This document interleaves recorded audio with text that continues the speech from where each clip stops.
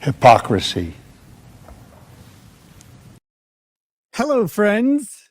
Welcome to Law Explaining the Interwebs. I'm your host, Nick Rekieta of Rekieta Law.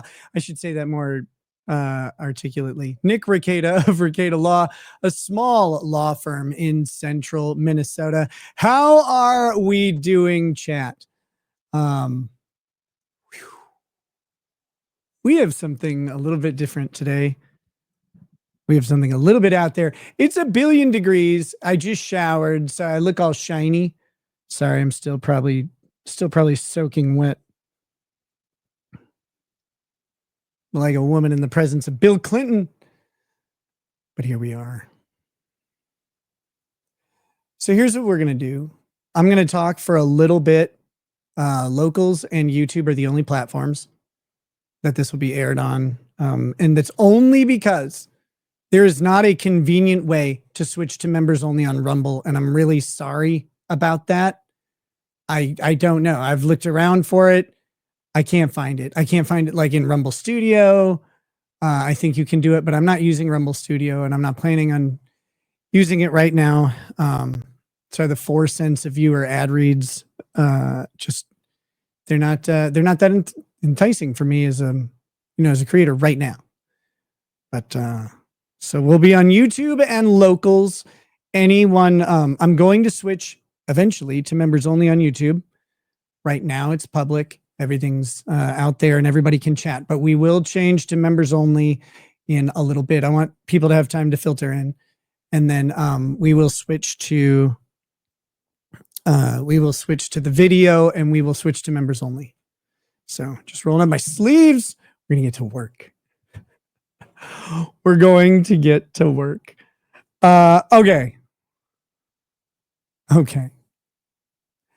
Yeah, so if you're not a member, if your name is not green in the chat, you are not a member of the channel. So if you want to continue on with us, I'm giving you a chance now to sign up. I'm gonna just say it. This is partially, what is this hair doing? Get out of my face. This is a grift stream. And I'm going to explain why, and I'm going to explain the rules of everything in just a second. But I don't do open grift. Like, I am a grifter, obviously.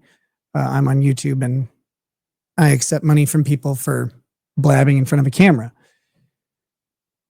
But I don't sit and ask for money very often. And I don't really know how to do that. So what I figured is this will be a way to do that. This will drive, some new members, and I am going to turn on super tips with the ability to interrupt the show. That will be fully available. We'll pause the video if a super tip comes in and interrupts it. So you're welcome to do that. But there's a person out there who has taken out a restraining order against me.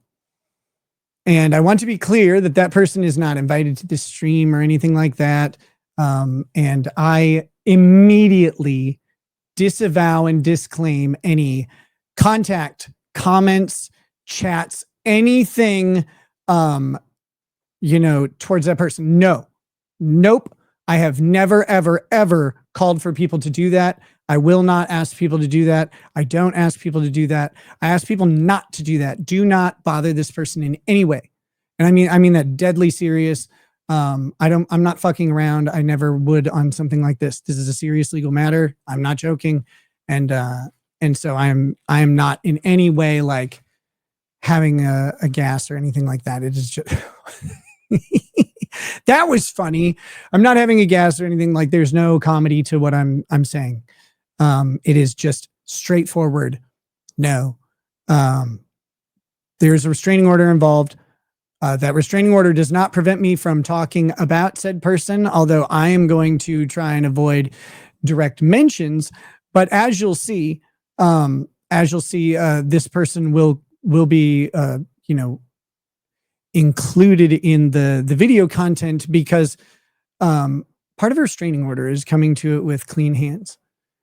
And it's hard to ask for a restraining order when, like, let's say you instigate the contact, communication, or conversation over and over and over again. So when I was served this restraining order, it was absolutely shocking. Like, I didn't know what the paperwork was going to be. It's just like, oh, hey, Nick, this is the sheriff. Need you to come down and pick up some papers. And I'm like, oh God, like what, who knows? My past, over a year has been a little bit hectic. And so it's like, oh God, what did I do now? I don't even know. I thought I got rid of everything. But so I had no idea what it was going to be. And they won't tell you over the phone. They won't just say, yeah, you're getting served a restraining order from a person or something. They won't say, like, oh, we've just got a subpoena for you. They don't tell you, because that would potentially be legal advice. And so for liability for the government agency, they just don't do that. That's fine. That makes sense. But it's nerve wracking as hell, because you're like, I don't know what this is going to be. So I show up, I get it, and I'm dumbstruck. I'm like, you've got to be joking. Like, this is, there's no way that this is serious, but it is. It's serious. It's right here. It's right here. And what it says, the order says, I am not to have any direct or indirect contact or communication with this person.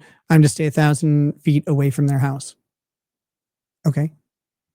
I'm fine with that in general. Like, I don't reach out to this person and I don't go to their house. So those are easy terms to follow. However, I will be contesting this as soon as possible. I'll talk about the process real quick before we go into members only mode. The main reason being, if you have a restraining order sitting over your head, you have a reason to be arrested sitting over your head. And I will not tolerate that. It's absolutely frivolous. It is nonsense. And so I'm fighting it with maximum, with maximum defense here. This is about something that I don't do being claimed about me, and that's not tolerable, and it has legal repercussions. So what I did was I reached out on Twitter and I put forth a proposal. The proposal was, I will give the first person who can do it $1,000 to produce a video. And the video is just once per day from April 11th, which is part of the restraining order, until April 11th, 2024 to yesterday. Once per day, this person bringing me up without my prompting. Like, I'm not there. I'm not like, I'm not in the room. I'm not in the ceiling. I'm not in the corner chair or whatever. None of that is happening. And I'm being brought up on their own thing. And then they say various commentary. This is over the period of a year, so there are various phrases. I put it out there. I said, the first person who can do this, I'll pay them $1,000. And I had a couple of people reach out to me, and then one person who I do have permission to say who it is Win by 2 Radio. He said, I can have you this in the morning. And I said, I'm sorry. Did you take your autism pills today? And he's like, no, I can have this done in the morning. No problem. And so I said, okay, well, I announced on Twitter that I had retained someone to do it. I said, I'll see what you got. He asked what I wanted. I told him, and he went straight to work. So this is his production. I'm greatly appreciative of it. I haven't watched all of it. I've watched most of it. He did say, I'm going to say this is, I don't believe this is the final version. I do believe there will be a little bit of revision before this video goes to the judge. But some version extremely similar to this will go before the judge. I will be requesting to play it in court. It's 2 hours long, so I don't think they're going to let me play the whole thing. But I think the point will come across really quickly, and I think that's fine. And I'm sure some poor judge's clerk will have to watch it. Have to watch the full 2 hours, leading up to the hearing. Sorry, I've been out in the heat, so I'm very thirsty. That said, here's how the process works in Minnesota. So to get a restraining order against someone ex parte, which means just one party is petitioning and making the requests and laying out the facts, a petitioner, in this case, not me, I'm the respondent, but a petitioner sends to the judge a list of facts. Facts in law don't mean truth. That's something people get hung up on. I want to be clear on that. Just because they're called facts doesn't mean they're true. A fact is Joe walked across the street. Well, but if Joe didn't walk across the street, that is a fact that might be evidence, but it might not be true. So there may be some other fact that says Joe was sitting in a chair at that time, so he couldn't walk across the street. Now you have a fact finder, who's either the judge or the jury, to determine which fact is more likely to be true and to convey the truth of what actually happened in the past. So a list of facts are written down by the petitioner and sent to the judge. And with the judge, their job is to say, this person is reaching out to the court for protection. We will broadly construe the facts before us and read them in a manner favorable to the petitioner. And we will, they have kind of broad authority to grant these orders. And the orders, however, the trade-off of that is the orders have to be constitutionally permissible. So they have to be a low restriction. They have to be the least restrictive means of achieving their purpose. So that's why, for example, there's no prohibition on me talking about this person, is because that would be a huge infringement on my First Amendment rights. And so without actually analyzing the facts and giving me an opportunity to respond, infringing on that First Amendment right isn't what the court wants to do. But the court has an interest in preserving public peace and the safety of the people under its jurisdiction. So the courts will broadly grant ex parte restraining orders, but they have an expedited process to remove those orders if the person who is being restrained disagrees. And the way you do that is you petition the court for a hearing within 20 days. And it's either 5 or 7 days after that, the court must give a hearing. So you have 20 days to do that. Now, this is only to vacate the order on the expedited process. If you go past that 20 days, you can still have the order vacated. It's just going to take a month, maybe 2 months, maybe 3 months to do so.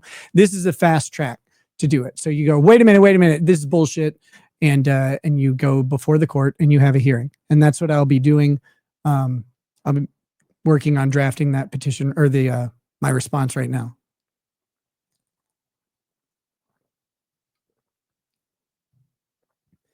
Now, there are other things that can happen at this hearing.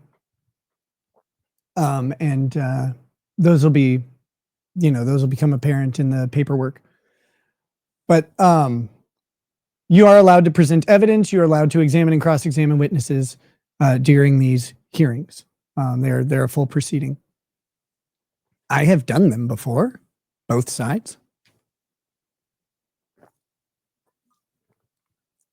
I don't know if anybody else has, and that's fine. But then when you go in, the petitioner must make their case, by I believe by preponderance of the evidence standard. They make their case that there are grounds for a restraining order, and then the defendant or respondent has the opportunity to answer and say, that's bullshit, right? Like that's what they have the opportunity to say. And so I will take that opportunity to do so. And we'll see what happens after that. Everybody approaching the court is under oath and has a duty of candor to the court in both their filings and in the things that they say in court.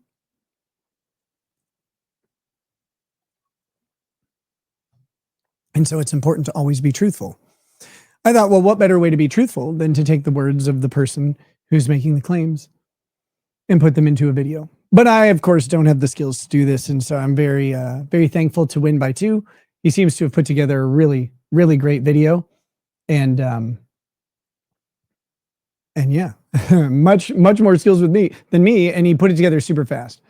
So again, in light of all this, I will be encouraging people to use super tips, supertip.gg/RL.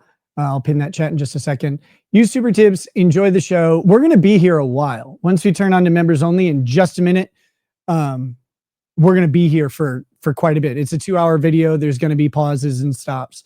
So hang out with me and help me pay for this damn thing, please. That would be really, really nice. No one wants to get hit with frivolous shit. I have been accused over and over and over again of let's see, of frivolous litigation. And the interesting thing is I haven't filed any. I haven't filed any litigation. I haven't filed any motions. I haven't participated in any litigation. But I've been accused and am accused in the restraining order of participating in frivolous litigation, which is a little bit weird because the only litigation that I'm aware of that involves this other person is the state of Minnesota through Stearns County, pressing charges on them for a gross misdemeanor or a felony. I think this person might think that like I have something to do with that, which I don't.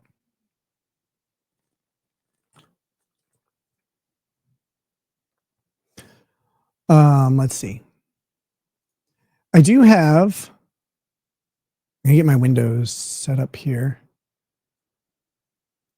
We do have a super tip that was, I missed this at the end of the last show, but here's what a super tip looks like.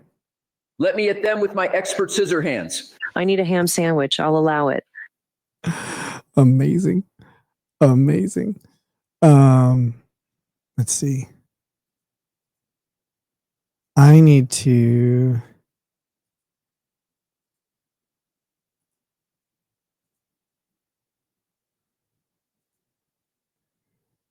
do one thing. How do I do this? Oh, here we go. The one thing I am going to do is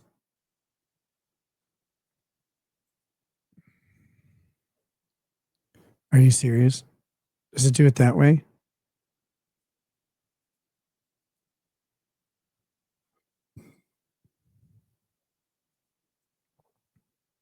Well, nothing. We'll just leave it be. That'll be fine.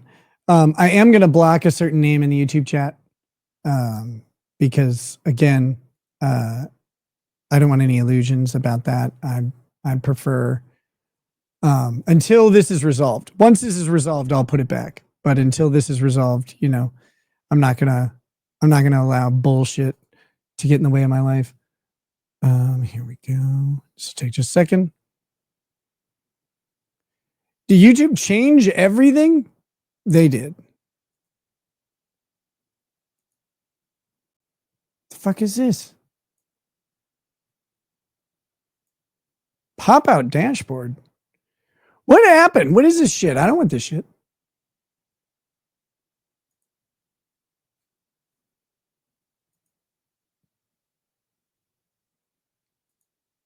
Well, this is weird. They changed all the settings.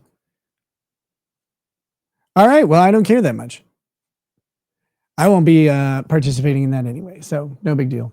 I'm not going to ban a name in the chat, but I'm going to ask you guys not to use it, please.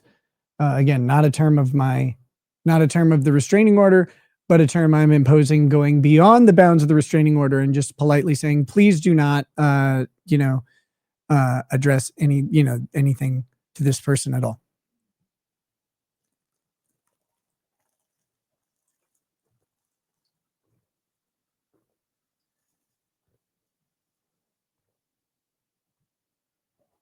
I think I still have the mic gain way up so you guys could probably hear all the gulping.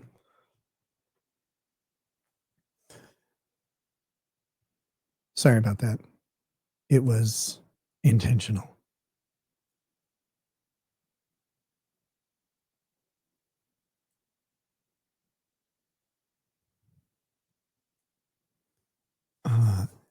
Just ban the words. I would, but I don't know where it went. They went away. The banning of the words. Maybe if I go into the YouTube studio, but I don't know. What a waste of time. I'm not saying them, so I don't care. I'm going to give out. Can I not go? What happened to this? I thought I could gift memberships on my own channel. I've been able to before. God, this is dumb. Everything changed. It's all gone.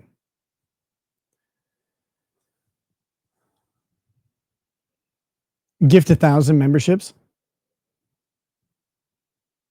It's Well, Derek, I'm not banning words because I can't find it.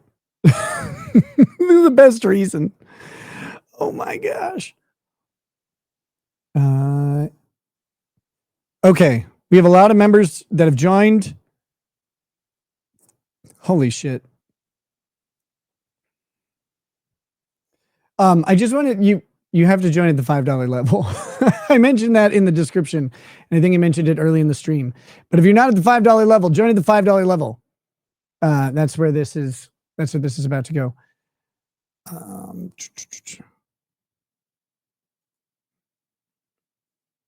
You bastard! Yeah, damn right.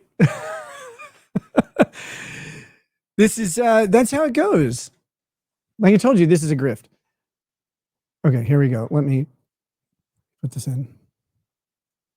Keanu's butthole is banned? No, I don't think so.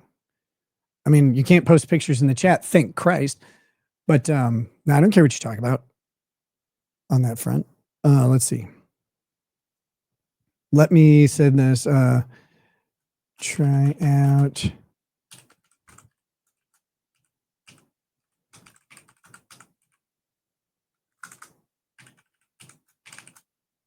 It's been a while since I've done a long stream that wasn't a trial, so this will be fun because we should be having a good time with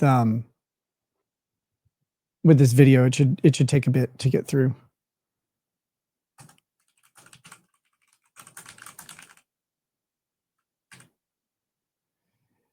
If you subscribe, do you get to see the body cam footage? No.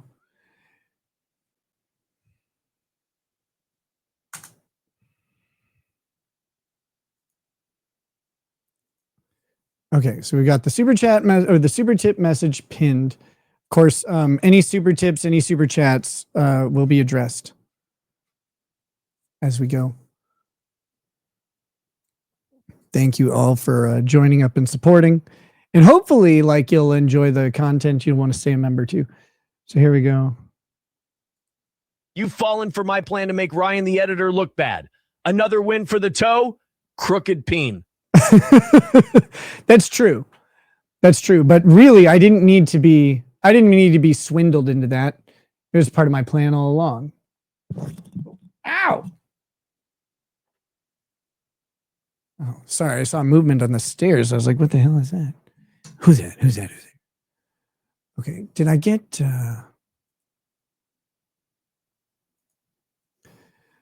so this is from Anonymous. I saw Scott on Melton stream. Scott is a national treasure. Scott is a genuinely nice guy. I always, enjoyed going to his gym and hanging out there. And when Melton and I went there, to talk the other day, we were of course very friendly.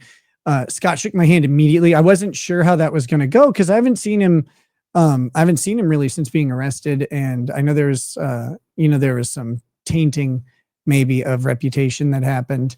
And I didn't know how he would react, right? Who knows? But he was very nice. He came right up to me, said, "Hey, Nick, good to see you." Shook my hand. He didn't care about anything that had happened in the past or anything like that. He was just very encouraging. And he spoke to Melton and I. He spoke to Melton mostly, and I talked to the guy who does those live streams from the gym. We each just talked to them for a while, and they were very, very nice. They were, I have nothing bad to say about that gym. I enjoyed going there. I think Scott's a good dude, and I think he puts on a good program. And I miss going there. It was a lot of fun. That being said, we'll be lurking, but hope you're doing good, sir. I am doing good, and I'm doing well. How's it going, man? Hope you're doing well as also. You know what I mean?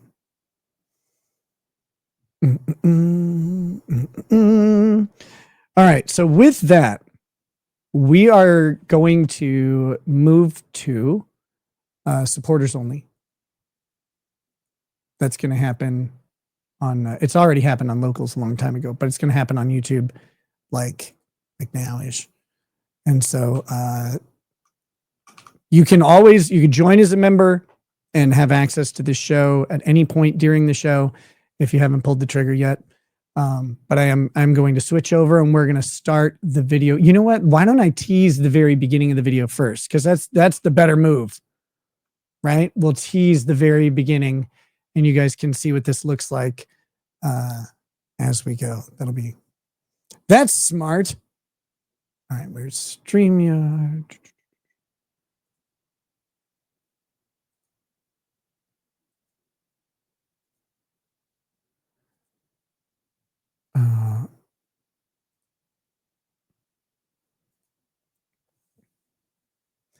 All right, so this video is an hour and 54 minutes. Or you play 2 hours of Nelly? Don't tempt me.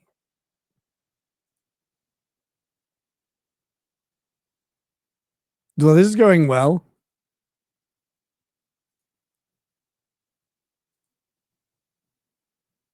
Oh, hold on 1 second. I know the problem.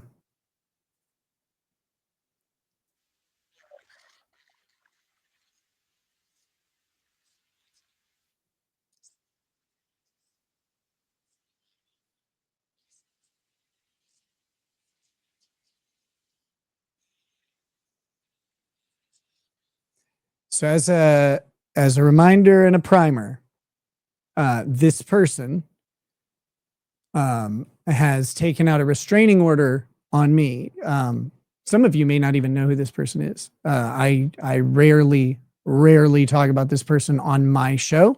I have talked about this person on other shows. Absolutely.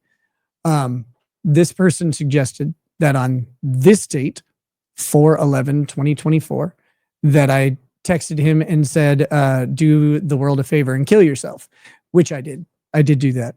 That was over a year ago. I said that, among other things, in the text messages. And he has proudly boasted that he just said, okay, addict, and blocked me. And that was the end of it. And that's fine. That was the end of it. That's the end of the conversation. And I don't reach out to him. I don't try to talk to him. I have nothing left to say to him at all, except what I will say in court. That being said, this person would go on for the next now 14 months, I think, and talk about me almost every day. No sound. I'll fix it. Don't worry. He would talk about me almost every day. And I'm going to work on fixing that real quick. So it's amazing because like I don't care to talk about this person. The only thing I would like from this person is that they would abide by the requirements that the court imposed upon them. But that wasn't me. Like that's up to the court. They didn't ask me. They're not like, Nick, we need advice on how to handle this person. They deal with people who commit these kind of crimes all the time. And they did their thing. I'm just a humble super chat merchant. Would we be getting you in trouble for sending in tips with the voice of that person? Thank you for not killing yourself. It shouldn't, but I would prefer people not use it. Again, it's not about this. This isn't about that at all. This is about laughing at the absolute disconnect from reality that's been going on for a year now. I'll replay the beginning. Ava says, okay, grifter level upgraded. Yeah. Get grifted, girl. Okay, you're one hell of a grifter, you asshole. Look. This is it. And the reason, there's one specific reason that this is members only beyond money. And that is that, this is not the normal content that I do. This is for people who are invested in this particular type of content involving this particular thing. I'm trying to run my regular channel as, legal political commentary with comedy and watching Kurt cook. That's it. What are you doing? No, just a second. Let me turn off the camera. Okay, come here. Now give me a hug. Okay, love you. And also I have a bug bite. I'm sorry. All right, have fun. The record will show the plaintiff enjoys same-sex butt sex and his shit is retarded. So there we go. Thank you, Ronnie. Okay, I thought that this would present that audio, but in the way I did it, but I'll just do it a different way. You know what? I have an even better way to do this. Give me just a second to download this video.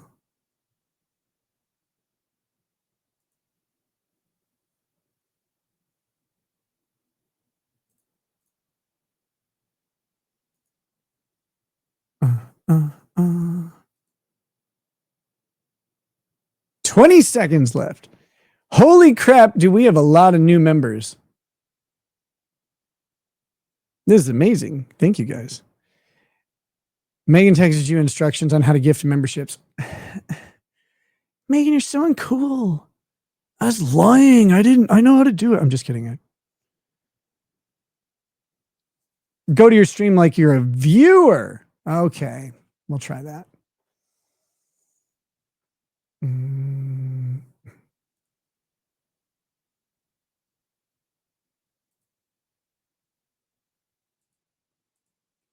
Everything about this is clunky. Why do I have to do it this way?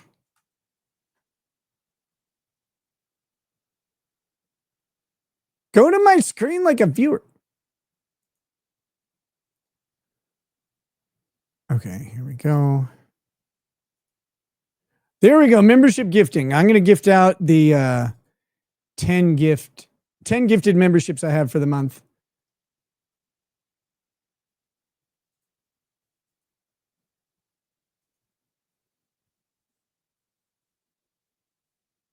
And then, just because, I'm going to gift 10 more. I have to join my own channel? No, wait. I don't want to join my own channel. I'm not a member. I'm going to give 10 more memberships. I have to pay for this. I should be able to gift all of these things.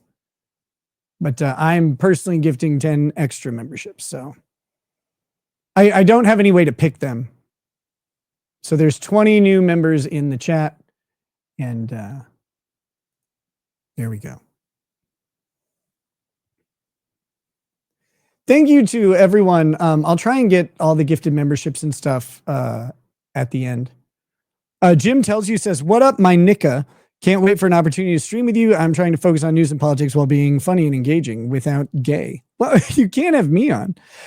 Pin King 554 says, without too much detail, how are your kids handling all the stuff that all of what's been going on? They're great. Like we had, as far as the kids go, you know, our family was very disrupted by the arrest. You know, and like I have a long time to atone for my decisions that led to that. Right. Like that's a long road, but my kids' relationships with us are great. They're fantastic. They're my best friends. I get to spend a ton of time with them and I love that. And that said, like most of this stuff doesn't affect them on the day-to-day basis. Like it's so far out of their realm. I know everybody's always like, oh, these kids see all this stuff and they're watching everything. They really don't. Like, you know, they're not interested in this type of stuff. It's not entertaining for them and it's kind of painful probably. So they don't pay attention to that shit. Cindy Lou says almost 2 years. Oh, time flies. Thank you. Trying to get to all your member chats and everything. And like I said, I will try and read all the thank yous to all the members joining. We've got Chinadator says, oh my God, I've been waiting for you to go live for so long. I was just live with Turtle Boy a couple days ago, which was a great interview, if I have to say so myself. Master Chief says, this will pass my time till 2 a.m. UK time till I get picked up for the airport. I'm off to Morocco, 6 a.m. flight. Thanks, Nick. Love to the family. Thank you. And I think that's about Scott Christy Jones this evening from across the pond. Methinks custodial. And then I think that's it for now on that one. Yo, Honor. Nick, lucky I can't stand bent button. Shit. $6.99, that shit unseemly.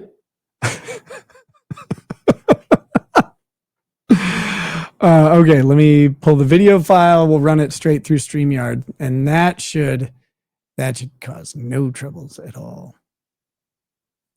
He says, as his entire life is destroyed.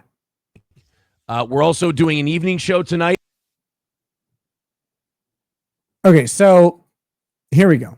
Now we have the video that I think the audio is coming through. Island says 2 months, already longer than my last relationship. Cheers. Oh no.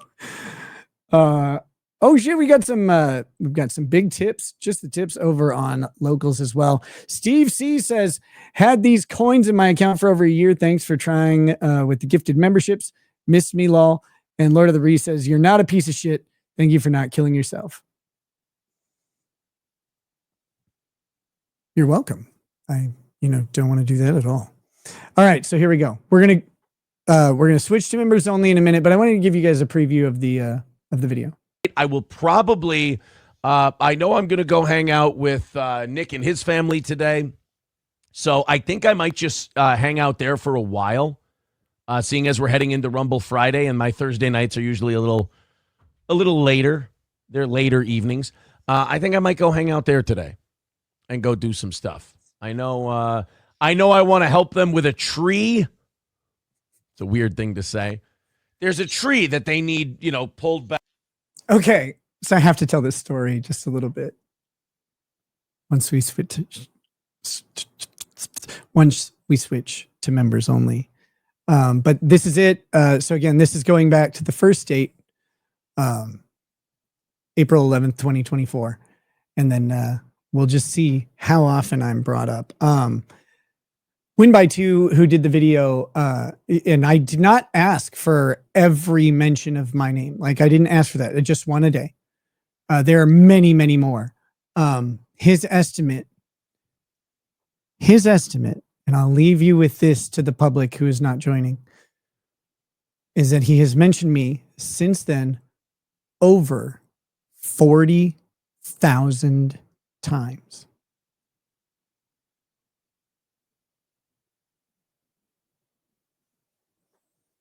Over 40,000 times.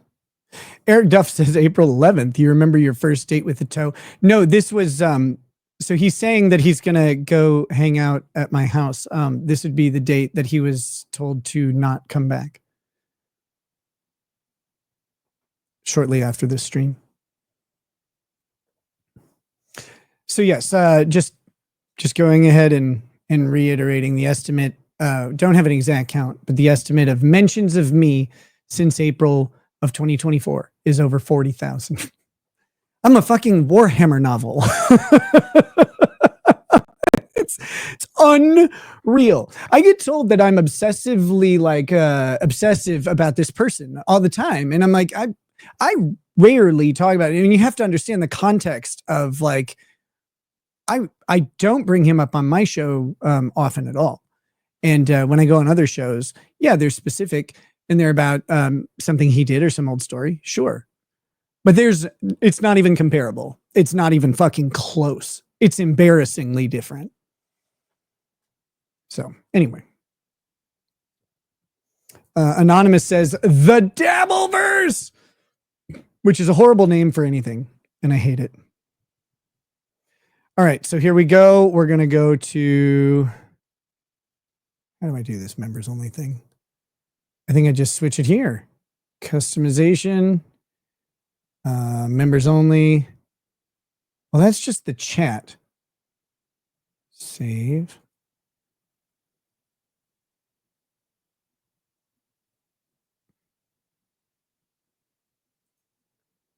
And there's a way to, oh wait, I remember.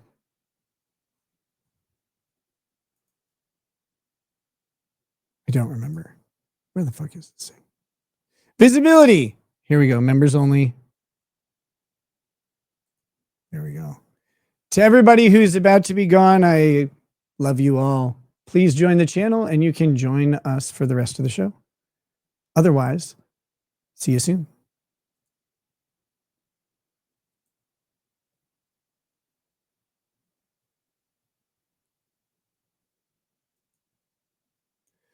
All right. What's up, guys? Wow. It's peaceful in here without the riffraff, I guess. Hello. It's just members. And of course, Locals has been on members only for a hot minute now. Love you guys over on Locals. And I'm going to make sure that I have the Locals chat readily available right by the YouTube chat so I can see you guys and your lovely little words. Okay, so this is kind of the format that we'll be going through this video.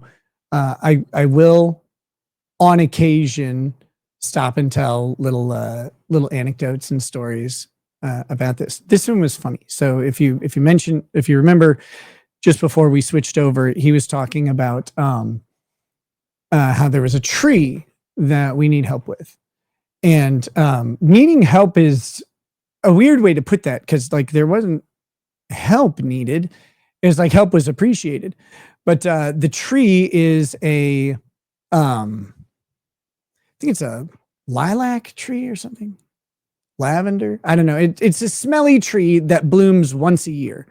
And it's very fragrant for like 3 days, has these purple little tiny flowers, and then they turn brown, they go away. Well, this thing got bogged down with snow and it's pitched forward at like 20 or 30 degrees off of 90. And so, we had talked about like, how do we get this tree to be straight up and down? We didn't want to lose the tree. Kayla loves it. But we just had this really heavy wet snow that weighed it down.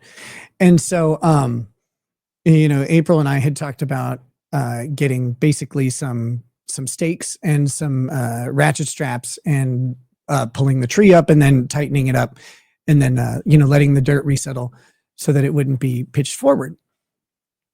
So Aaron, though, goes to the hardware store. He doesn't confer with April on this, and buys these satin ropes, like red satin ropes to tie around the tree.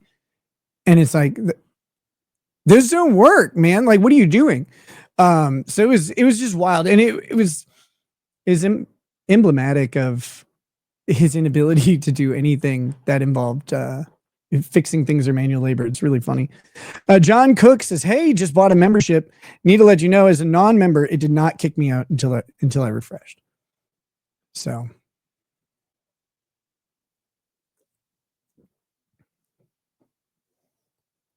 Riles, yeah, about 6 hours, probably. But yeah, so the satin ropes failed. Like, you can't even tie them.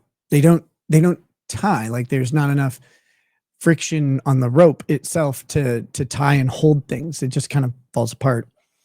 They're for like they're for being visible, right? Like, you would rope off an area with bright colored ropes. That makes sense. They weren't work ropes. And so, got rid of those and got some good old, sturdy rope and some straps and ratcheted it to these things and pulled it back up. That's not that great of a story. It's just what happened. Okay, here we go.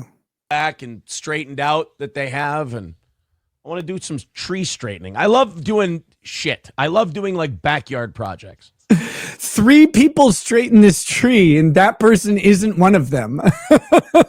It's amazing. Now, of course, at this point in time, he didn't know he wouldn't be straightening the tree, to be fair. Boo Boo says the current rumor is that April missed her court appearance today and is sleeping with Nick Rekieta. Wow. Oh, dude. What? I believe Mrs. Rekieta is going to be very upset. These are all things like, I'm not in control of what this person says. There's a part of my life that was supposed to remain private, and it was not left private by this person specifically after a promise to keep it private. So I do apologize for some of the stuff that's in here. It's not I'm not in control of what other people say. If that's the case, I better give her a call today and say, I don't know if you heard, but the woman up there right now is apparently over there at the same time. She's a goddamn fuck ninja, and she is She's fucking the two of us. Wild, right? What? No, honey, that sounded like a knife coming out of a knife block. Don't, no, honey, put it, no, Mrs. Rekieta, no, put it down. Put it down. Don't, God damn it, internet, look what you did. Actually, you know what? Now it makes sense why they're doing it. That's kind of the ending that they're looking for. Fuck. Oh yeah, this is the new rumor that I heard. April just hired Nick for a lawyer. No. Months ago, April got a speeding ticket and we went, "Oh, well, we handed it to Nick and we said, this is the wrong make and model and the wrong license Not true. It's not the wrong make and model or the wrong license plate. plate number. Do you think we can get out of this ticket? You're a fucking lawyer." And he goes, "Yeah, do what I can." And then people are like, "They hired Nick." I mean, I hate Hired? I- Hired. I hate to blow up Nick's spot. He didn't give him any money. He was just a friend that happens to be a lawyer. I have another friend who's a lawyer. And if Nick would have said no, I would have ran it to him. I would have said, "You think we could, Right. we can get this It's taken not care of?" anything. Nick and my wife had traffic court and they fucked it up. I was deathly ill. I was dying, like close to dead the day that we had traffic court. And I worked it out, worked it out with April in the way that, was amicable. She knows I was deathly ill. She was there. He's like, "They fucked it up." It's like, sorry. It was really bad. Muted Growl says, "Kudos to Win by 2 Radio." Kudos. Anonymous says, "Win by 2. He goes hard in the paint. Call him Blade." Is like, why? Why would I call him Blade? Do I not like him? That's fucking great. I would expect that if I missed traffic court, the entire world would be telling me what a stupid piece of shit I am. And we'd all laugh. Yeah, and everybody did. And I was like, yeah, that was bad, but we got it taken care of afterwards. It was fine. It just was like, well, I was really sick. That's why I missed it. Sorry. But my client wasn't upset. Guess you're just going to pay the ticket now. But then the other one was just going to pay the when ticket. I was saying that Nick looked like, because I was talking about how I'm a bigger guy. Yeah. And I was talking about how Nick's like skinny and gaunt. I was talking about how he used to come to the gym and, they'd all watch me spar and shit like that. And I was making fun of him. I was like, "Oh, man, he's ugly. He's hideous. He's rail thin. And Kiwi Farm's like, "Oh, man, he's really shitting on him hard." I'm like, I'm a chubby, wide guy making fun of the tiny little pixie guy. Yeah. That's what big... Call me a twink. Just say it. I don't care. Guys, I'm skinny. I've been skinny for 43 years. It's always been this way. It probably always... Well, I don't know. I've been eating a lot of ice cream. Your guys do to pixie guys. Two different body types. They bully them. Yeah, one body type is fucking fat.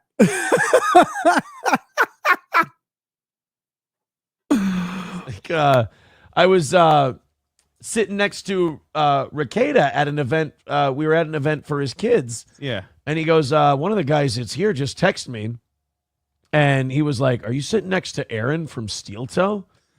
And I looked at Nick. Yes. One of the people. One of them. I go, "Still got it." As his audience is sitting there like many, many times bigger than our audience. And I'm like, "Got one. Yeah. Fuck. Feels good to get that. How do you like that, lawyer guy?" And then he's like, "Oh, look, I got my 9 millionth follower." I'm like, "Oh, that guy from the gas station knows me."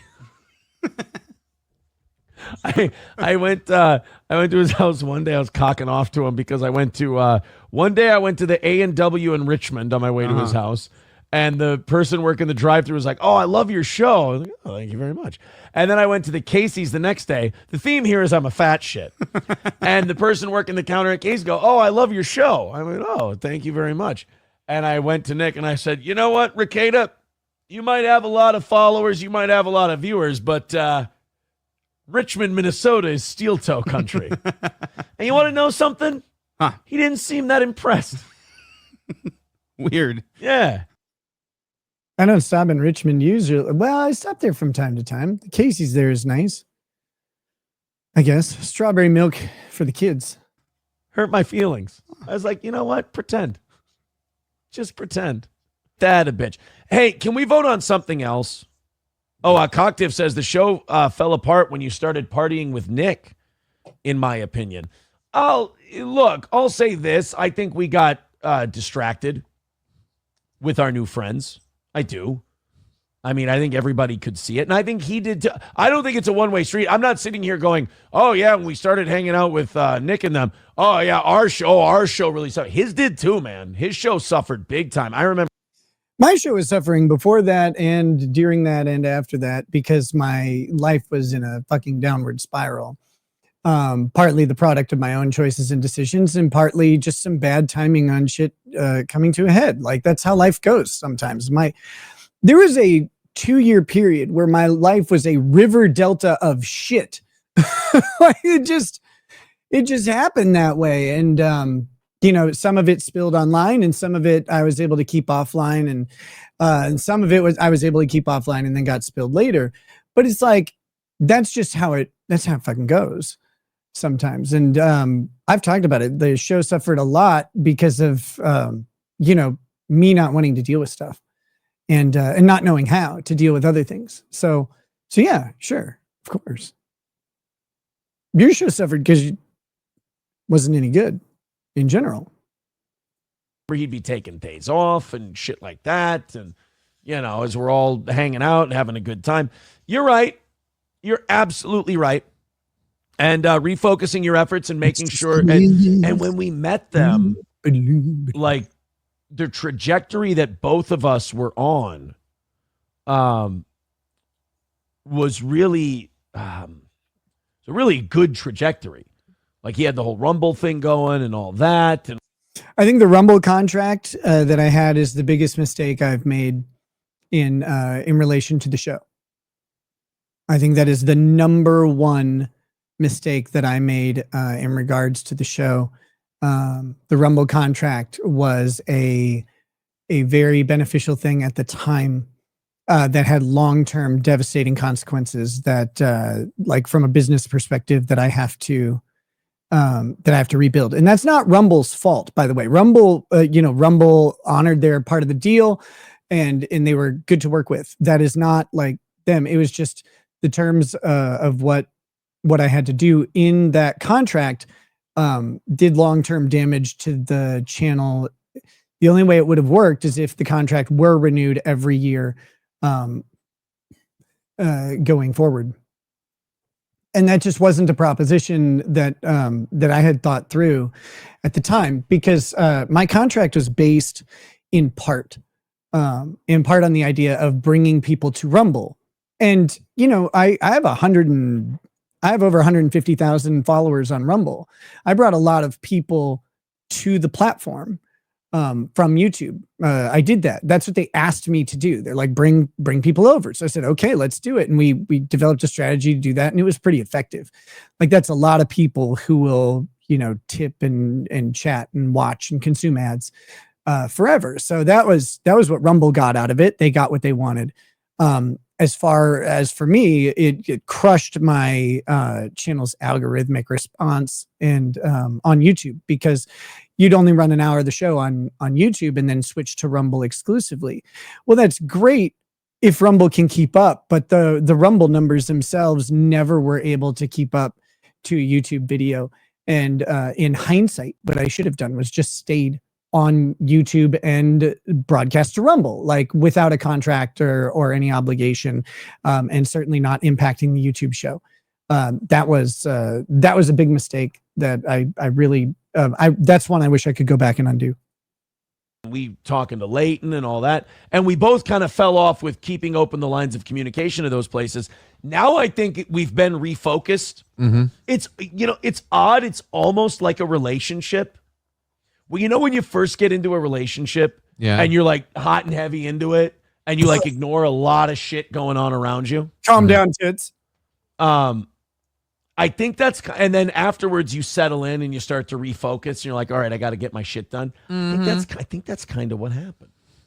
Or Here's one from the last 6 months. Nick Rekieta and I are fucking each other. Right. Is one I've read over and over. Fucking each other's wives, fucking this person, fucking Gino, Keanu, fucking them all day long. Just apparently I'm slaying pussy. No, no, you were getting dick down. Remember? Nick and you were fucking. Oh my God. It's like to say I'm not fucking Nick Rekieta in the ass. He didn't deny the other way. Mouth or any other orifice, as it were. Nova says Nick Rekieta. That's the words of a bottom right there. Oh shit, what the fuck just happened?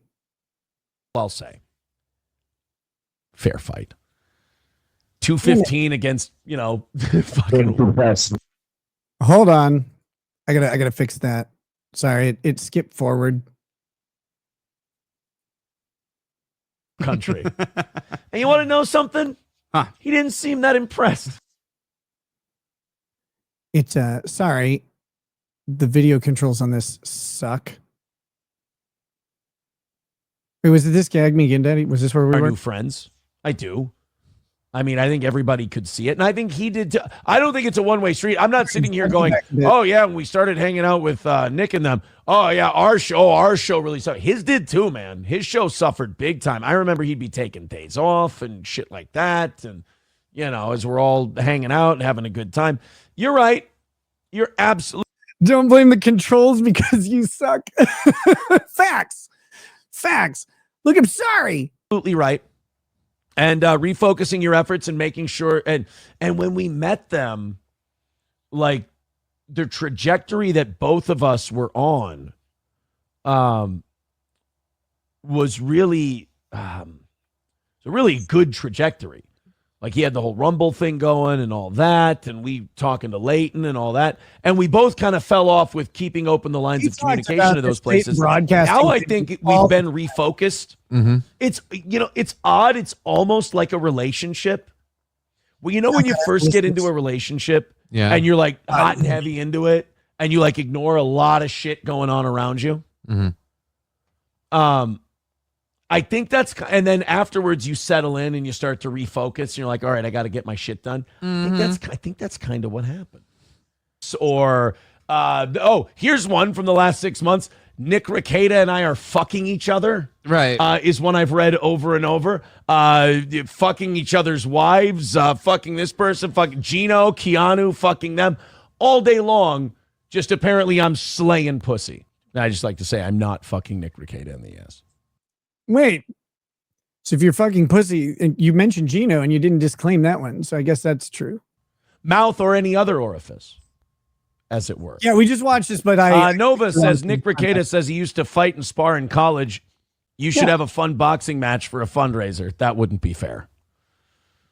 No offense to Nick. That would not be fair. And Nick has said the same thing. Would not be a fair fight. I have. I don't recall ever saying it wouldn't be a fair fight. What is he talking about? This is the first of the power fantasy, the power dynamic fantasy, where he fantasizes about beating the shit out of me or killing me or whatever, and he'll say both at multiple points throughout this video. All I've said was like, yeah, I used to spar in college with my friends, and I did martial arts for years. So like, I know how to throw a punch. I know how to not get hit by a punch. And I know some jujitsu and various other martial arts. Like, I don't know how a fight would go with anybody ever. I don't fight people because I'm a grown ass man and I'm old. Like, I don't want to, I don't need to go in. Did you see this nose? This thing would break immediately. I don't want to go get my fucking nose broken by anybody. So I'm not like, I'm not big on the fighting thing. I don't understand challenging people to fights on the internet. And I always find it funny, but I'm not like afraid of people. If someone came at me, I would defend myself, and I might do okay, or I might not. Like, who knows? You never want to, like, you get to a point in life where you just don't want to be in a fight because you get hit, you fall down, hit your head on cement, and you're done. John O'Keefe. 215 against, fucking okay, what? Jesus Christ. All right. We got 215 against 180. gotcha. Although to be fair, at the time I was about 155 pounds because I was really sick and on a bunch of cocaine. Versus like I think 140, 145 soaking wet. I don't think that would be 55. Come on. Plus, he's like what, 40 something. So college was a long time ago. Open as something and then it never did. No, it's in South Rapids. At a normal speed. Pure pleasure. Yeah. Right. There was two pure pleasures, right? Nick Rekieta took us there. Do you know there was two pure pleasures on Highway 10? I did not know there were two pure pleasures. More shows with Nick now. Look at that. Let's see. Should we? You know what? Let's sit down and answer this question. Fine.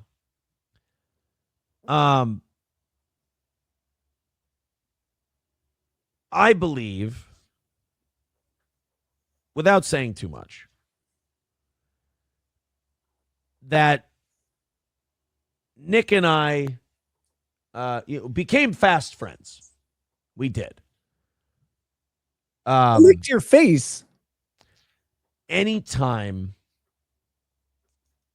there are families, couples that become friends, and there's a divorce, it makes things weird. No. Not any time that there is a divorce when there are couples who are friends does it make things weird. Sometimes it does. Its ability to make the entire world conform to whatever reality he's in is amazing. And that's all I'll say. Oh, okay. Am I against doing shows with him down the road? No, I'm not. There's a conversation or two that would need to take place. But am I against it? I ain't rushing out to do one with him right now. No, absolutely not. But that's just because. As a reminder, in the restraining order, he said he's been scared since I told him to kill himself on April 11th of 2024. At this point, it is now May 15th, 2024. And he's like, yeah, whatever. Well, we could talk again in the future, et cetera, et cetera, et cetera. You're caught up in the middle of something. Not even necessarily your fault, but caught up in the middle of something. And like I said, there need to be some conversations. I'm not like an everything is permanent type of guy. I'm very much like Vince McMahon. Vince McMahon always said, hey, if it makes dollars, it makes sense. Or, if we can work together and draw some money, we'll work together and draw some money. And that's where I'm at. McMahon, to be very clear. I would love to. I mean, it would be nice to, help him kind of learn how to do stand up and retard anywhere, do all that. And, it's possibly the single worst mistake of this entire ordeal. I will say, he didn't act like this. Have him be an asset to steel toe comedy shows and things like it. But yeah, there would need to be some conversations, I think. Oh, sounds like a series of texts between me and Nick Rekieta. Jesus Christ. Oh, people have this thing where they want to. You guys have seen some of those now. No one had back then. They were the ones about you hating your kids. Correct the record all the time. Everybody wants to win and be right. And it's like, no correcting the record. That's why I said last night on my show, and people thought I was talking about Nick when I said I'm getting texts about, I'm a bad person and a monster and this and that. Not from Nick at all. No, Nick, like I said, Nick hasn't texted me in over 6 weeks. Wait, what? I'm sorry. So I haven't been reaching out and contacting you? That's strange. That would carry on through today. I don't reach out and contact this person. I have nothing to say to them. Again, outside of anything that may need to be said in court. Wasn't going to go over what Misery Loves Clips posted of Nick's show last night. But then Elisa Clips sent me a DM. Elisa? Of Nick saying something about me that mildly pissed me the fuck off. I wonder what I said. Because if I were him. Oh, wait, what's this? Is this a threat? Thank God. But if I were him, I wouldn't talk about me. This is 2 days before my arrest. And it's kind of amazing because what he's about to do is a classic either blackmail or extortion. All right, let's go in. Let's just jump right in. Oh, of course, the clip was cut short. But if I were him, I wouldn't talk about me. And then I believe that he went on to say how he had all these embarrassing names and places and et cetera, and all this private information that would come out. Into it, shall we? So I saw this clip of Nick's stream from last night. He'll say whatever he wants. Nick, sweetie, baby. First of all, get help. What? Second of all, I don't want any. you better hope. And I said this last night. You'd better pray to God. What's that? I don't say what I want. Oh, why If not? I said what I want, motherfucker, that's Mount Vesuvius. Like a lot of this is like, oh, Aaron, he'll say what he wants. Let's make. Yeah, you will. Like he's proven, he went on to prove that he would say what he wants. Again, 14 months nonstop talking, but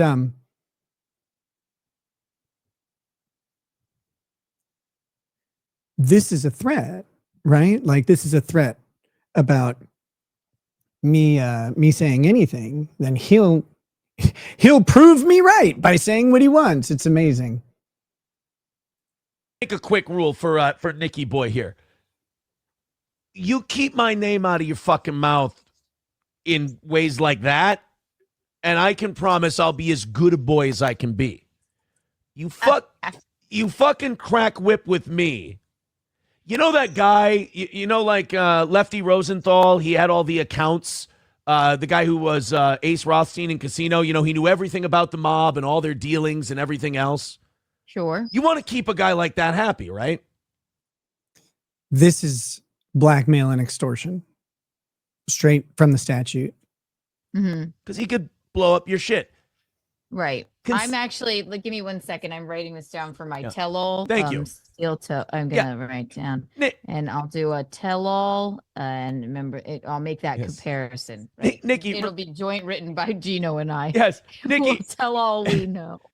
Now, mind you, I would be arrested the next day, and then I was quiet, and his whole threats, he just went ahead and did them anyway. Nikki, remember, I'm Lefty Rosenthal. Oh, are you? Okay? Be good to Lefty.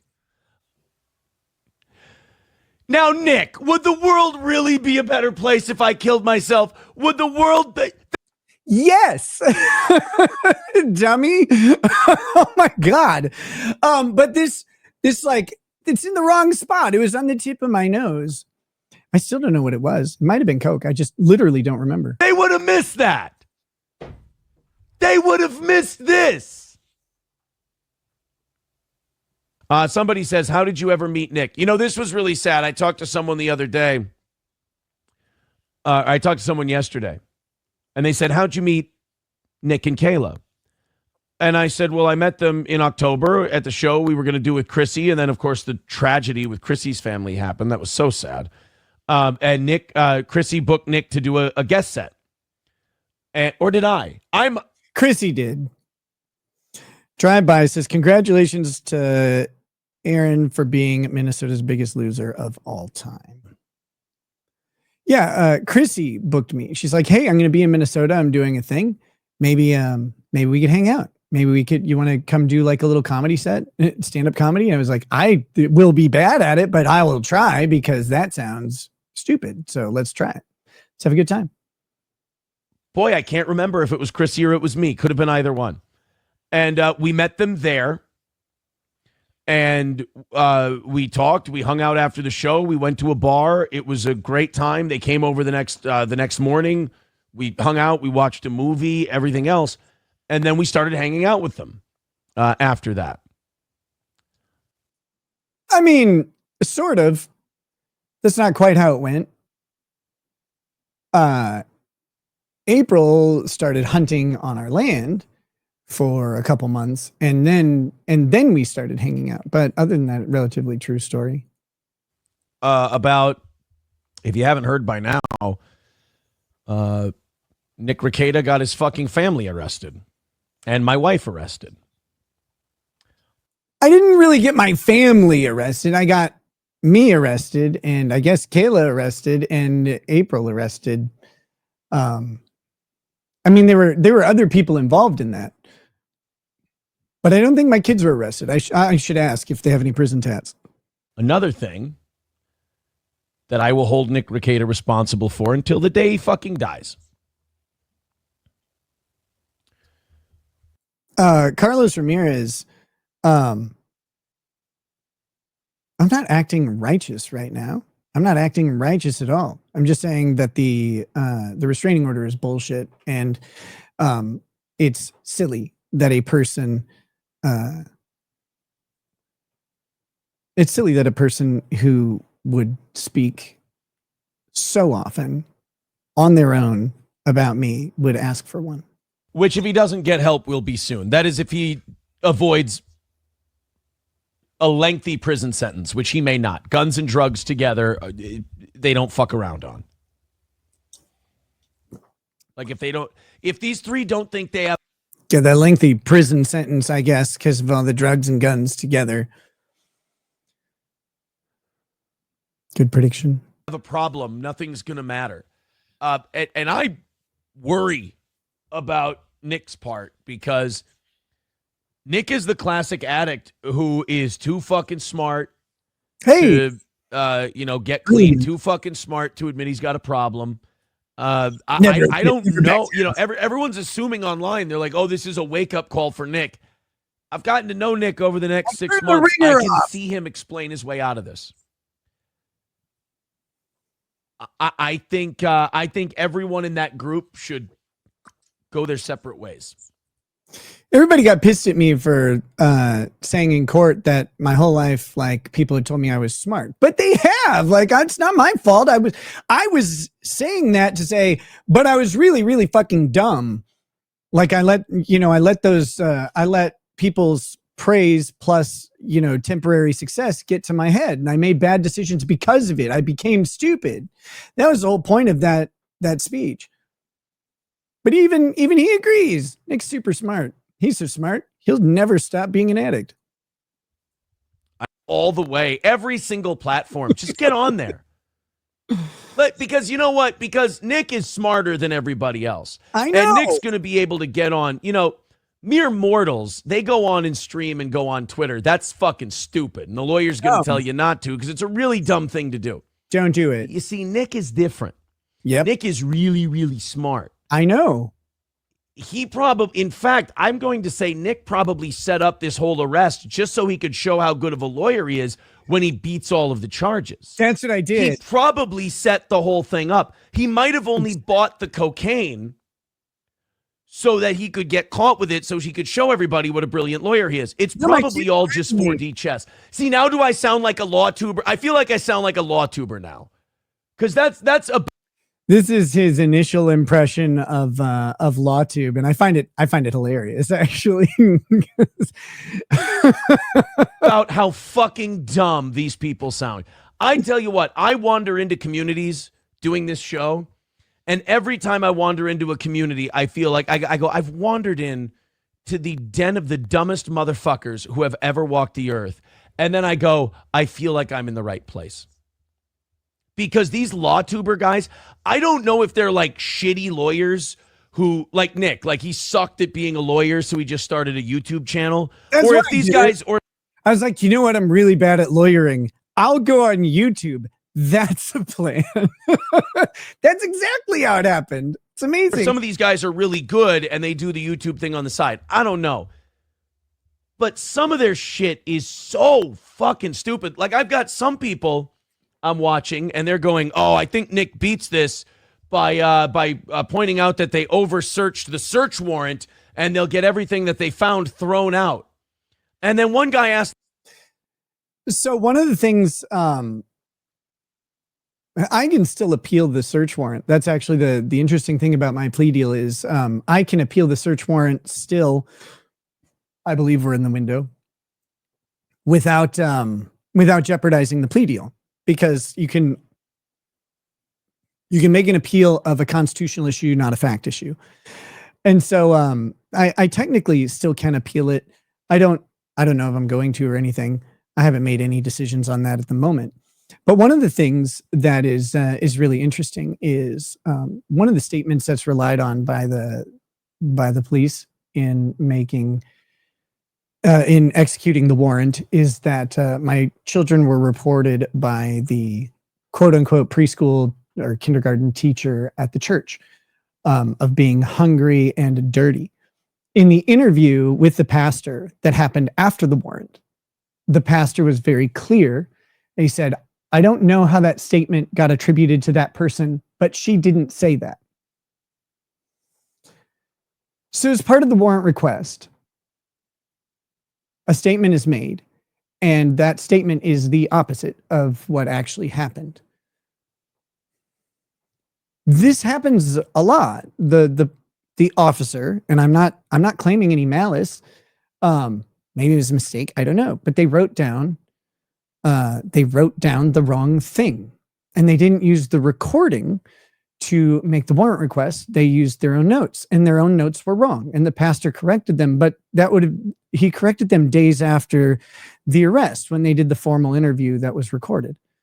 So, it's like there were things about that warrant. The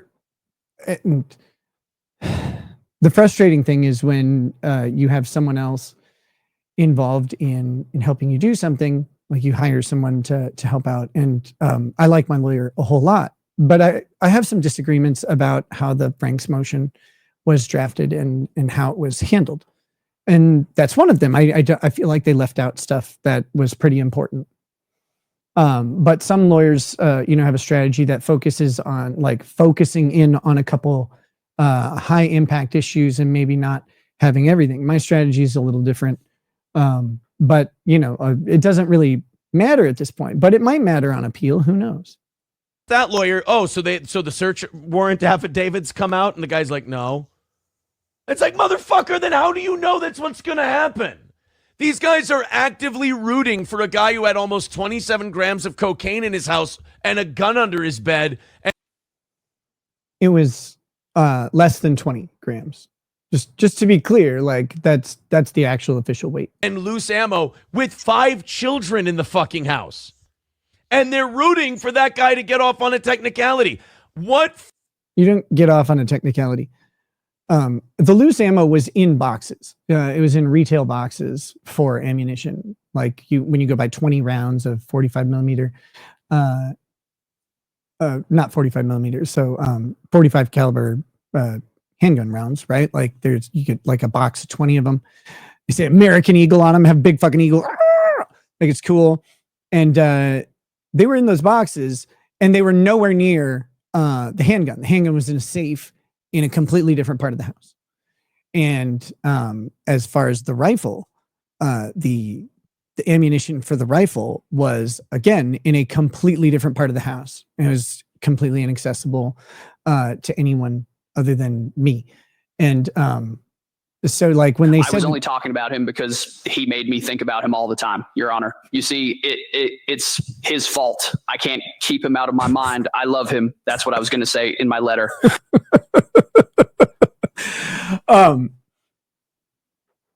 Holy shit, I lost my train of thought entirely. That was too good. We'll just keep going. Fucking Rekieta ball washers. These guys are so far up Nick's ass, you'd think they're my wife's thumb. And here they are sitting there going, I think Nick can get off on a technicality. And what's funny is all these LawTube people go, don't disparage. Oh, we need to only stick to the facts of the case, and we need to talk about this purely in legal terms and not moral terms. And then the first thing out of these fucking tards' mouth is, well, Nick can get off on a technicality on the validity of the search warrant. And they're like, oh, so we have the search warrant affidavit? That would be sticking to legalese. And they go, no, that hasn't come out yet. Well, then shut the fuck up. That was funny. These guys act like they're the holy grail, the Rosetta Stone of deciphering the hieroglyphics that is the legal system. And then when it gets into them ball washing Nick, all that goes out the window and they're just operating on their field. I just have to say, I got the cleanest balls in the business because apparently everybody is ball washing all the time. So these babies are polished and glistening. Thank you for all of that. Their feelsies are, oh, I think I can probably still get, you know what's funny is I get accused of being a clout chaser. I burned this motherfucker down. There ain't no clout chasing. I didn't get a single follower from being friends with this guy. I was just friends with him. And these guys, the delusion of saying he didn't get a single follower from being friends with me, like tons of followers, like not in the way that maybe you would think traditionally you'd go about it, but you know, he inarguably received people who followed him after this thing. Accuse other people of being clout chasers. Meanwhile, these guys will throw 5 innocent children under the fucking bus to side with a guy who got found with 27 grams of coke, ketamine, and a gun under his bed. 4 guns. With 5 children in the house in a disgusting, and guys, the police report does not do it justice, a disgusting mess of a home. Wow. A disgusting, embarrassing mess of a home. And I don't want to say went through. I want to say done. Don't talk about my garbage igloo that way, you asshole. Rude. Did. You got to sleep in the garbage igloo? Okay. I want to say the things I've done. I did this to me. Yes. Nobody made me do it. Right. April, Nick, Kayla, same thing. Nobody made us do anything. But my emotions will change day to day, and I want to be as honest with you guys as possible. So since this morning, I know when I read that affidavit, I was very mad at Nick. I yelled at Nick a bunch. What? Rude. I was very hard on him. And now this afternoon, my emotions have now become, God damn it, I want that guy to get better. God damn it, I want that guy to get help. I want him to go to rehab. I want You tried to make me go to rehab, and I said no. him to go to therapy. I think Nick Rekieta. At this point, he's saying this. I'd been in therapy for years. Like he knows that I've been in therapy for years. I recommend therapy for pretty much any adult over the age of 5. I think it's always helpful to have a person that you can talk to that's outside of any circle of friends or family or other social groups. I think therapy is just useful for people. You don't have to have a problem for it. I had several issues that my therapist has been fantastic in helping me with over the years. Obviously drug use wasn't one of them, right? Like I didn't talk to my therapist about drug use. Okay. I do now, right? Like you talk now about how I'm doing and stuff like that, but that's how it goes. It's like, I want him to get therapy. Like you motherfucker, I had not hung out with you sometimes because I was talking to my therapist. Could benefit from therapy as much, if not more, than I have. I think he could use it. It's a humbling experience. You might even get more out of it. Frustrating. You've got to stick with it because I'm learning better ways to deal with myself that I'm not good at. I mean, some of these guys you watch and you go, Jesus Christ, do they owe Nick money or something? Like, are they on the payroll? Are they on the like that Robert Barnes guy is a complete lunatic.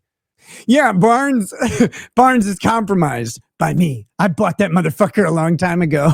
I was like, go long on Trump back in 2016. He's owed me ever since. Like that guy was like trying to talk about it like it's some kind of government conspiracy, like anybody gives a fuck about Nick Rekieta. Now listen, guys. You got Nick Rekieta. He's out there, small town Minnesota. He's loud. He's a big voice. He's saying all the things. He's a danger to the government. I love Robert Barnes. He's a hero. What a Superman. In the fucking Justice Department or the State Department. That guy was fucking embarrassing. Like there were that uncivil law guy who's been kind of defensive of Nick even came out and said the warrant is unattackable. Like you've got, The warrants are unattackable, and please eat my pizza casserole right now with cocktails. Emphasis on the tails. All the villagers are going, dude, this is fucked up. There's smoke signals coming up from everywhere. We can check to see if there's fire. And, you know, that Robert Barnes guy is just sitting there to the bitter end. Like, again, he's in the bunker in Downfall with Hitler, you know, telling him that Steiner's column hasn't been destroyed. What? You know, he don't want to break the news to the Fuhrer.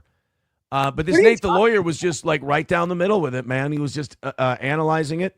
Thank you for Of course. You know, Nick's my boy. And we got to look at this because you got a warrant request and you got probable cause. And so you're going to have the police. They're going to go in there. They're going to clean it out. You know, they're going to look around. If they find something, you know, then what you got to do is you got to go outside the warrant. You got to look into other things. You got to find out if there's a way to attack the warrant. Like $10. I appreciate it. Just remember, Nick needs help and the kids need their father.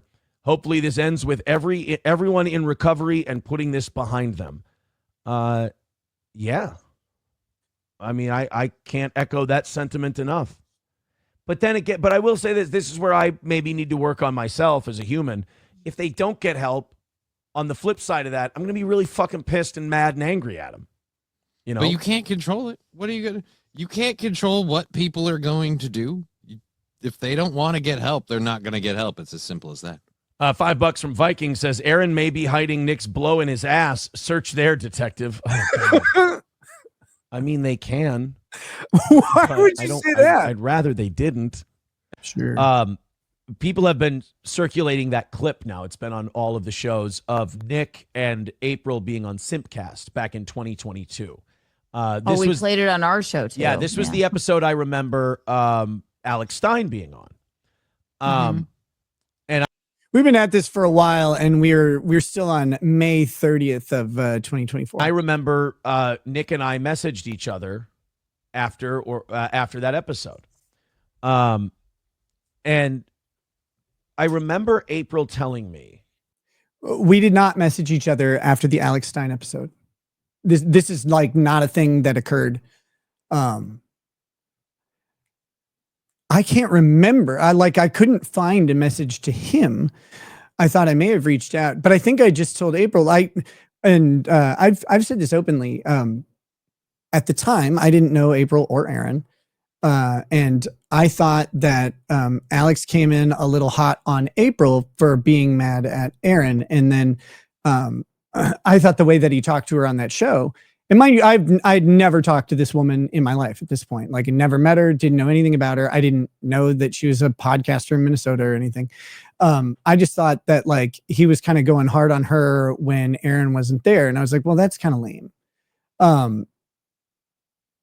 You know, like that was just my initial impression of Alex Stein on that live stream. Alex and I have talked since then. Like, I don't care anymore that was the case. It was just my initial impression. That, you know, oh, Nick hates Alex Stein because he was mean to me on that show. And from people who have messaged me said that about Nick throughout this whole thing. And this is not to torture myself. This is like what's done is done. I'm getting divorced, whatever. But I did think to myself, I bet he reached out to her. I bet messages started being. This is unreal. I have never seen this clip, this particular clip. And when I saw it, I was like, are you kidding me?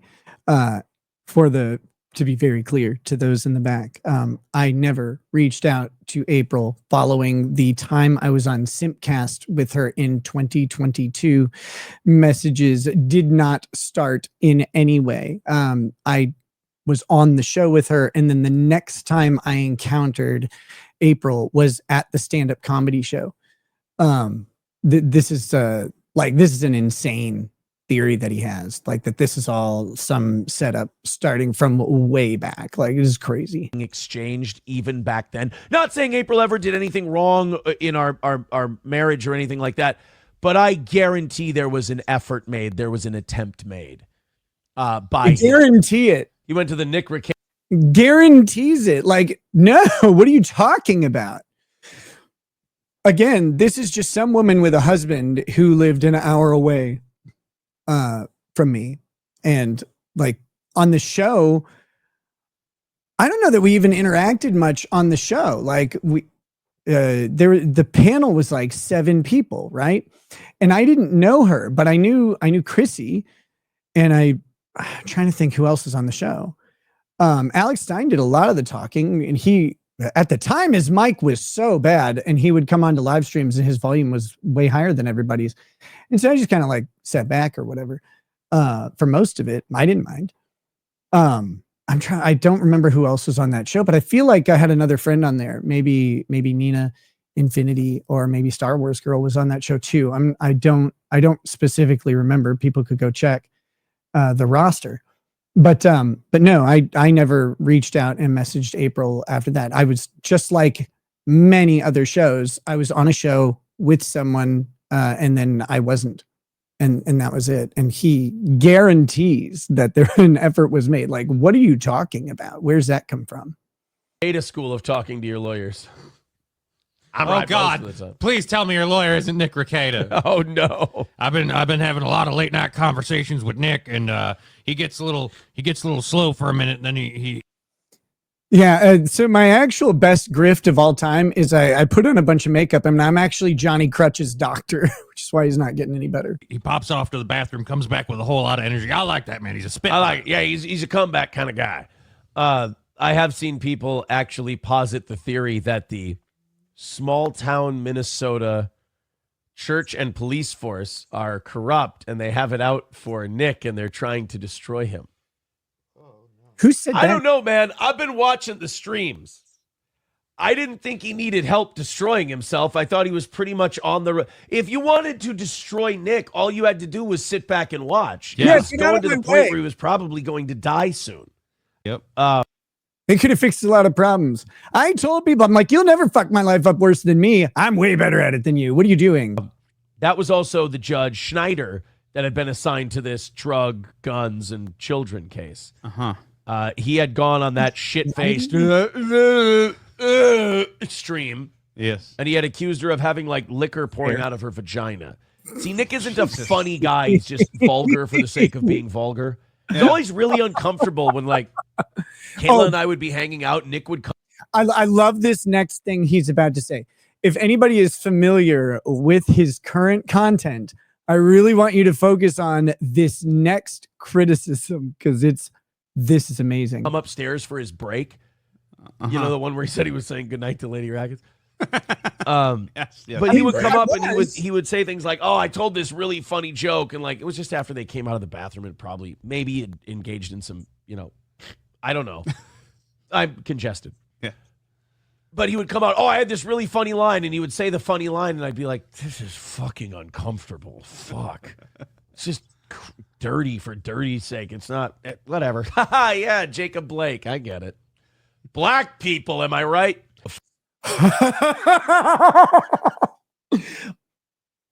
Imagine the audacity of this person going, "Yeah, wow, what a joke. Black people, am I right?" Like unreal levels of disconnect. Holy criminy.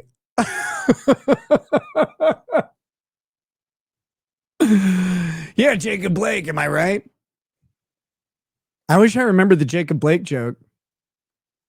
Oh, wait, no, I have one coming up. Fuck, dude. And now I guess anybody who's criticizing my old friend, there's like, my buddy Donnie, he's my old friend Donnie. He's like my old friend from back in the day. Nick is my old friend, like used to be, like not currently. Former. Friendly, old. English works. Friend. We shared a bond deeper than brothers share. That's a good thing.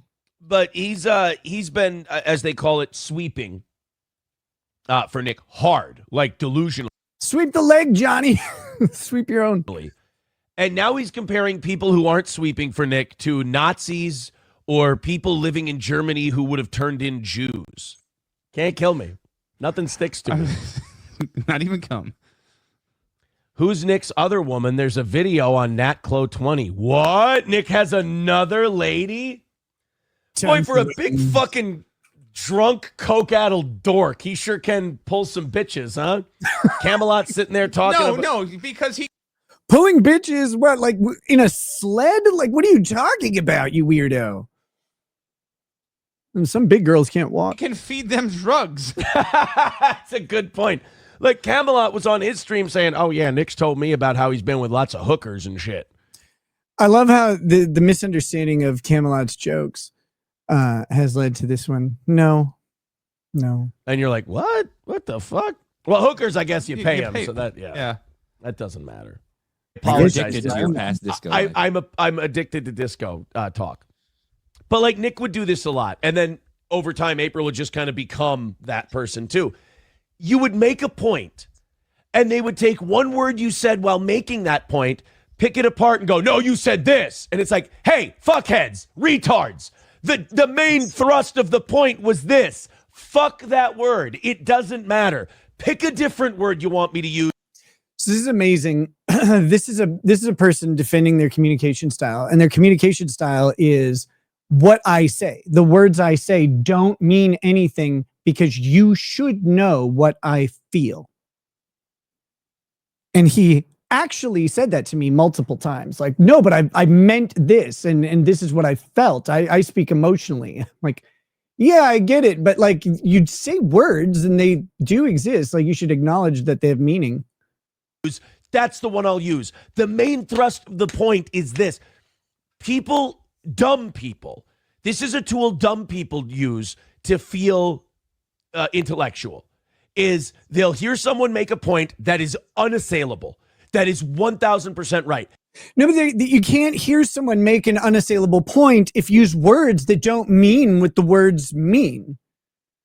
Right? Like, if I say they went to the library and they actually went to the park, and you're like, well, what I meant was they went out. It's like, okay, but did they go to the library or the park? Like, which one is it?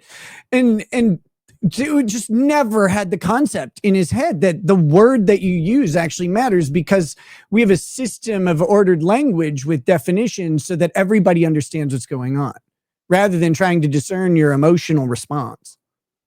And because you have to be a contrarian, emphasis on the cunt, you have to pick one word and go, well, if I can pick this one word and I can isolate that one word and I can show that that word's not exactly the right word to use, well, then that takes everything else they said and makes it null and void. No, you're a retard.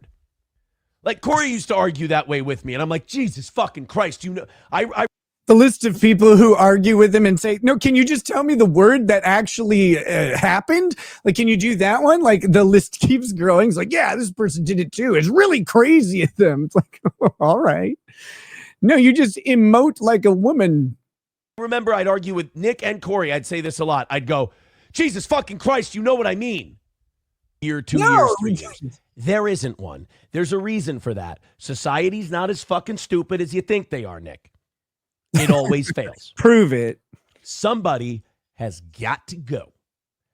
I don't know who. I don't know when. All I know is, fuck, this story is going to get really good. Somebody did say in the chat, Johnny Arcade said, being arrested brought them all closer, trauma bonding, and a common enemy. This is real. Kayla's hallway snatch wrote something really good.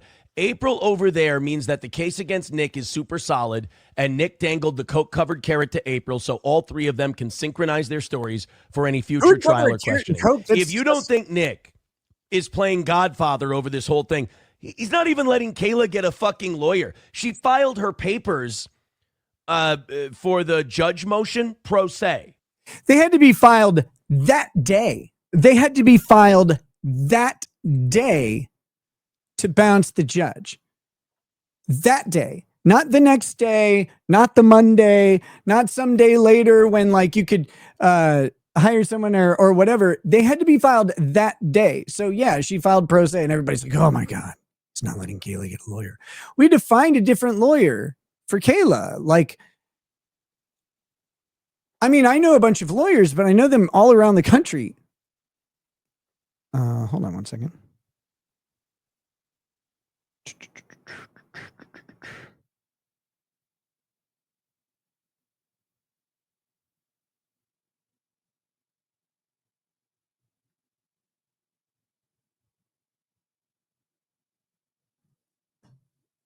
Like I don't know and hang out with a bunch of local defense attorneys. Like we're not buddies.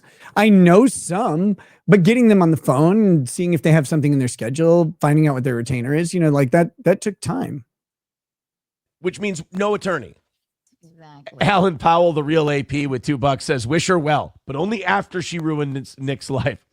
But I love the notion that I prevented Caitlin. It's like I was trying to get her an attorney as fast as possible. But that motion had to be or the judge had to be bounced right away. Look, guys, I think Nick's capable of ruining his life all on his own. I really do. That's why he needs Aprils of the world around him. So he can go, on my own. well, I haven't totally fucked up my entire life. I mean, look, this person's here. Okay. Yeah, you guys can fuck up your lives together. It's totally. I mean, problem with Nick is everybody else's life gets fucked up before his totally goes down the drain. So it's, there are victims. And he's still dragging people, as far as I'm concerned, still dragging people down with him. Oh boy. Don't go down alone. I'm the one. Well, that's why he reacted so strong when I distanced myself. And it would have been over with. Super happy fun time said Nick said. I love it. Remember, reacting so strong is I sent a text. That's it. That was the strong reaction he got. The guns were Aaron's. No, he didn't. Daniel Newman says Rekieta won't say anything direct or substantial until after the case is done. Jimmy says you can't screenshot encrypted apps. The fuck I can't. I've already got them. I mean, I could get more, but I've already got them. I've got the big K yourself tweet from signal from Nick. I got that tweet. That guy's awesome. I endorse my lost interest. He does an amazing amount of work for all of us, and we should be grateful. I like him. Yepem says, I watched Nick's last broadcast. I don't get it. He is gross and creepy. He looked old. Yes. Gross and creepy. No, I'm insane. What's wrong with you people? Get it right. He looked very old, but you want gross and creepy. Oh my God. Keanu is like chomping at the bit to get on this week. You want gross and creepy. Keanu is chomping at the bit to get on. Sometimes things come out right. Like on Thursday to do Gossip Girls Thursday because she got Instagram messages from Nick. And the way she's described She's threatened to release him so many times. Them to me. They sound like the most cult leader shit I've ever heard. Yeah, when I said, hey, I'm not in control of April's phone. I don't send messages as her. I've actually been encouraging her to contact her friends because Aaron is a monster who reaches out to the people around his targets and he tries to isolate them with misinformation. So if your friends don't hear from you, then they're going to think that the other person's story is correct. So you should reach out and tell your friends you're okay. Like, oh my gosh, they're worried about you. That was the cult leader message that I had. And again, reiterating, I've never been in control of her phone. I barely, she handed me her phone maybe 3 or 4 times to look at something. I've never authored a text or sent a message from April's phone. That's insane. So Nick knows that Keanu, because I think Nick is a narcissist enough where he's watching everything about himself. Just enough of one. Which I hope he's not watching the keynote. How would you recognize that at all as a trait that a person has? I don't watch any clips on myself because I have something Nick doesn't, which is called shame. Why would you do this? This has been a treasure trove of these old statements. And then you listen to things that he says now and you're like, holy shit. It's night and day.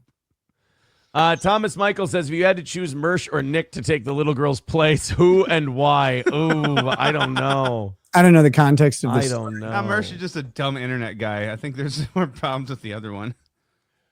What me and the Rackets did was bad. Regardless of the good times we had. Nick did all the drugs. Now he can't give kids hugs. It turns out Aaron was a much better dad.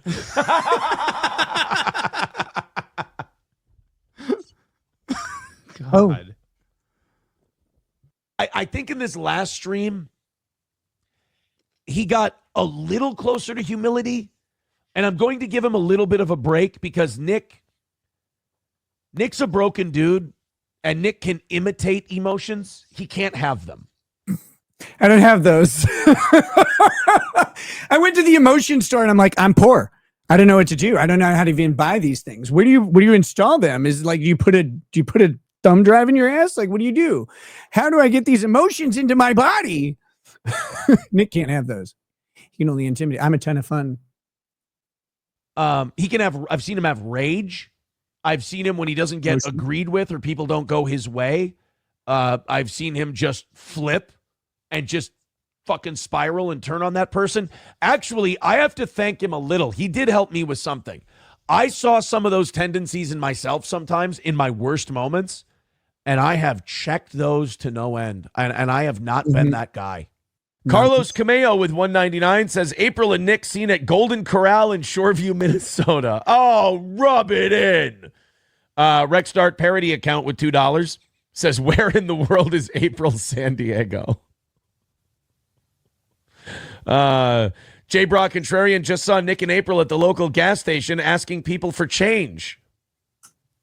Roots Calhoun.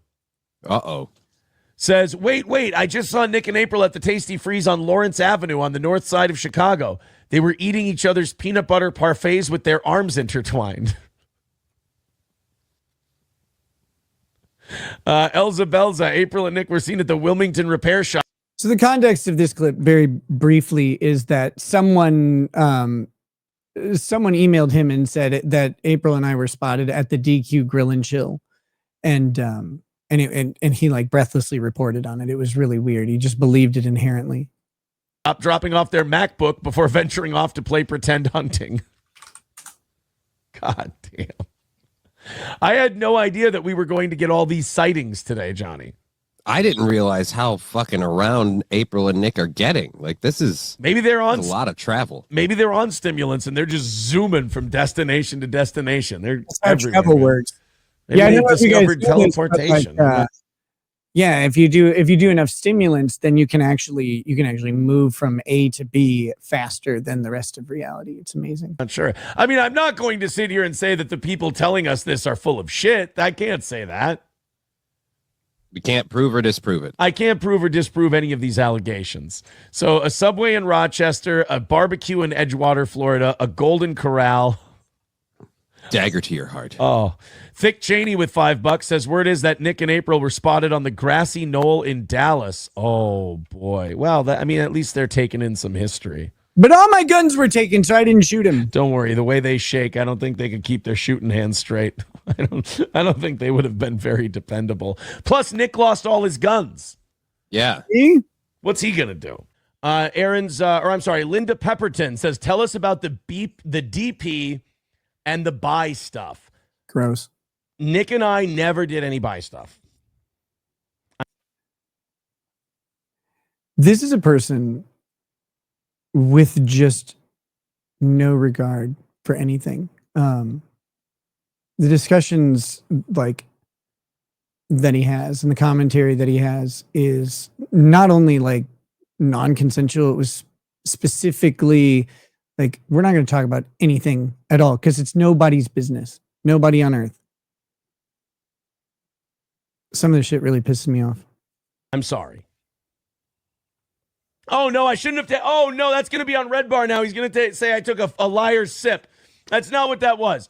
There was there was never any buy stuff. And there was never any DP either. I didn't want my balls and dick. I will defend Nick in this regard with our cuckoldry and foursome and fucking wife swapping shit. He and I are both pretty homophobic. Now, when it comes to what we have coming up today, we have Keanu's perspective of things. We have another person coming forward and going, here's my dealings with Nick. And in listening to Keanu talk about her dealings with Nick, it's actually been very therapeutic for me because I'm like, okay, so he doesn't just do that like when I'm around. Like, I'm not the only one who's seen that. He's doing this to other people now. Like, this is just when you have a call, when you have a diagnosis of who someone is, and then you get third-party confirmation, you're like, I feel much better in the diagnosis that I've made.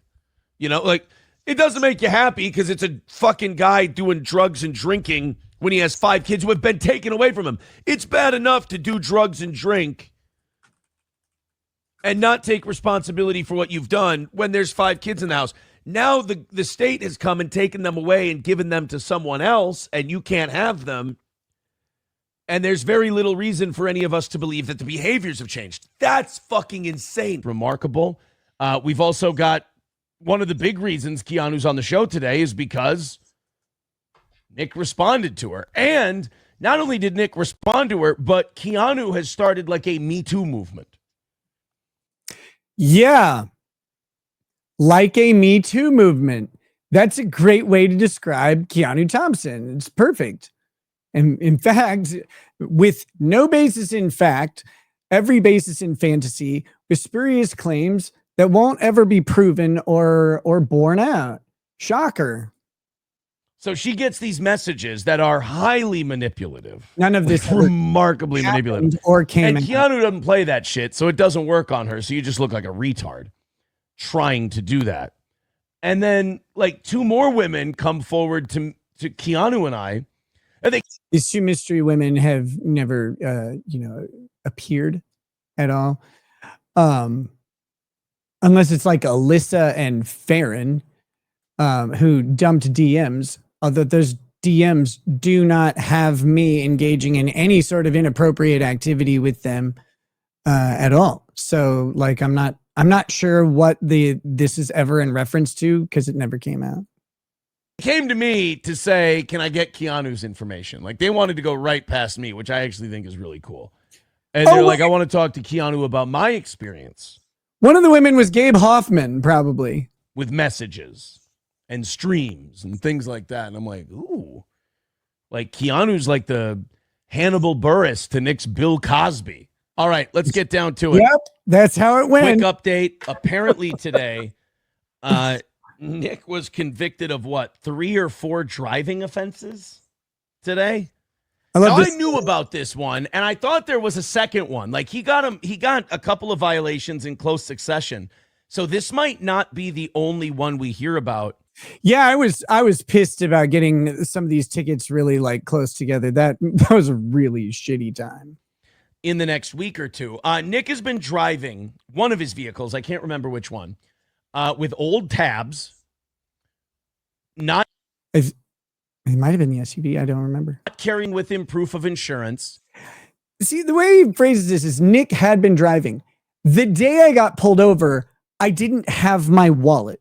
Not Nick had been driving this way. That drive, I happened to not have my wallet. That's it. It was that simple. Like, I had insurance and a license. I think that the tabs were expired or whatever. But it's like, the insane proposition, like, well, he'd been driving like this. No, I drove like this one day. Thank you.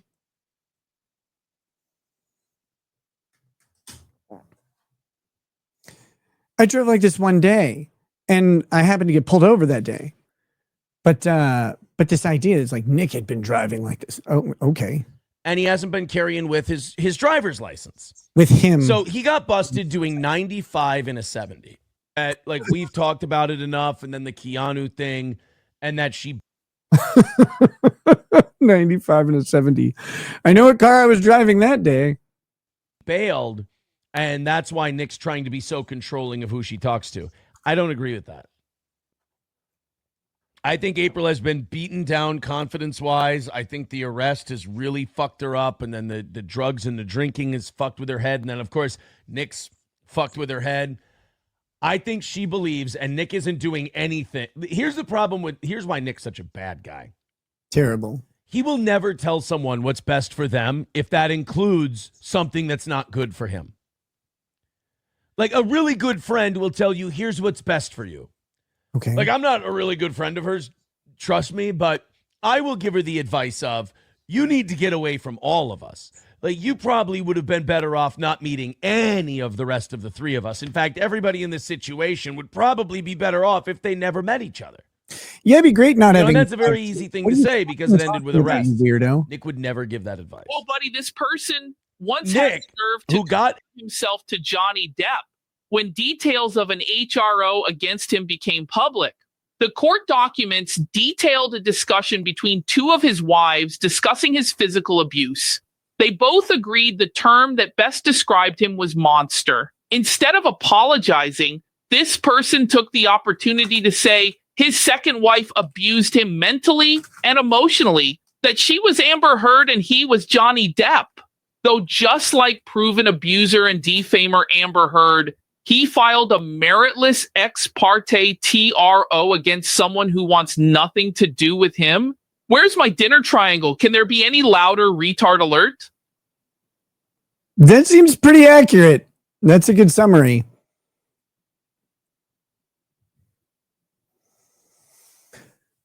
Thank you for that, Just Jewel. I appreciate that. April arrested, as Gino says, in a house full of drugs, guns, and children, is trying to convince the rest of us, and he's probably already convinced her, that he's a hero because she didn't get charges. First of all, Nick, didn't get charges yet. I didn't say I was a hero. Like, this is such a weird fantasy. All this stuff is such a weird fantasy. That's the other thing. This ain't over, in my opinion. I'm just going through the list of things I want to say in my head, but I can't say on YouTube. Nick, don't stream tonight. Don't do it. Or fucking do. Or do. Whatever. Or fucking do. Go on and talk about this, bud. Yeah. Case type, CHIPS. That's a Child Protective Services thing. Oh, I know. Matter of the welfare of the children of Kayla and Nick Rekieta. I'm hyperventilating a little. I'm so fucking angry. I want to hear all the sweepers, please. All the Nick defenders. Go ahead. Talk about how I'm the bad guy still. Go ahead. You know what my kids never did? Test positive for fucking coke. You know why? Because I never did coke around my kids. My kids were never around cocaine. Almost, 2-3 weeks now? Oh, yeah. You really don't care. Nick, no, you don't care about your kids. Fucking fight me over it. I don't care. You don't give a shit about your kids. I cared more about your kids than you. Yet another challenge, like to fight again. Weird internet dick slappery. Fight me. No. What are you talking about? You have ever cared about your children. The document that was leaked to him. Mind you, this person had texted me multiple times about how much he hated being alone with his kids, hated his kids, and would have traded his kids in entirely for just April.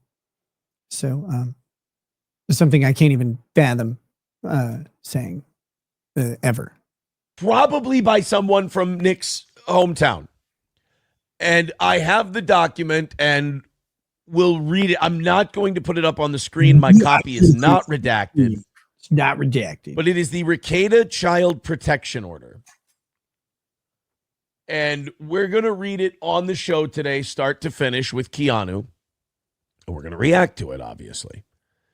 But it was a document that was leaked that states one of Nick Rekieta's children in their hair follicle test by CHIPS, by CPS, tested positive for cocaine. And now, look, you can, your child, first. Here he's about to do what he does all the time and talk about something that he has no concept of how it works. Like as if he does, as if he understands drug testing or any of the problems with it, particularly hair follicle testing amongst children, particularly with cocaine and the specific metabolite that was found, ignoring the 7 other metabolites that should normally be found in an active user of cocaine. Like then how none of those were present. And how this one actually forms outside the body on the scalp in multiple studies, and how the washes can actually push this into the hair. If this is even an appropriate hair sample, all of these things prepared to fight on, and we're ready to go fully to trial against the county. But here's the deal. Here's how this works. the county never accused us. The county never actually accused us of doing this thing ever. They never said, you guys gave your child an illegal substance. All they said was, we have a test that shows that your child was exposed to this illegal substance. I said that's bullshit. It's impossible. I demanded a retest. The county said no. They are not interested in a retest. At the time, I did not have custody of my children. I could not order a third-party test. Couldn't do it.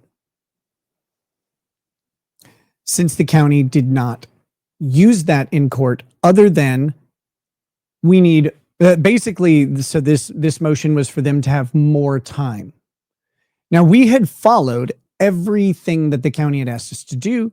We had done all of the cleaning that they asked us to do, like because if there's drugs are chemical, and so they want to make sure that there's a chemical neutralization process that happens. So you have to use appropriate types of cleaners, and they have guides on how to do this. And sometimes you may have to hire a company. We didn't, but they want to make sure that the house is completely clean. And at that point, we were trying to get them to come to our house. Like, we have done all the things you want. Please come to our house and check it out. And they did not do so. Instead, what they did was use this test solely for the purposes of extending the timeline. And in doing so, they did not accuse us of any inappropriate behavior, because they had no facts surrounding that at all. Because of that, you don't get to fight it. There's no challenge. What is there to fight if the county doesn't do this? Later in the case, the county, not on this issue, but on a different issue, we were almost done. And the county they took umbrage with something, and it almost blew up the entire arrangement. And we could have fought that too. And we were ready to fight that too. The problem was, if you fight, the 6-month window that you're on becomes a 12-month window or an 18-month window, because they have your children and they just don't give them back. So instead of fighting, we worked out a deal, which honestly, there's legal advice, right, about chips cases and all of that stuff. There's legal advice about it. And then there's the practical. And the practical is, do you want your kids back? And if you want your kids back, if you have any prospect of getting your kids back, the fastest and best way to do that is to be amicable with the county, to make friends with them as best you can, and to show them that you're doing everything in your power to provide a healthy environment for your children. That's the best way to do it. There's no way around that. Otherwise, if you don't have a prospect of getting your kids back, fight guns blazing in court, because you're not getting your kids back. But one of the things that CPS does often is they will target one of the two spouses or one of the two parents and try and get them to flip on the other one. And they'll do that by leveraging pressure of keeping the kids away from both of them. And they'll, hope that one gets tired of it and that they're not in unison, they're not together on the issue, and that one will start to get frustrated, right? And they'll go like, I don't want to fight, or I do. And that didn't happen in our case, thank goodness. They never found any time when we weren't in unity about getting the kids. Our focus was always get them back as fast as possible. Like, we will cooperate, protecting our criminal, the criminal charges at the time, but we will cooperate as much as we possibly can. We just want our kids back. Like, that was terrifying. But you don't get to fight. And if you don't get to fight, you don't get to do anything about it. But there's so many problems with that hair follicle test, and it's been brutal. The hair follicle test is something that at some point will have to be dealt with. The best way to do that, I don't know, but it's a long way out. Well, your child testing positive for cocaine. Fuck you. End of story. Just fuck you. I don't care what kind of spin you put on it. I don't care what kind of public persona. I don't care how you play it up for the Jannies and the sweepers. And as much confidence and belief as I have in my own show, I can't wait to see Keno Casino's take. Like, what if someone else exposes your kid to the thing and they're like, fuck you? It's like, but I didn't.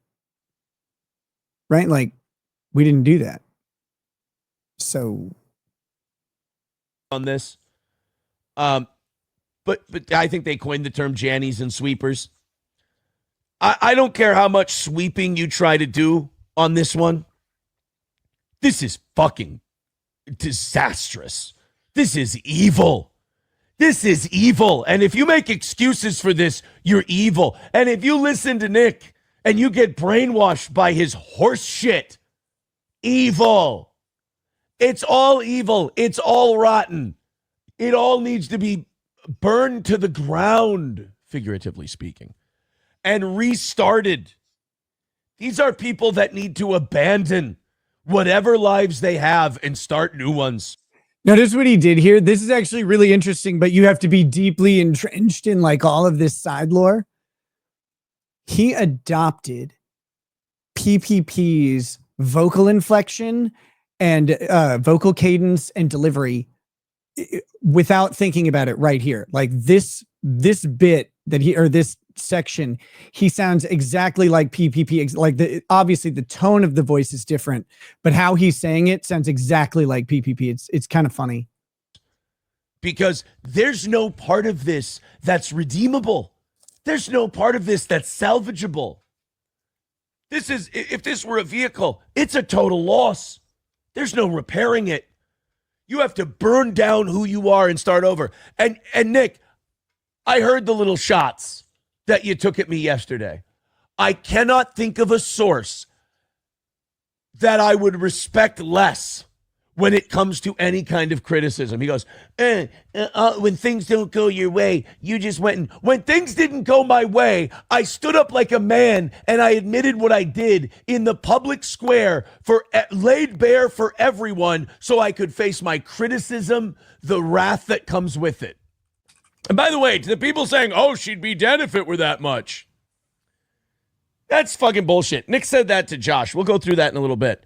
When Nick left that bullet of coke next to my daughter, and then I threw his ass out of the house till April said they should come back. Yay, teamwork. He did not throw me out of the house.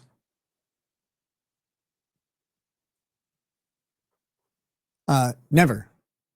Not at all. Every time he says, oh, I threw him out of the house, that's a lie. When that happened, Nick dared to try to defend himself by saying, oh, I don't think that much would have killed her. And now this time, his kid tests positive for coke, and he tries to deny it to Josh from Kiwi Farms by saying, oh, if it were that much, it would have killed her. That's another lie from Mr. Rekieta. Let's keep chalking those up. Lie. Most of you don't even know how many lies he's told because I was there. And my memory's a little bit sharper than his was. Sure. I loved his cope last night, too, about me. He's like, you're just lying to cover up your failures. He thinks that me leaving a coke den polycule and attending to my children and starting new healthy relationships, that's one of my failures. You didn't do that. He sees my toxic marriage ending as a failure. That says a lot about Nick Rekieta. That, I got to tell you, I like that you guys are now seeing the real Nick. Because the guy I'm seeing on these streams, and the guy you guys are like, oh my God, I can't believe this. That's the guy I know. That's the Nick I know. Wait a minute, someone's breaking from my narrative? Quickly, gaslight them. Tell them they're crazy. Wait, now build them up by pretending they just don't understand it. You're crazy and you're all dumb. I'm watching. You guys are watching going, man, he's losing his mind. Man, he's cracking. No, this is him. This is the guy I remember. You get the scene done. I'm the exact same. I didn't lose my mind. In fact, I found it twice. They're just not giving you enough energy. You just got to cut up a little line of go powder. You know what I mean? Go powder, you say? I call it Mickey's magical dust. So you're. Oh boy, what a shit impression. Go powder, Mickey's magical dust. Come on, Johnny. You're still sweeping for Nick Rekieta. Oh, sweeping for Nick Rekieta. I'm hoping to catch a little extra of that magical dust off his floor. Oh, okay. All right. Well, it's a great environment for mice. Honestly, no, I haven't seen a better home for rodents since the Mickey Mouse Club. Thank you, Mickey. It's always nice to get your opinion on Glad to be here. Yeah. Lilu, it's another $5. Says, wait, what until April's pregnant with Nick's baby? Because it's going to happen. The baby will be out of there as well. Hey, you know what I love about give that baby cocaine. This is my favorite part of the show. Ready? Mm-hmm. Not my pig, not my farm. I'm free. All right. Thank you guys very much. We're at an even 300. Okay, just the random question for the chat. Which song was that? Was that Free Falling by Tom Petty? Or was it that I'm free to do what I want when I want any old time? I think I got the lyrics wrong, but you know what I'm saying. What I'm free was that? Or is it a different I'm free? For today's goal, thank you very, very much. Falling, you think? I want to do this Keanu thing, then we'll get to the Nick clips for today. We got 2 of them, and then we'll move the fuck on, I promise. So all of this is very interesting. And as we learn more and more, and as I was thinking about this yesterday, Nick has pulled off the legal hat trick. Nick has pulled off, he has a civil case with Monograph, by Van a criminal Halen. case with the For not search knowing warrant, his mind. and a CPS case with his children at the same time. Nick has 3 different cases in 3 different forms of the court system at the same time. After like a day or 2, you know, it blows over with Kayla and I. It's not a big deal, not a problem. Nick is incensed about that. How could you forgive him? You would never forgive me that easily. That was always a big thing, too. Nick's like, she looks at you in a way that I don't. And like, I thought April and Nick had something that was pretty special to them, but you don't see me fucking crying about it, you know? Like, she. Don't see you crying about it, really. Wow. A year has gone by. I mean, not at this point when he says it, but now he's still crying about it. It's amazing.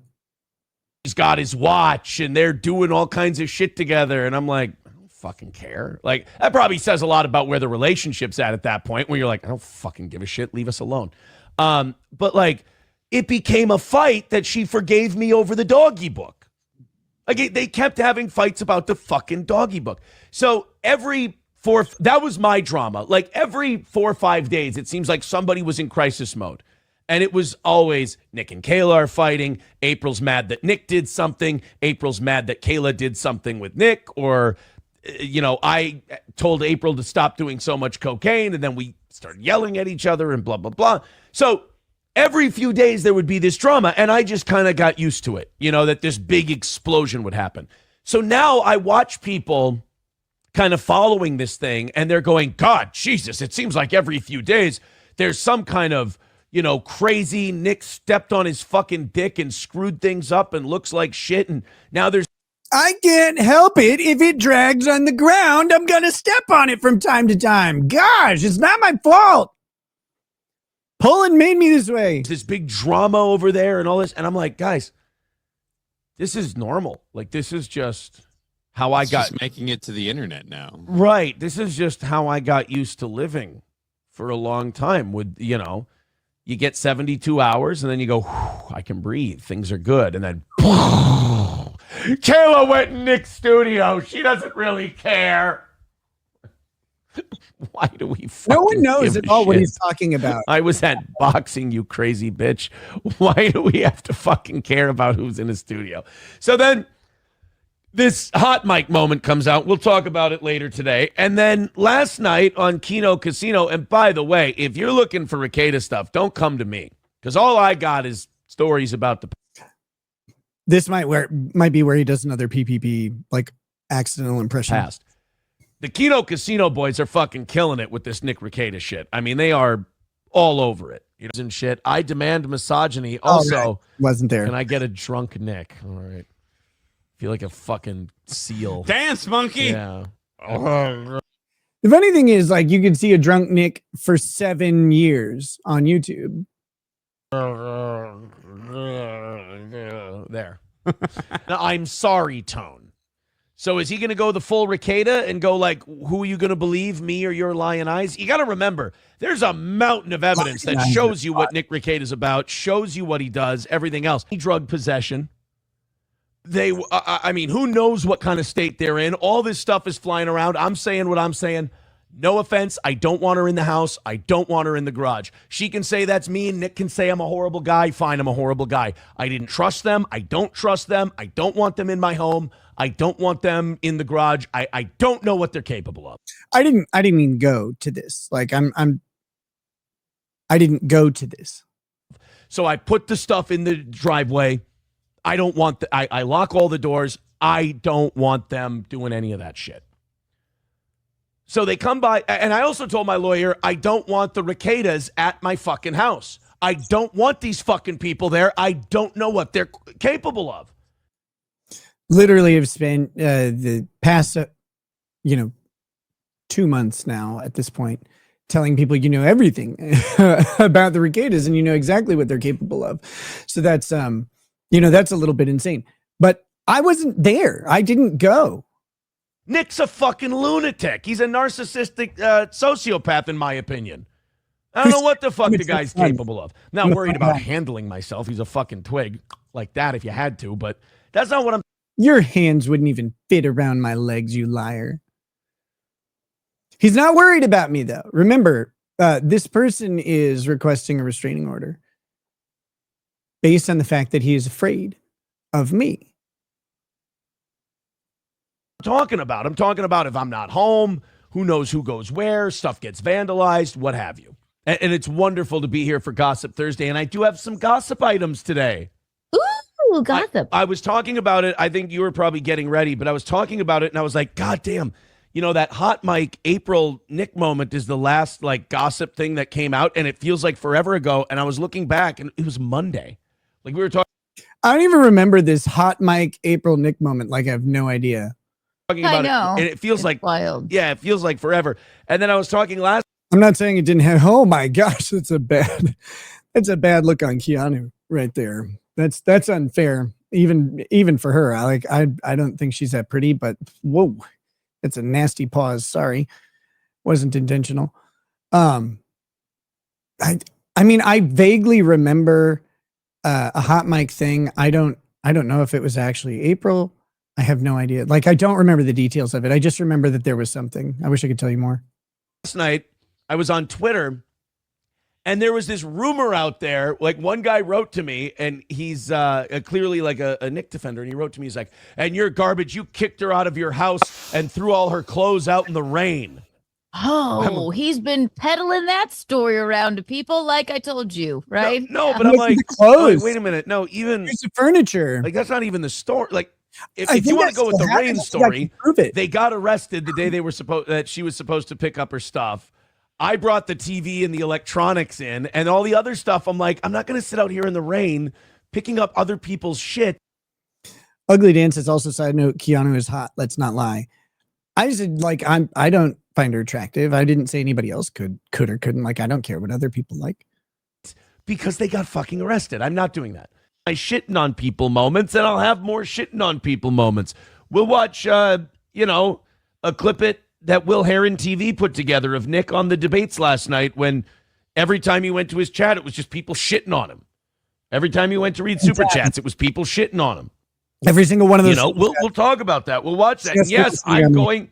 It's not a clickbait title. I'm going to defend Nick a little bit today, because a lot of people are going after him real hard about the way he talks about me. What do you want him to do? Again, where am I talking about this man so much? Like, where is this happening? 7-2. Maybe I went on Melton's show, or called into Melton's show, or I was in a chat answering questions and making jokes. That's possible. I who knows? But it wasn't like on my show, I don't think, because I'm pretty sure I have avoided him on my show the whole time. But maybe during I think I did 3 or 4 streams after getting arrested until I came back at sentencing, or after sentencing. And I did not do very many streams on my channel, and I don't remember talking about him a lot. But I don't remember. It's been a lot, so I could have. People were sending me clips. They're like, "Oh, Aaron, Nick's insinuating that you're a liar." No, well, if Nick's defense is that he never did drugs and this is all bullshit, what do you want him to call me? But that was not my defense ever. What's he supposed to call me? What's he supposed to do? Say, "Oh yeah," and that's not what I was saying you were lying about either. Yeah, everything Aaron said is true. He did all the drugs he said he did. He did all the things he said he did. He brought his kids here. He made SpaghettiOs. He did all this. He did all that. We slept 4 to a bed, for months. Yeah, it's all true. First of all, this we did not. Sleeping 4 to a bed, like the wife swapping, all that stuff. That's not illegal, but it's humiliating. It's embarrassing. The fact is, guys, he and I are in two different positions. I have nothing to lose. He does. I thought about this Will Sasso clip when I was thinking about whether or not I was going to talk about, because Nick passing out on stream was me kind of first telling the story, because I had already talked about April and I getting divorced. And I was like, well, the rest of the stuff we went through, I'll kind of keep that under wraps. But then Nick, he didn't keep it under wraps. He fucking showed up on stream with powder on his nose. And I'm like, all right, look, guys, here's what's going on. Still don't know if that was again, every time something would happen with them, I got people coming to me going, what's the deal? I'm not even denying. I'm like, all right, here's what's going on. Then they got arrested, and then I had my Will Sasso moment where I was like, get out in front of it, tell the truth, just say what. I mean, he's like, well, they got arrested, so now I have to get out in front of it and blow up the privacy of 3 other people. Like, they got arrested. It's like, how does this make any sense? It didn't affect you. You weren't there. Oh man, I got to get out in front of this. Get out in front of what? You weren't in it. Happened, or don't. Groomer. Wow. Remember, Keanu called Nick a groomer, and people went, whoa. But you know what? Usually if you hear people out, there's a nugget of truth in there. They're on to something. Let's hear him. So if someone says something and you just hear him out, there's a nugget of truth in there. It's not possible that someone's completely fabricating something. Out. There's question with that $5, Rusty. So I don't know. I don't know what it said. It said something like Nick said that you did coke too. Yeah. Yeah, I think you said that a lot. I believe I fucking said that. A lot. I did it 3 or 4 times. Yeah. 3 or 4 times. Total of about you've 4 or 5 bumpskis. You've been pretty open about that. That's a pretty boring story. Pretty sure it was 4 or 5 bumpskis on my birthday alone, brother. Story at this point, boys and girls. So yeah, if Nick said, well, Aaron did coke. First of all, Nick would never say Aaron did coke too. That would be the dumb. That would be implying. Nick never said that, because that would mean that Nick is admitting he did coke. And Aaron did coke too. And the whole crux of his thing is he's saying coke. I don't even know what coke is. Coca-Cola? I don't know. That's his whole gimmick right now. So he can't go Aaron. It's not a gimmick. I had been charged with a felony and I couldn't come out online and make admissions about it. I just had to wait. Once I exercised my constitutional rights, challenged the warrant, the court did not agree. So I went in and pled.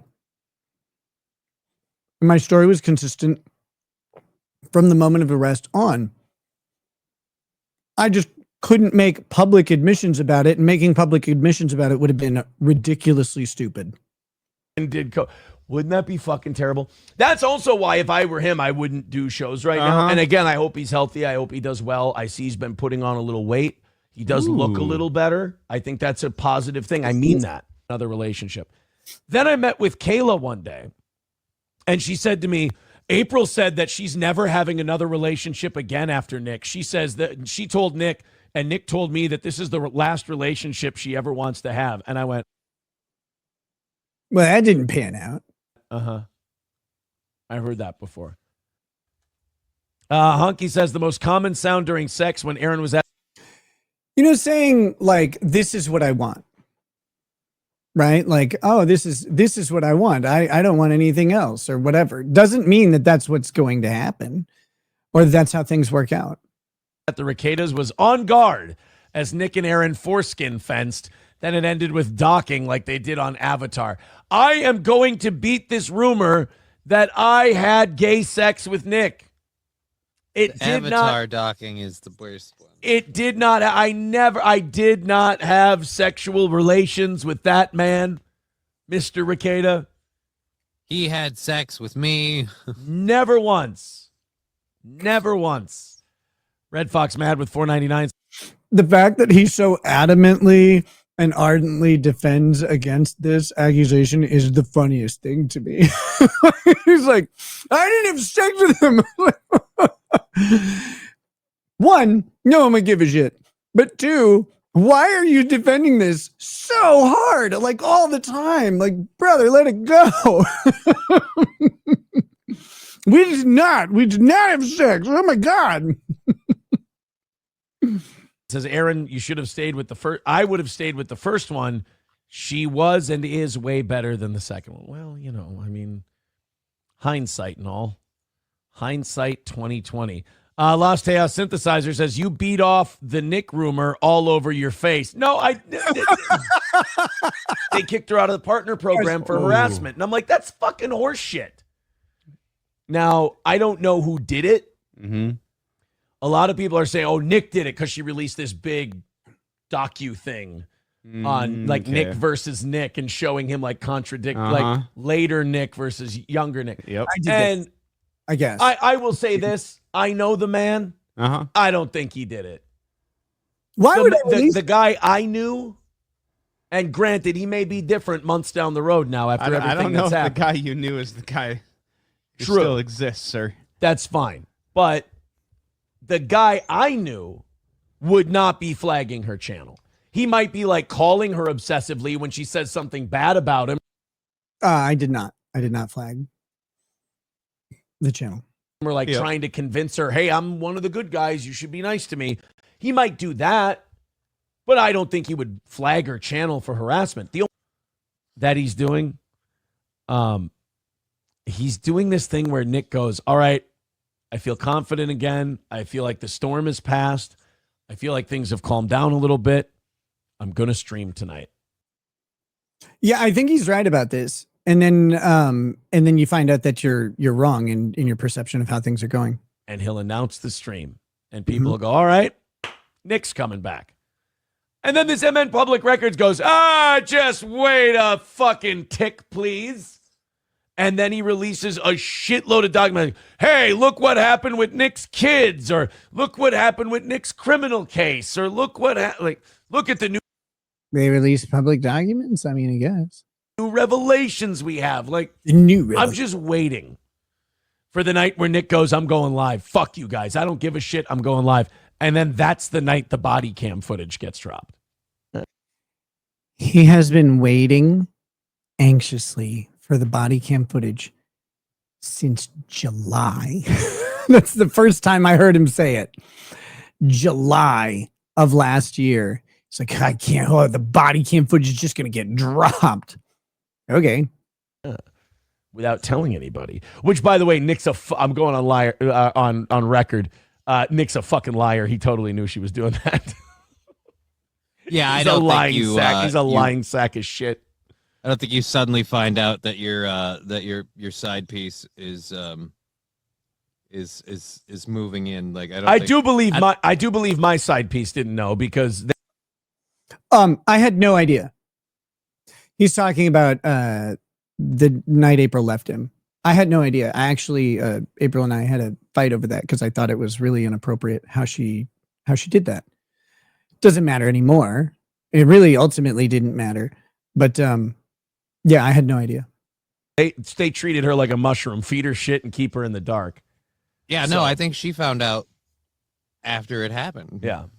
And then she came over she wanted to come over the next day, but Nick wouldn't let her go alone, so he had to come with her. Fucking pathetic. Nick and Kayla got. Well, false. Nick and Kayla live in the house where almost 27 grams of cocaine and ketamine and everything else were found. They can't, it's not April's legal residence, although Kayla did tell Alicia Sweep she's our live-in nanny. Nick, to be clear, the falsity is like the entirety of that whole, she wanted to go over alone, Nick wouldn't let her, blah, blah, blah. That whole thing, like that entire phrase is false. Also, Kayla didn't tell Alicia Sweep that we had a live-in nanny. Sometimes things are like a game of telephone. Alicia Sweep asked about a nanny, a former nanny, and then asked about April. Alicia Sweep inferred on her own, based on her own experience, that a nanny meant a live-in nanny, and then passed along that we had a former live-in nanny and then a new live-in nanny. We have never had a live-in nanny. That's not a thing that we've had. I remember he was cocking off to Keanu and going, there's a reason April's not in jail or she didn't get charged. And he thought it was because of him. Nick, sweetie pumpkin. Oh, sweetie pie. No, you had nothing. No, it wasn't because of me. It turns out that April wasn't charged due to a clerical error. She was supposed to be charged and they just forgot to write the paperwork. So she was let go the next day. And that's why she was recharged later. They were like, oh crap, she was supposed to be charged with 5th degree possession. It had nothing to do with the tattoo convention or any of the other stupid rumors. It was literally just, they forgot to charge her, paperwork error. And so she got to be let go at the beginning. Since she was not charged, they could charge her later. It wasn't double jeopardy or anything like that. Excuse me. I never took credit for her not being charged. I said that to my knowledge, there weren't any statements made by me or anyone else that would place her in possession. And so that's what I assumed had happened. No one tells you. I just assumed. I'm like, oh, they must not have had sufficient probable cause to sustain the charges. So they dropped them. And I figured that they would probably, investigate the crimes further and then see if they could build a case against her or save the charge to try and leverage her to roll on me or Kayla or both. That was what I thought was going to happen. It turns out it was just a clerical error. To do with it. They were always going to long form charge her. These charges were always coming. This was just a chance for you to stroke your fucking mythical ego one more time and go, look what I done did. No. My ego isn't mythical. It's very real and it's monstrous. Oh, stupid. This was always happening. You got her charged.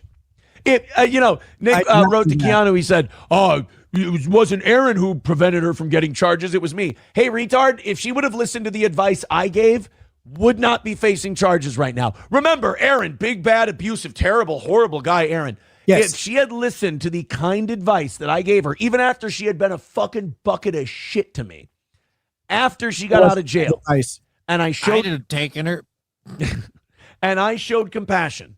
And I said, go to your parents, get away from these people. They're going to be the end of you. You're going to be in trouble. Charges were dropped. I'm not an addict. Someone did this to me.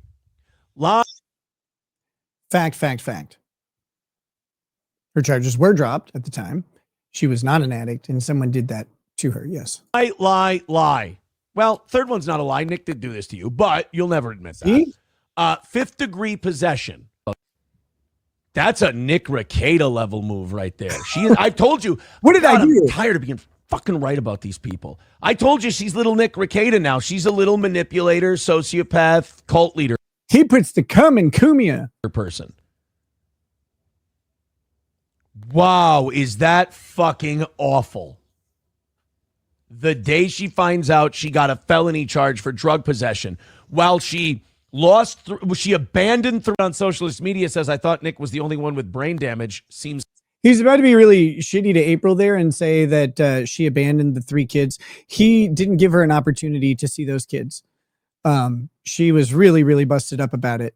Cried about it all the time. She really loved the children and had a good relationship with them. And that was one of the worst things for her about the divorce. Keanu does too. Yeah, and as far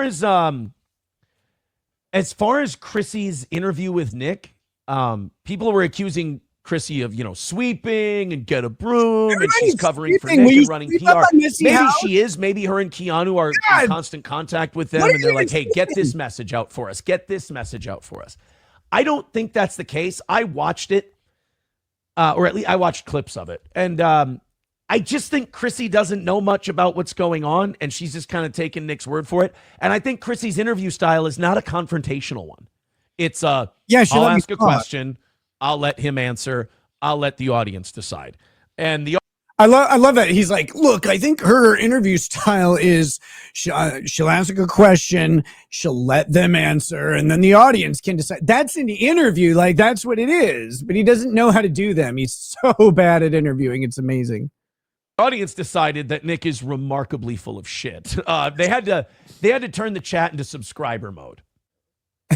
Because they talked about Nick being high on air and having the power.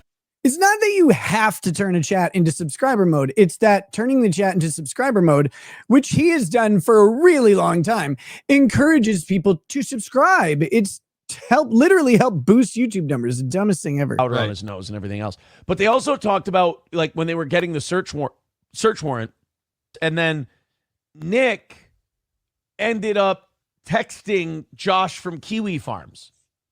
Like, Nick does this thing where Kiwi Farms will start saying shit about him, and he'll feel the need to write to Josh and say, this is what you all have wrong. Like, why do I type on my phone like this? This is what you all have wrong. No, he's referring to the infamous shower text, which I wasn't in the shower when we started. It just took Josh's autistic brain so long to get to the fucking point. I was telling Josh that he is autistic, and he's in an insular community of autistic people who don't understand regular human interactions, emotions, and conversations. And so sometimes they miss facts. And because they're insular, they keep those facts within them, and the missed fact becomes real. This happens on Kiwi Farms pretty much every hour. And I was just saying, Josh, you're my friend. I want your analysis to be as clean as possible of whatever's going on. He wasn't analyzing me at this point. I just was like thinking about this. I'm like, hey, I think I see one of these recurring problems, and it happens sometimes with me, and it happens with other people that I've seen. And I'm like, again, it's similar to the county. Like, there's a game of telephone that happens, and then something becomes real, even though it never happened at all. And I'm like, some of this is based on just misunderstanding of how people are. And in Josh's case, he doesn't understand clocks or calendars. Like, he just does not get that some things happened in the past, other things happened in the present, and those two things are divided by a period of time that has passed. And sometimes it's like a long time, and someone's telling an old story, and he'll be like, I can't believe he does this. And it's like, but no, it's like, this is a story about something that happened a while back, and this person doesn't do this anymore, or it was like something that happened to them. And Kiwi Farms like just routinely doesn't understand these types of things and gets these things wrong. But then they become these cemented facts, and if you try and argue against them, they fucking lose their minds because they're children. Guy cannot handle people having their own thoughts and their own ideas that aren't somehow directly influenced or affected by what he's trying to tell them. So Josh, of course, takes these texts and puts them online, puts them out for everybody. So and that's another one where I kind of hope Nick is doing drugs, because if he should realize this isn't going to help him. Well, if you're not doing drugs and you think texting the Kiwi Farms guy is going to be a winning move, fuck off, dude. Clean your house some more. No disrespect, but both Nick and Kayla need a mommy and a daddy. Wow. I don't, them having kids is babies raising babies. Oh, okay. I don't know if they never had to be responsible. Mind you, we have a 17-year-old who's a National Honor Society, who's a National Honor Society member, plays several instruments, is a writer, is an animator, is an artist, also is a physicist, and is brilliant. Like, I think our track record's okay, Aaron. We've been doing it a while. For their own children. They had to be at some point, right? But Yeah, it would be good if the kids are back there, but like the grandparents are there, because Nick does need mommy or daddy to look over him. Big time. Big time. And then public records drop. I mean, what's in it is sad, because not that you feel bad for Nick, but you get an idea of where he comes from and the lack of accountability he had growing up. And it makes all of his lying and obfuscating and all of that stuff, it makes it more understandable. You get an idea of where Nick came from. And you know what's crazy? The MN Public Records dump is Nick's dad's testimony at that child protection hearing. Mm-hmm. I got to know Nick's dad. I hung out with No, you Nick's dad. didn't. I talked to him a few times. You didn't get to know my dad. You hung out in his presence, maybe 3-4 times, something like that. He's like, look, I got to know him. We're best friends. I never figured him for an out-and-out liar. He's not. But, I mean, and I hate to call this out, but like, when I'm in the same room as someone and I see what they see, and then I hear that they got asked a question and they just fucking out-and-out lied, when I've physically been in the same room as that person and saw what they saw, that's fucked up, dude. And then when they asked him about April and that relationship, I mean, the dude's in a group text with her, or at least he was in a group text with her the last time I was there. Supervisor says, yes, my parents who were watching the children had a group text with our nanny who was driving children during the day so they could coordinate moving the children. Last time I was there, they were in a group text. Okay, that's weird. I guess that much like Summer's Eve, April is still up in that bitch. Nick had his realtor pull the most scrutinized photos from their Zillow listing and replace it with generic drone shots of land. Did he really? No, I didn't do that. Did Nick have? No way. Nick did not have pictures of the listing pulled. Correct. I did not do that. Oh, that means April read some shit. Does he have her? April may have. I don't know. Reading Kiwi Farms now. Nick, don't do that to people. I know you read your Kiwi Farms religiously. You can't help it. I can't Don't get other people. You read my Kiwi Farms religiously. The Aaron reads Nick's Kiwi Farms graph is the most insane thing ever. It's unreal. Like, you cannot believe that this actually happened. He's like, I know you read your Kiwi Farms. I actually don't. It got so impossible to follow. I used to years ago. And like, I checked it, like 2 months ago for like a day to try and catch up. And I was like, nope, there's no possible way to do so. So it's like, you read it on Kiwi Farms. No, I don't. You can actually not check on me. I don't have an account on Kiwi Farms, but you can check on you. Reading your, it's bad. They're talking about April having a stinky pussy and all kinds of other You shit on talked there. about They're being that. fucking brutal. That was you. Don't have her read that shit. You went online and talked about it now, but you also would continue to talk about that for months. And you know it's not true. Stop being such a cunt. What the fuck is wrong with you, you goddamn narcissistic tard? Remember, that entire rant was based on the premise that I forced April to read Kiwi Farms, which is insane. Like, where did this even come from? None of that is true. He's like, I can't believe you, you evil narcissist. Like, that didn't happen, dummy. Where are you coming up with this shit? I don't know. Anonymous says Nick is coping so badly about his Coke stream, saying the cop watched someone else's stream. The link to my stream is private. The cop could have watched it on Odyssey. Well, the cop said that he got a video that was taken from Nick's YouTube and Rumble channel. That's true. If he watched... No, it isn't. That's still not true. The cop watched a video from someone else's YouTube channel. They sent it to me, actually 2 different people's YouTube channels. They had to provide in discovery which videos they watched. I also have the analytics from all of my channels, and I know that once I pulled them down, they didn't get watched. The cop did not do that. The cop didn't say he watched it on Odyssey or somewhere else. The cop said he watched it on YouTube on my channel. That was a lie. There's no way around it. I don't think it got worded the best in the Frank's motion, the Frank's hearing motion request. That said, the cop did lie about that. They provided the videos. Those videos were not from my channel.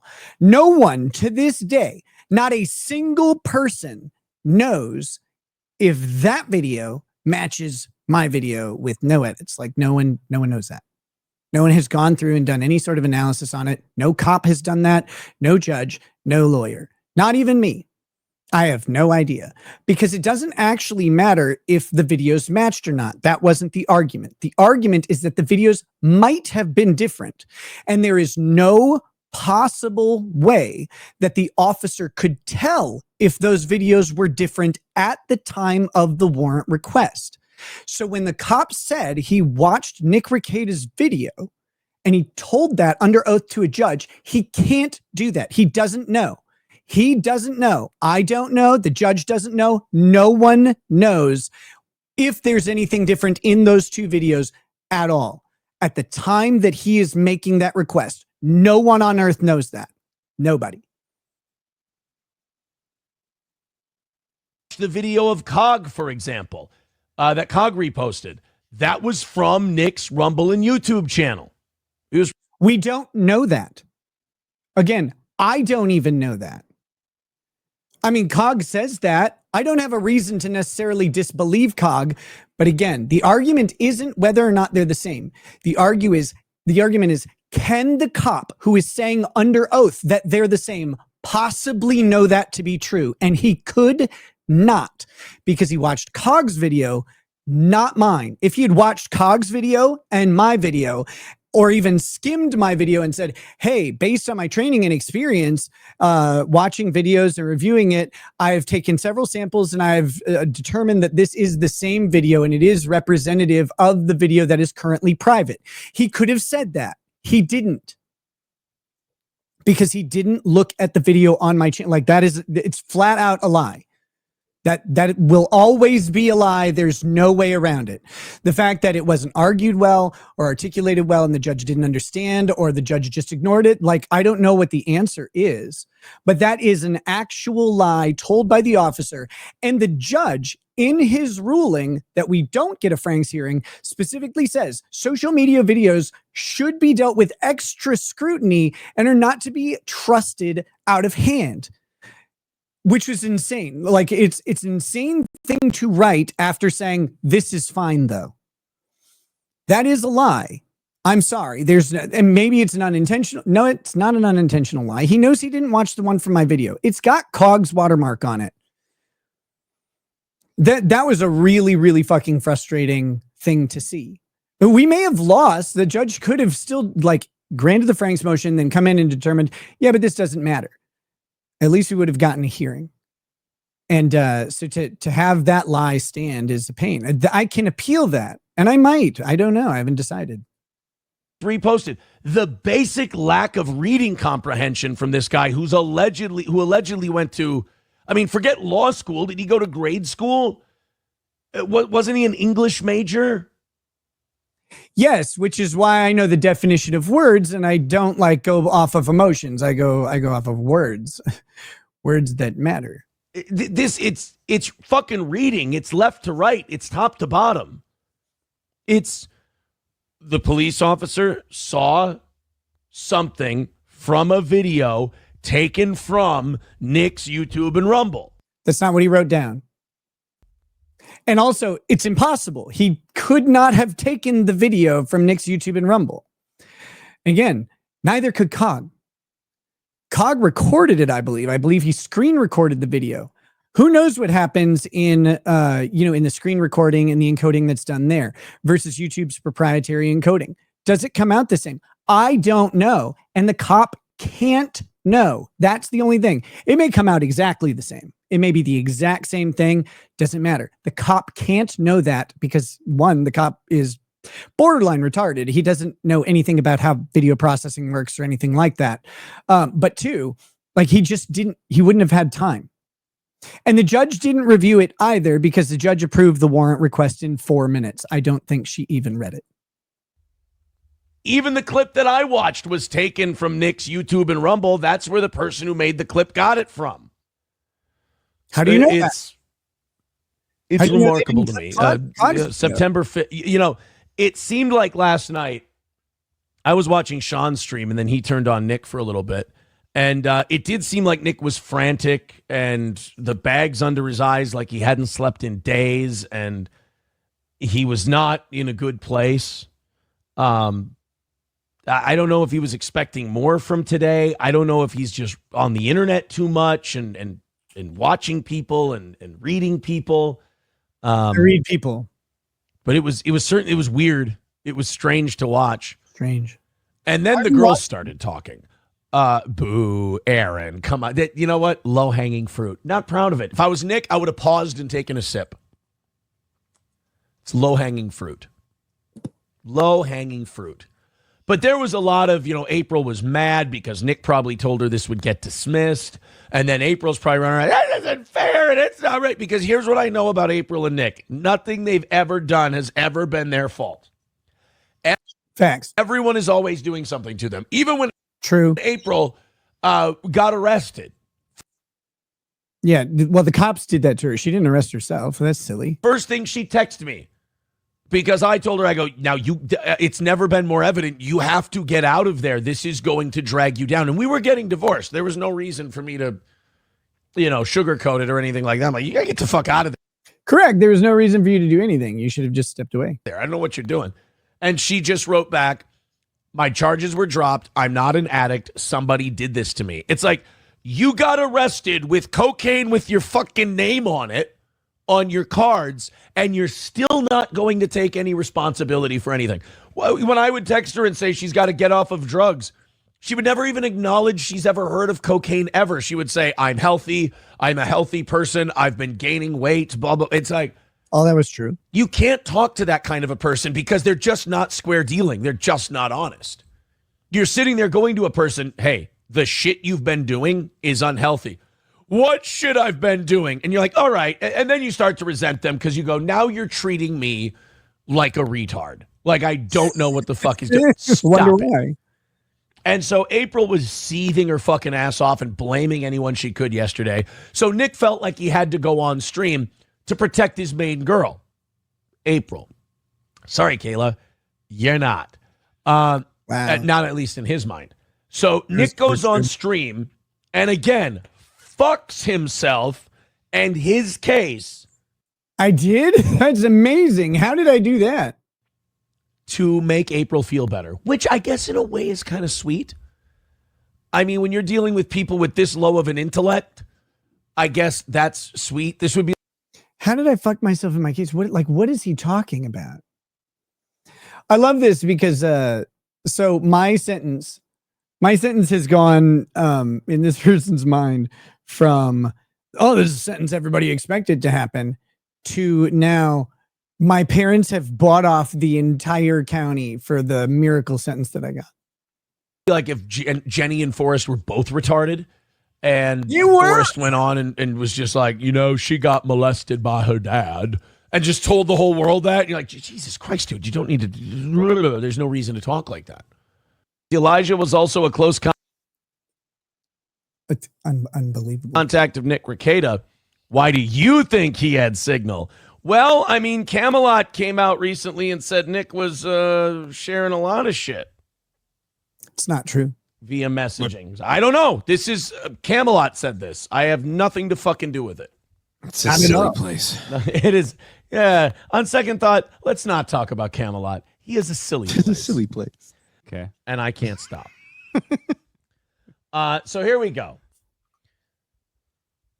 Nick had this thing where he wanted to. Oh, by the way, Gray Duckling brought it to 185 tonight. Go ahead and knock that out. And then, let's just make a ton of money tonight. Because then I have to ask you guys something about this thing I'm bringing up. Yeah. So Nick has his big drug arrest. And, he's going through that whole process now.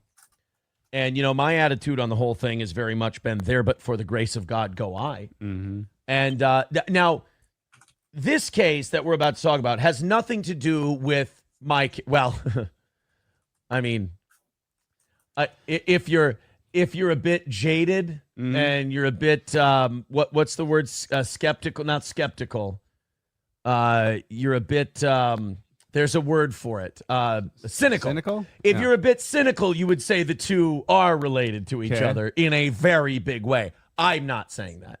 Other people have. I certainly am not. Nick has his case with second-degree felony drug charge and then a couple of gross misdemeanors tacked on for the child stuff, which I'm surprised. I would like to talk to Sean or somebody about whether or not that kid testing positive for cocaine is ever going to elevate that child endangerment charge or bring with it a new charge, because we have... Spoiler alert, no. Haven't gotten anything. Haven't gotten it. We haven't gotten it. I'd like to ask Sean about that, but obviously I'm doing something at the moment. Oh, yeah. So, yeah, okay. Nick has his case, and at his omnibussing, now at my omnibussing, I just said, not guilty, let's move on to the next phase. I got no search warrants, nothing like that. It's not very complicated. Yeah.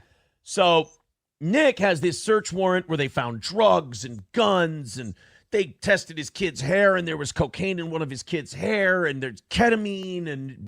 Wait, was it in my kid's hair? Was it okay? So he's saying was it in my hair or in it? I don't know. I don't know what he means by that. The unknown brown substance and just all DMT kinds of shit that you don't want. They never figured it out, I guess. I don't know. Found in your house by police. Yeah. It really, really sucks for Nick on this one. He had three main points of why the warrant should be thrown out. He accused the officer of lying. He said... that's always a good idea. Yeah, that Pomplin was lying. Now he's accused other members... Pomplin did lie. So did Alicia Sweep a couple specific times, yes. ...of the county of being lying liars who lie. I didn't accuse them of being lying liars who lie. I said they lied about some things in the case, which they did. To which I would say, takes one to know one. So do you know that I'm a liar? So that means that you are? Like, that's weird. Nobody has lied during this whole thing more than Nick has. Literally untrue, but okay, that's weird. And the poor guy, I don't even know if he knows he's a liar. I have no idea. I think he is so... Or was that a lie? So wrapped up in his own reality, I think that he convinces himself that the things he says are true. I'll say. Oh, no! Fuck. It's retarded. And God, I hate these controls. Shit, where were we? We were in September. For Nick on this one, he had three... Fuck.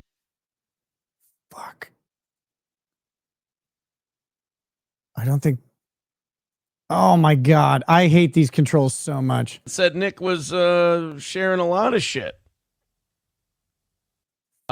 Cynical. If you're a bit cynical, you would say the two are related to each other in a very big way. I'm not saying that. Other people have. Yeah. I certainly am not. I just accidentally clicked the Nick stupid has bar. his case with second-degree felony drug charge and then a couple of gross misdemeanors tacked on for the child stuff, which I'm surprised. I would like to talk to Sean or somebody about whether or not that kid testing positive for cocaine is ever going to elevate that child endangerment charge or bring with it a new charge, because we haven't gotten anything for that. So that's interesting. I'd like to... By the way, I haven't pumped it this whole time, so I figured I probably should. You're all welcome to use Super Tip. Go to supertip.gg/RL. It's in the pin chat on YouTube. If you want to interrupt the show in any way with AI voices, go ahead and do that. Or you don't have to use the interrupting feature at all. You can just, send them in and I'll play them. This is a little bit of a grift stream, and I've been really, really bad at grifting it. But if you want to fuck around with those, they are fun. So I just reminder that they're there. Hold on. There is one chat over here on locals. Short Bus Dave says, I don't know your state, but in New York, you can get a restraining order and then make defamation statements online. I've seen people, I've seen it have people get sued in my town. Yeah, you can do that. I mean, you can always make statements online that can get, that can be defamatory. What you put in a restraining order is typically privileged from defamation, unless it's knowingly false, and then it typically has to be shared by the person who made it. Ask Sean about that, but obviously I'm doing something at the moment.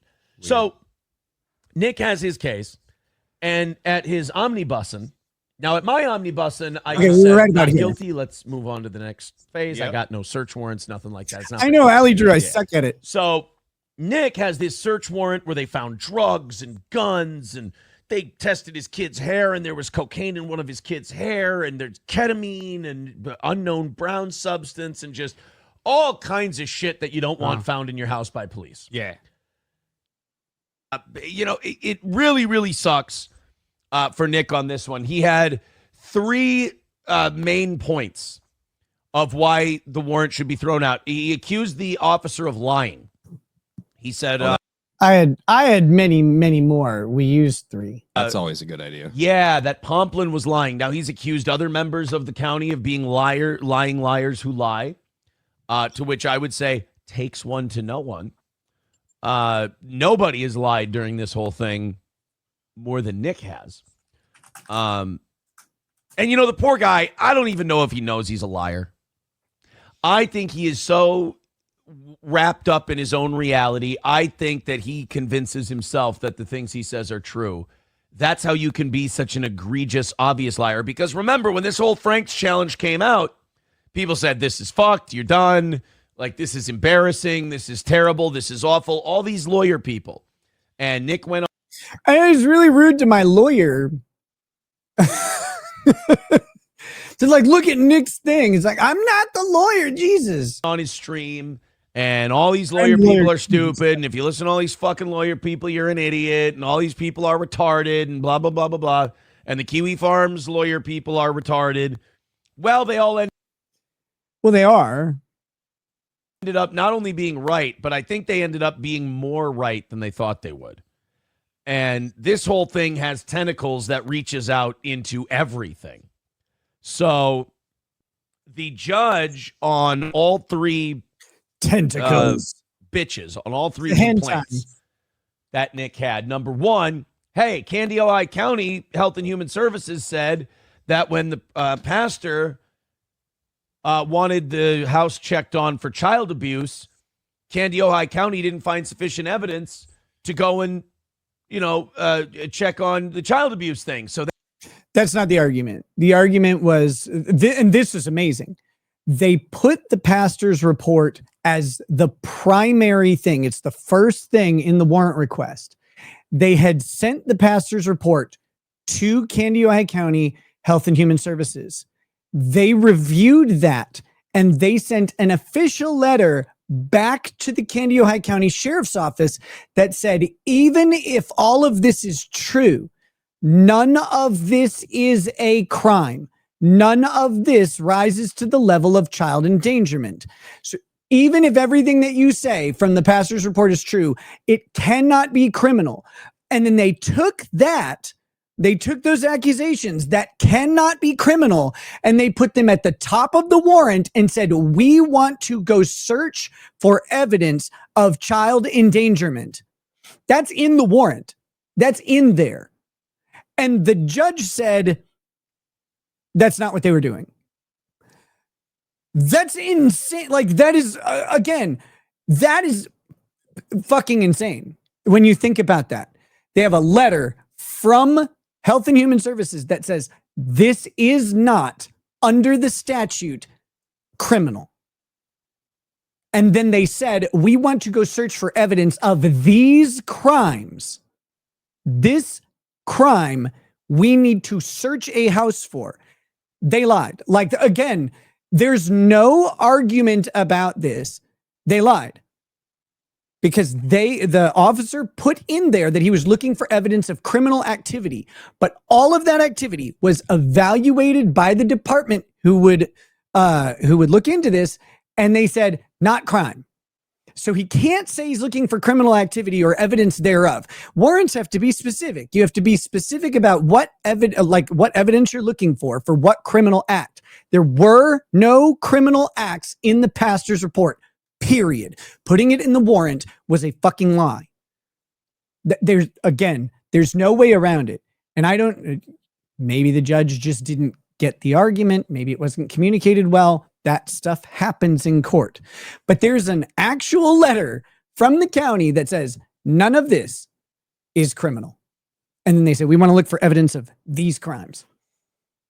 And the judge is like, that's not what they said. It's like, literally, it's right in there. We want to look for, it's actually before the drugs in the letter or in the warrant request. It is before the drugs that I believe it says, we're looking for evidence of child neglect and abuse and narcotics.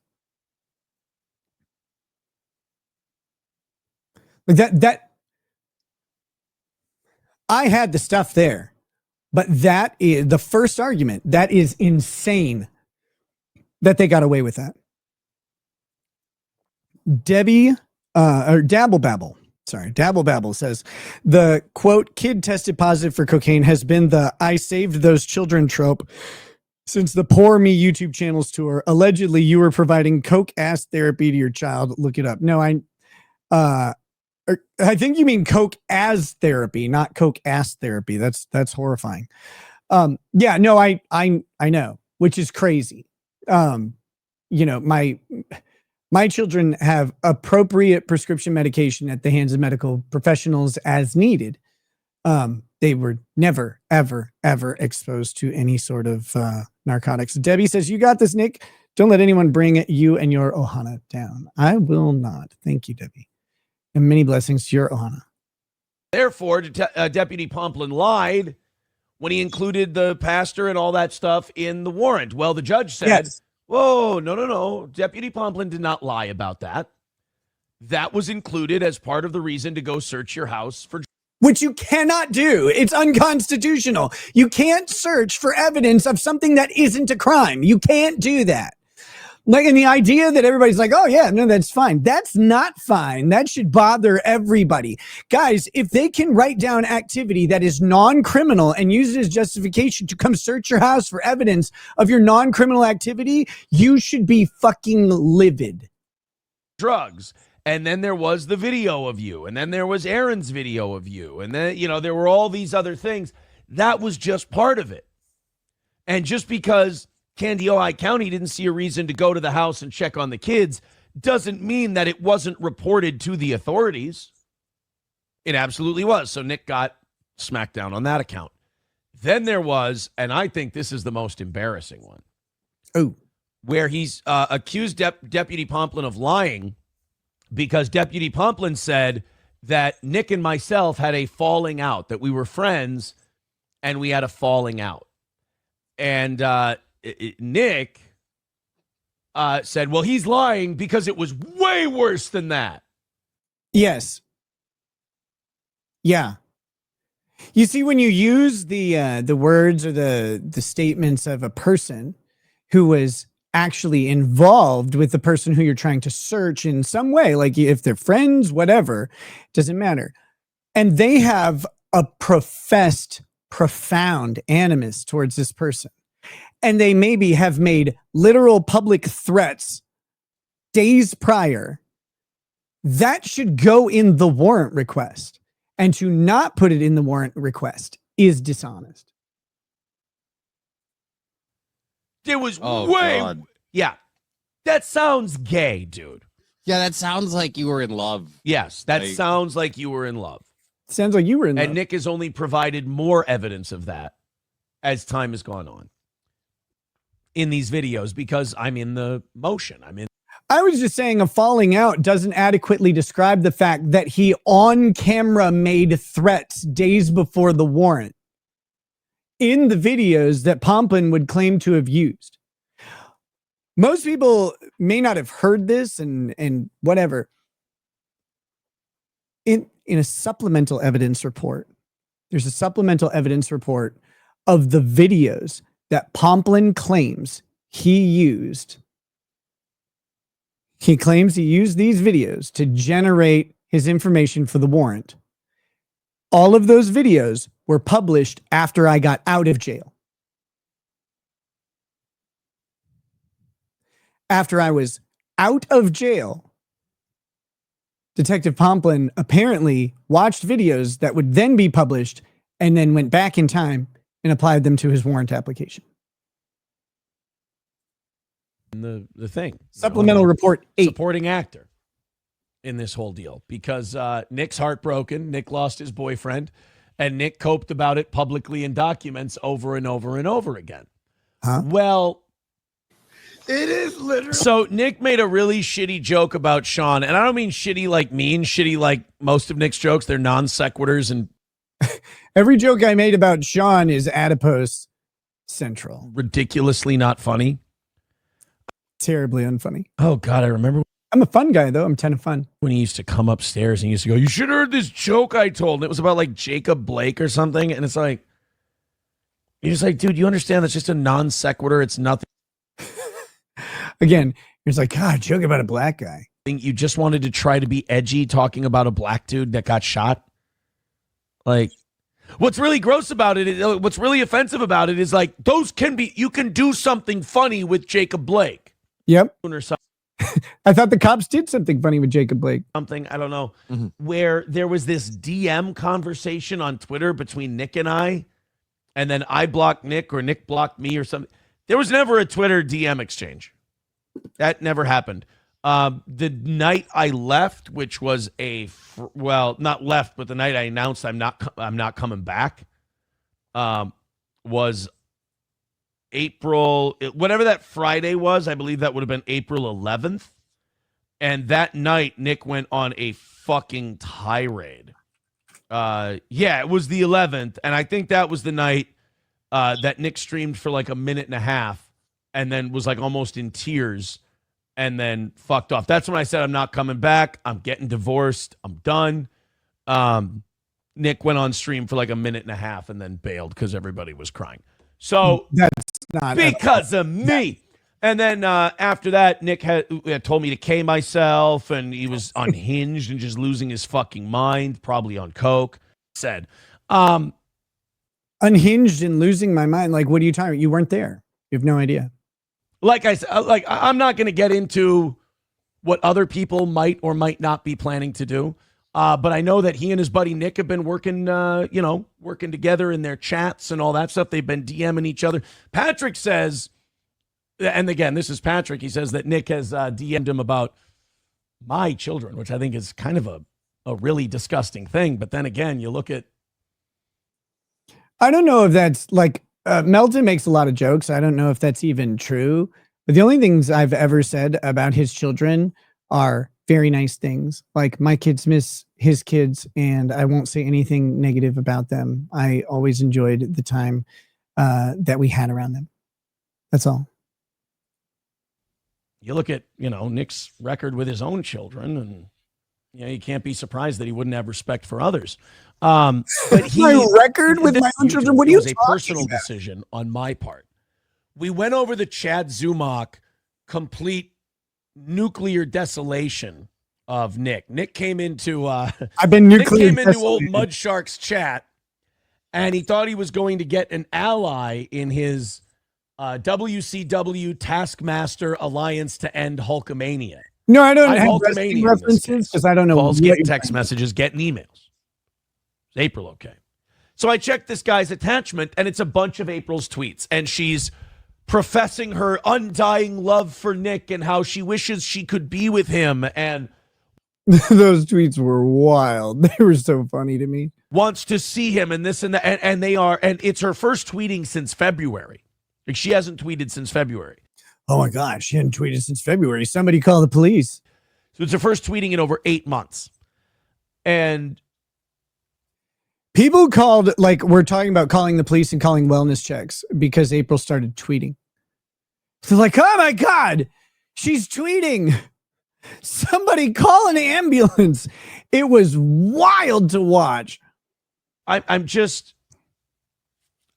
reading these and I'm like, oh shit. Oh shit. And at first when I saw them, I was, oh shit, in love. He has been divorced from this woman at this point for 4 months, I think. 3-4 months. Like, oh shit. Like I was like, whoa. At first I thought it was Nick tweeting for her. Like Nick, I thought, oh my, because Nick's been losing his mind now for a while. You remember last Monday he was in our chat and I'm losing it. Like I'm in the process of it going away, I guess. Like, I don't know how that works. I thought you just lost something or you didn't. Losing is a weird verb. Been losing his fucking shit for a while now. Like this is a man. I thought we all wanted to lose our shit. Like that's weird. You know, southbound train on a hellbound track kind of a thing. And so I'm thinking, uh-oh, Nick's tweeting for her. Because it was crazy. And it was written in Nick's voice. There were at least 2 people that Nick said he would pay for doing the Rittenhouse and the Depp trials. And he never did. They never saw a dime. I never said I would pay a single person for Rittenhouse or Depp, ever.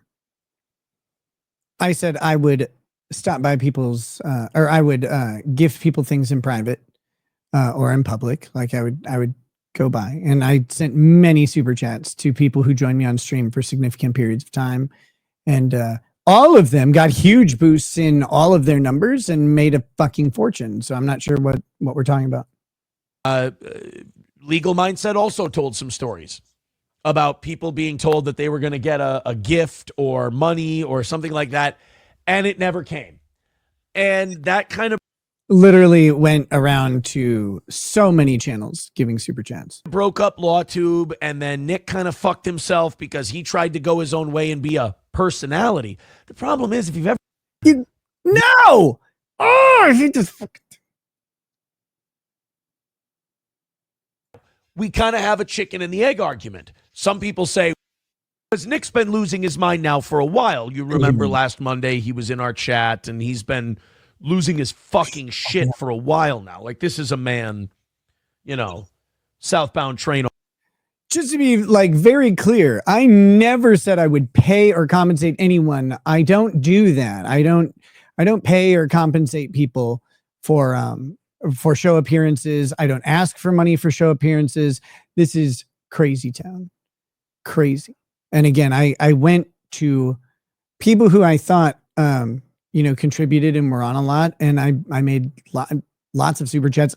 I super chat all of my friends with frequency on a hellbound track kind of a thing. And so I'm thinking, uh-oh, Nick's tweeting for her, because it was crazy. And it was written in Nick's voice. There were at least 2 people that Nick said. They were not written in my voice. They were written in April's voice. The thing that always pissed Aaron off is that April and I communicated very similarly. He would pay for doing the Rittenhouse and the Depp trials, and he never did. They never saw a dime. Legal Mindset also told some stories about people being told that they were going to get a gift or money or something like that, and it never came. And that kind of broke up LawTube, and then Nick kind of fucked himself because he tried to go his own way and be a personality. The problem is crazy because not doing LawTube made me a fucking fortune and got me more subscribers. LawTube is and always has been gay, and I want nothing to do with it. Liz, if you've ever watched any of his streams, and I'm sorry, but he's not very funny, and he doesn't have a good kind of out there personality. Yeah, he's just kind of a weirdo and a kind of a pencil neck geek in a way. He's not particularly. I mean, now he's interesting. This is the most interesting he's ever been. This is the most entertaining he's ever been, unfortunately for him. But he was such a good program director, as we call them in the radio business. You know, he had this idea. So this is the funniest thing ever to me, because if you know me at all, I am the worst program director. I am disorganized. I'm inconsistent on time and like adhering to schedules. I change my mind on everything. I don't plan stuff out. I speak off the cuff. I don't write things down. I don't generate ideas. I just do stuff. Like that's what I do. And I laugh and I try to have a good time. She's going to tell like, oh, he had this idea to do this. Like, no, I had an idea to bring my friends on to watch the Kyle Rittenhouse case, because sometimes trials are boring and it's fun to have another person on. Nate was in the chat. I invited him. The next day I invited Legal Mindset and Legal Bites. And then, you know, like people were like, hey, can I come on? Can I come on? Can I come on? I'm like, sure. And like this thing built up. And it's like, all I wanted to do was watch a trial, but I was a little bored for parts of the day. So I invited people on to talk about it and bring more expertise. And it worked out fantastically. It's like, yeah, he's a program director. Like, oh my God, I'm the worst at this stuff. I think it's his idea. I don't know. I never got into the LawTube stuff. But he had this idea that he'd put all these lawyers on a channel. They'd all watch this trial and they'd all give their takes and tell. This is not how that happened at all. He never knows what he's talking about. Some jokes and everything else. And it went gangbusters. Now, we kind of have a chicken and the egg argument. Some people say, well, Nick gave them exposure. Here's what I always say to that. Bullshit on the exposure thing. Yeah, all their channels were doing gangbusters before that. Nick didn't give them exposure. I have 50,000 people on a live stream. That's not exposure. It's them who did it. Wait, what? Same thing in comedy. Somebody tweeted. It's amazing. Like, and you can still go. I don't like the numbers comparison, but most of the people in quote unquote LawTube did not do well during the Karen Reed streams. Emily Baker is not in LawTube. Emily Baker is a fucking force of nature on her own. Like that's what she is. The people who were in LawTube did not have very powerful streams. New lawyers do. Melanie Little, great streams. Andrea Burkhart, AV to the Seventh. There were other people out there who had very large streams that were lawyers. And then there were a bunch of non-lawyers just fucking cleaning house. The Karen Reed trial was more about the true crime audience, I believe, than like the LawTube audience. I think the LawTube audience itself, I think whatever LawTube is, has fucked itself because no one wants to stream together. They all want to sit and make their own money on their own channel. They all think they're going to get a Johnny Depp moment, right? They all think they're going to get Kyle Rittenhouse and that they're going to make $100,000 or $200,000 or whatever on a trial, but they're not. And they don't understand why. They're like, no, it's just my turn. It's like, no. You're like, there were so many magical things that came to a confluence in those moments that made that happen. And a lot of it has to do with streamer personalities, and a lot of it has to do with just opportunity.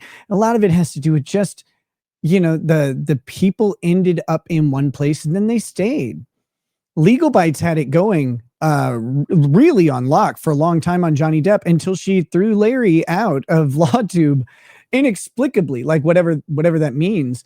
But she did that and people were like, whoa, like that's some bullshit. And then the next day my stream skyrocketed and hers plummeted.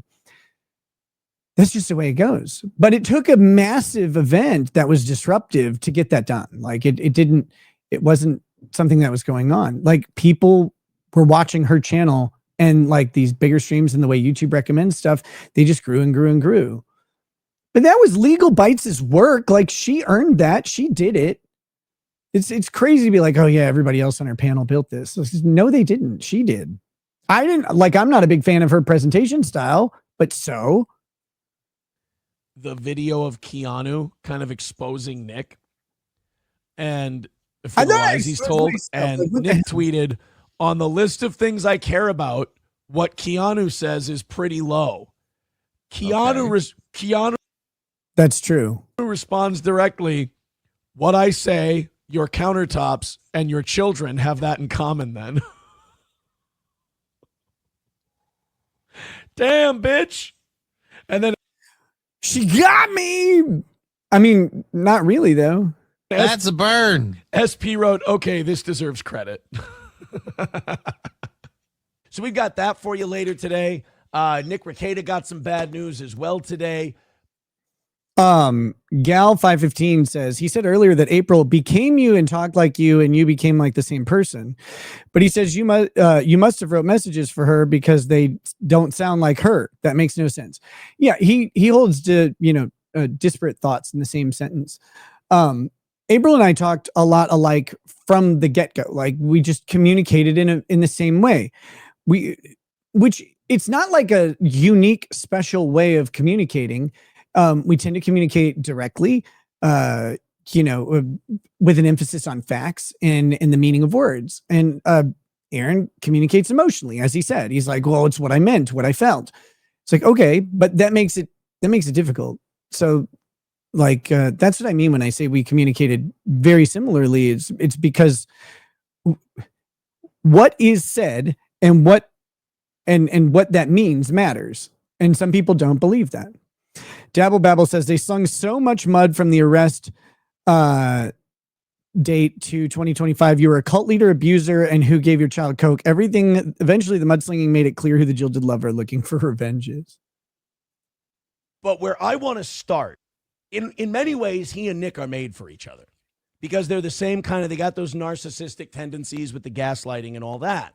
Not speaking just have directly to Nick, because that's going to fall on deaf ears. He creates his own world and then he lives in it. That's an amazing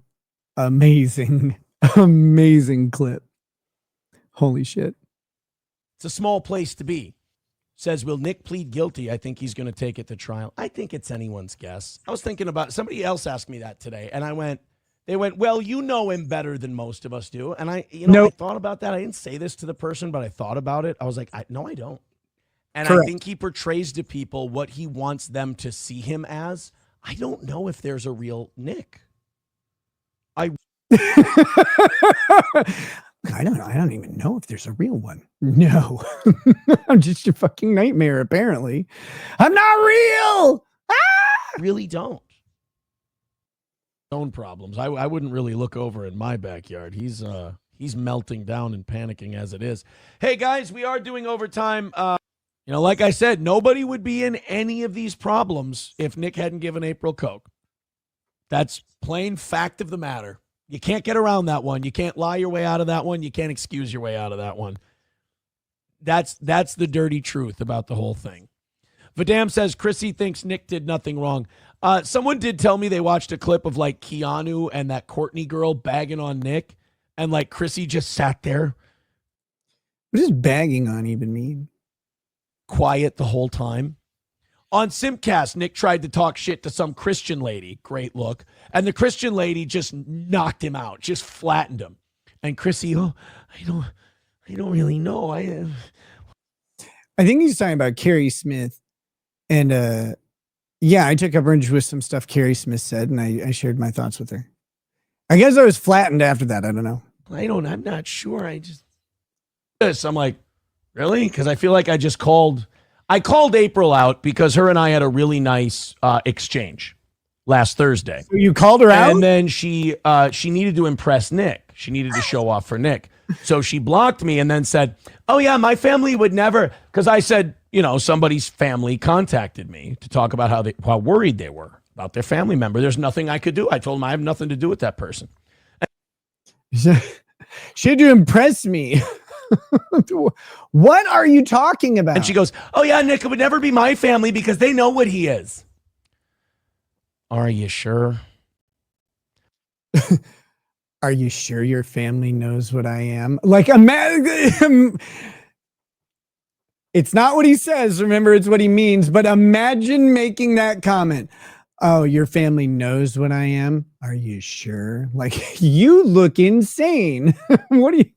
Are you sure? Because the conversations I've had are, the quote said to me directly was, I know who she is. I know who she's been for a long time, unfortunately. And I just hope this gets better. He leaves, says, good night, take care. Nick sucks. Well, don't say that because Nick's got an Aaron obsession as it is.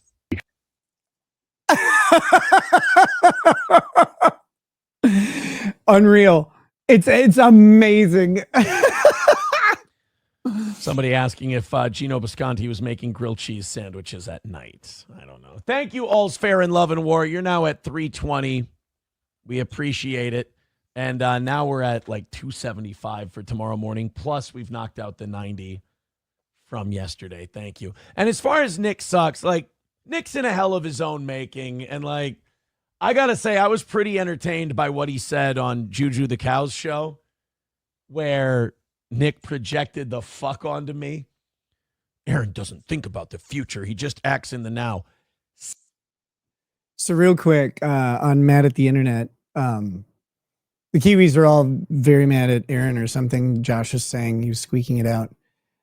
And Josh's comment was, Nick played 4D chess on Aaron, and I guess it worked. Nick doesn't think about the future. Says the guy who's done mountains of fucking blow and has made every decision like he doesn't think he's going to live another 5 minutes. Jesus Christ, it's embarrassing. And then Aaron's weak and he's intimidated by Nick. You used to sit there and watch me fight with grown men for 10 rounds at a time while you couldn't do a pull-up. Just stop. I'm not saying I'm the toughest guy. No, I watched you spar a couple people for a little while. And bro, I was on Coke and Molly. I could do literally unlimited pull-ups because your muscles just tear and you don't give a shit. Guy on the block, but the term light work doesn't cover it.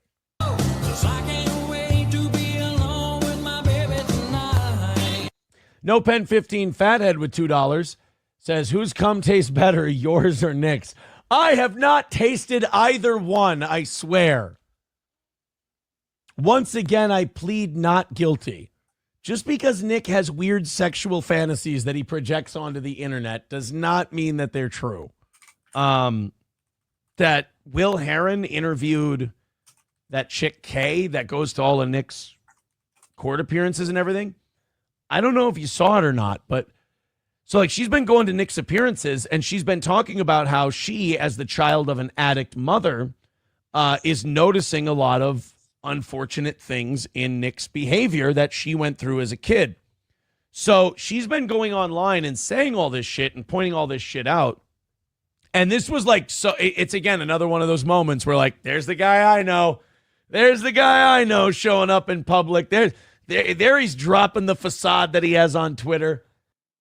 Oh, boy. All right, let's get into it. Let's get into this. New guy. New guy is such a steel toe hater that he cannot accept the truth. He goes, it'll be funny when Nick and April can talk about what really happened. They have already. It will be funny, won't it? This is where, so everything after this is new to me. This is where I'd stopped watching earlier. And they've been proven to either confirm what I've said or out and out provably lied. I mean, I don't know. To quote Patrick, new guy, Nick is not I apologize to Sean.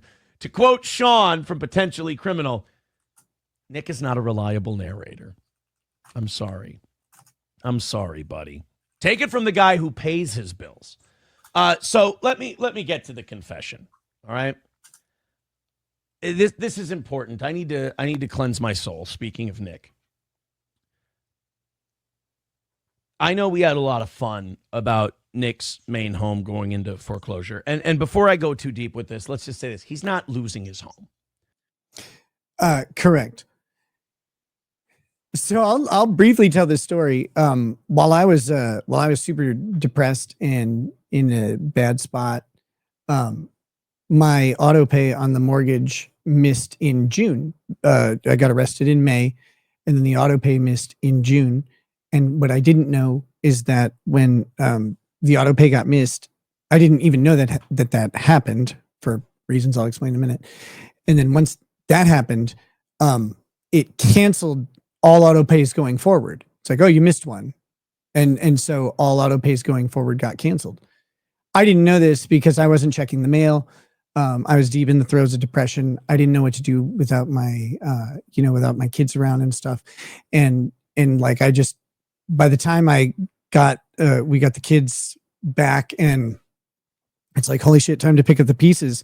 I looked at the mail And we had just stacks and stacks of mail at the post office. And I got the notice and I was like, oh my God, one of the mortgage payments got missed. And I open it up and I'm like, I'll just call them. I don't get this. So I call them up and they're like, yeah, you've missed some payments. I'm like, oh, some? Right? Like I'm dumbfounded by this because I'm thinking it's just, I'm thinking that auto pays had been happening this whole time. And she's like, yeah, your house is in foreclosure. Did you not get the notices? I was like, no, I didn't. I didn't get them. Like they may have been mailed to me. I don't know, but this is the first time hearing anything about this. Like, holy shit, how far is it? And I go, well, like you owe $20,000. And so then it was like, whoa, okay. So I could either come up with $20,000 or I could sell the house that I've been wanting to sell for several years and then just pay off the mortgage entirely. So that's what I ended up doing.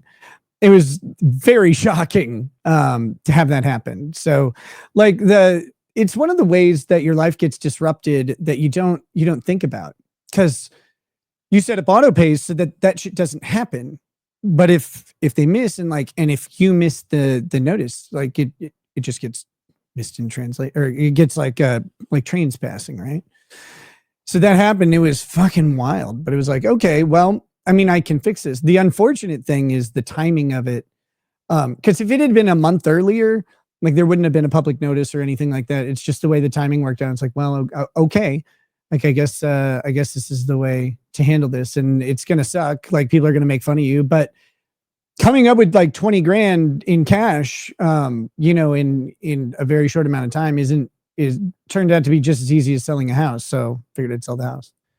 People are like, people are rooting for that. They're like, he's going to lose his home. Good. Fuck him. Not losing his home. He's selling the one. Yeah, he's going to take pretty much every dime he makes off of that house. He's going to have to take to catch up with this current house. And then remember, you still have. Yes. Keeping that house required the mortgage in the first place. Like that's all. That's what happened. So that's where the mortgage wasn't necessarily reflective of like where the owing happened. Like, I don't know how to describe this. It was a better move to take a $300,000 loan out of a $700,000 property than it was to take a $300,000 loan out of a $320,000 property, for example, right? Because loan to value is much lower. And so you get better interest rates. You don't have the same types of insurance requirements, stuff like that. So you take the mortgage out on the one property rather than the other because it's a better move. But the whole reason we kept that house is because right at the beginning of COVID, we had some friends who were evicted, and we were going to sell the house, and then they were evicted. They needed a place to stay. We thought they were going to stay for 6 months. They stayed for like 3 years. 3 or 4 years. And it was a great blessing to be able to to share that with them and give them a place to raise their family when things went south for them.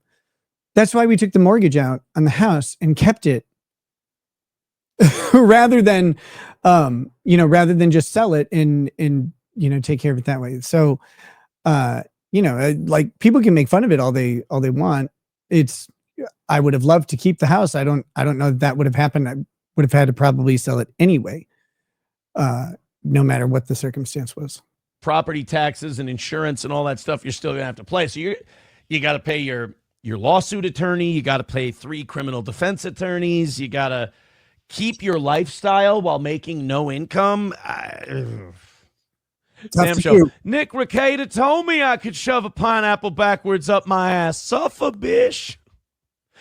Yeah, we can talk about that. April's charges getting dropped. Yeah, I guess Nick probably feels guilty that he got her hooked on coke and got her in all this trouble, although she made her own decisions. I don't feel guilty for decisions adults make. I didn't get anyone hooked on things. I offered someone something that was probably a mistake or whatever, but they made their choices, and that's okay. Like the people can make their own mistakes. It's fine. And as part of his plea deal, he's getting her charges dropped, which, you know, we know that Nick got, you know, pulled away by wild horses from his side piece. Well, I have no idea what the fuck he's talking about here. Like pulled away by wild horses from a side piece. Like I think he's mixed up 7 or 8 metaphors and doesn't get them. But yes, the idea of having the charges dropped is because it was literally me. It was literally my stuff in my safe that I bought, that I had. Like that's it. The reason that I pled guilty and asked for the, you know, dismissal of the other 2 people who had been charged is because it was mine. It was my responsibility. It was my bad decisions. So I stepped up and I took responsibility for my bad decisions, and I didn't try to pin it on someone else. And I didn't want anybody else to suffer for what I had suffer legally for what I had done. It was me. How the fuck how do people not understand what accountability and responsibility actually are? Like that's the name of the game. Like, this is your shit. This is your mistake. This is your mess up. So you say, fuck, I don't want to do it this way, but there's not really another way, is there? So is this a way for him to try to, you know, keep that option open? I don't know. But enough about Nick Rekieta. No, that's a cheap shot. That's a cheap shot. That's not nice.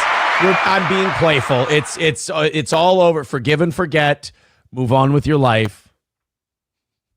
January 29th. Forgive and forget. Move on with your life. Oh, okay, cool. You gonna do that? Let me go. Just let me go. A broken heart heals over time, sweetie. And then there was that tragedy with her father. We drove her to the airport in the middle of the night. We did everything we could for her. And then when all the shit goes down because she can kiss up to Nick and maybe grab grift viewers off of it, she goes, I think Aaron may have corrupted all of them. And it's like, you know, fuck you. You know that's not true. Annoyed might be a better word. This is why you don't have any real world friends. Is because you just do shitty people. You just do people shitty like that. People who were nice to you, good to you, you know. Is he talking about Keanu right now? That's kind of funny. My life would be in a lot better place if I had never booked your ass. Oh, M's off his game then. Yeah. You guys, come on. Coyote NV said, Nick said you like to drink. Oh, my God. I was a teetotaler compared to that fucking guy. Has anybody noticed? Again, this is a person who went to Al-Anon and whatever, and then was preached about sobriety and all this stuff while like holding liquor in his hands. Like you gotta get that stuff out of your life. You can't just do that. You can't be an alcoholic. I watch this guy start drinking at 9 a.m. so many times. It's embarrassing. It's great. Well, that man's made a lot of claims. That man said a lot of shit. I mean, it's amazing. Like, especially when it comes to me, I'm telling you, that guy lies like he breathes. It's unbelievable. This is going to be in my Google. Lies like he breathes, strugglingly. Too many drugs. Search history now, which means Nick's going to see it. That was kind of funny. Is there a word out the day, multiple times a day, 7 days a week for just 4 or 5 months? And I mean, with Nick, it was multiple years, according to his admission. It was, 2 years of just regular, constant using of cocaine. Regular and constant are different words. Like they're different. Regular is more apt than constant. That was a better choice. It ages you fucking terribly. I mean, Kate Meany too. Kate Meany looked. Glad I'm not on I'm a ton of fun, but I am old. that stuff. Okay. See, Will, I'm just trying to. I think people are like, Nick looks old. Like I am. Oh my God. I'm ancient. What are you talking about? Whew.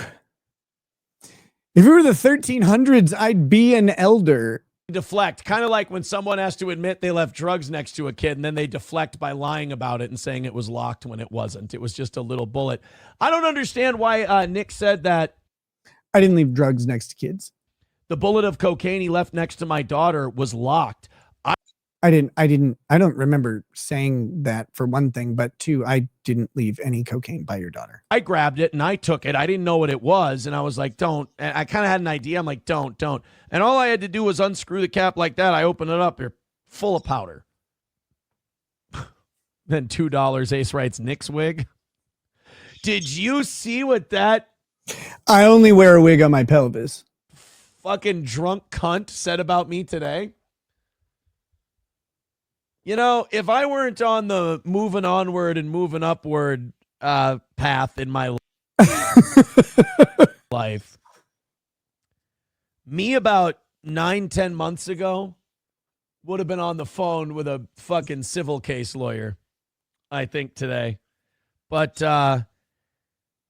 me now, it just, honestly, I looked at it and I felt pity. I felt sad. In fact, on Twitter today, I even tweeted out an AA quote, and I was like, just repeat this. Nick is apparently so embarrassed about the cocaine thing, as he should be. The fact that his daughter tested positive, the fact that, you know, he said, oh, we never. No, I'm not embarrassed about doing cocaine. It was a destructive decision or whatever. I'm not embarrassed about it. The daughter stuff just didn't happen. It was never around kids, and I had to call him out on that. I'm like, well, that's not true. Somebody sent chatted in today, and they said Nick can't stop talking about you again tonight. He's on someone else's stream, and he said, I used to make more in a month than Aaron makes in a year. First of all, used to. Second of all, spent it all. And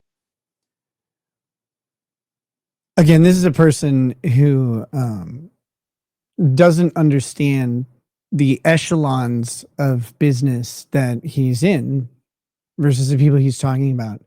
And the reason I brought that up is because he's talking about income. He's talking about like audiences and stuff. It's like, you have no idea. Like, you don't even know.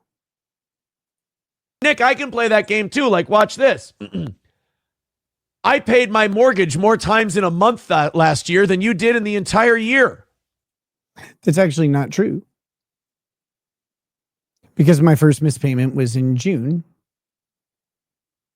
And so that means I paid 6 months, or well, I guess 5 months prior to that.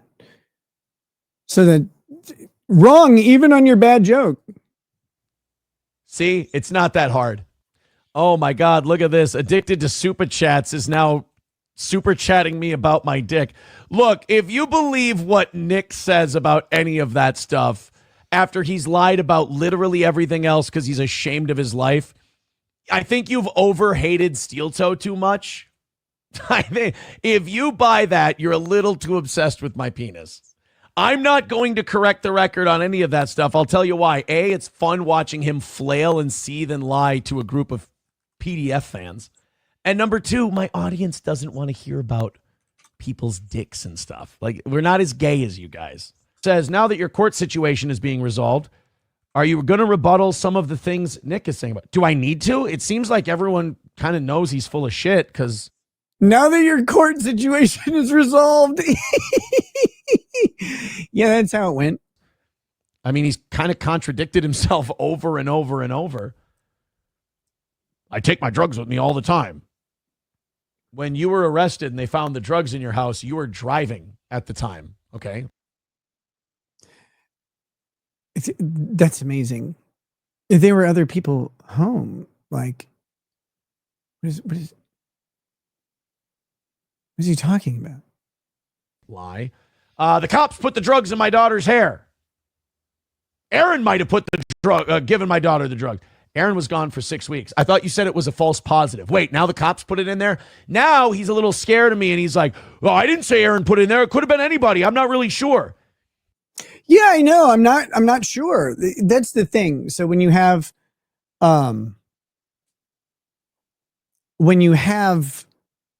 no idea what happened, or if it even happened, again, this could be a lab sample error or something like that. There could have been a sample swap. Don't know. Don't have the info. They never got discovery on it. None of that stuff. We never got to fight it, so we never got the info on it. Don't know what happened. So all you can do then is go, maybe this happened, maybe this happened, maybe this happened. You try and find the most plausible set of explanations. Because I know the one explanation that didn't happen. Like, I know what didn't happen. I know that she was not exposed by us to this substance, period. Like, I know that for a fact. I didn't know. I mean, imagine my surprise when I find out they tested positive. Wait a minute. We have court records that show that you knew she was going to test positive. The court records say, hey, by the way, if she tests positive, it had nothing to do with me. Like, don't go on and like get angry and get all worked up and fuck Aaron and this and that. Don't do. I would even say the same to Nick. Like, bro, you got to get off of drugs and alcohol or you're going to go to prison. Don't let 3/13/2025. I had been off of drugs and alcohol for quite a while. my life affect your life like it is. You're going to relapse and you're going to fucking go to jail, dude. You're going to go to, you got 5 fucking kids. Do I? Don't go to fucking prison. I didn't know that. Let me go. This shouldn't bother you. And then I didn't know this, but at that show we did, that Chrissy, it was supposed to be Chrissy, you know, the one where I met the beautiful and talented Nick Rekieta. First true thing he's said all night. The beautiful and talented Nick Rekieta. Riley was there, and he's like Dick Masterson's errand boy. Yes, Riley is notoriously Dick Masterson's errand boy. They didn't reach out afterwards. They just ran with the fucking story, didn't talk to me, didn't ask me anything. I'm going to say they're on the take. I think, Nick's family has money, and I'm going to say they're on the take because they gave my family bought Fox News. Nick a fucking Swedish massage in his news coverage, and his fucking child tested positive for cocaine. So I think there's some, to quote My Lost Interest, some tomfuckery going on there. Oh, shit. You do understand you're 2 men talking about each other's dicks. We're going to start calling you Rekieta boys pretty soon. By the way, I did see that Nick, oh, poor Nicky boy. He was a little confused. He threw some shade at me on Twitter today. He was a little confused about something I said. He thought that I said he himself paid off Fox 9 to do a shittier, like, dagger in the back fucking report on me. Nick, you're not paying off anybody. You're fucking broke, dude. Broke. You ran through all your money. You're on. How do you know? You're on family money now. You're on those scheduled payouts from the old trust. What are you talking about? I can believe that Opie's being a cunt about Anthony's return to radio. I have a jealous ex currently who can't stop. So I understand having a jealous. Is that Ashley or April? Like, which one is it? Ex. Nick is the Opie to my Anthony at this point. Oh, that's weird. I don't remember doing a radio show with you. I did the one show with you. But ripped this apart and said Nick's a fucking hack and he's fucking terrible months ago or a year ago when he played this clip. Melton's like, no, I didn't. No, I did. Like, he bites on that shit so easily. So someone literally posted the clip for him and then he didn't address it. But yeah. And did Melton say it was bad? I'm going to install handlebars in that hump and ride it around Las Vegas. By the way, closed circuit to Juju, closed circuit to Dick. I don't believe Nick. I don't think you actually said that. Like, I'm not of the mind that, like, oh yeah, Dick Masterson was a steel toe guy. He just said that to be nice to Nick, and Nick didn't pick up on it. So I just relayed what he said. He's like, oh yeah, I've seen that show. It's sometimes funny. Like, okay. I never counted Dick Masterson as one of the steel toe faithful. He wasn't one of the steel toe faithful. You asked me if I could put you in contact with him so you could like do a show, and I was like, sure. I don't think we're for him. I only know that because his show's just really not for me. You asked to be just honest. Because you're laughing like a hyena at it doesn't make it funny. It's this guy right here. Look, I think you can tell by him. What is it? Not raging out, crashing. You can tell by Nick's crashing out. Nick and I don't like. Oh, now he's using the same terminology as my children. Good job. Each other. I don't even blame him for my shitty decisions. I blame me. I blame him for his shitty decisions and the impact it had on, his life and whatnot.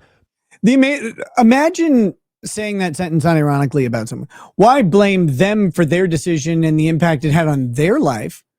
Why? Why do you, like that? That doesn't make sense. Why are you holding blame over what happened to someone else's life because of what someone else did? Like, that's not you. You don't need to blame anybody in that situation. No! God!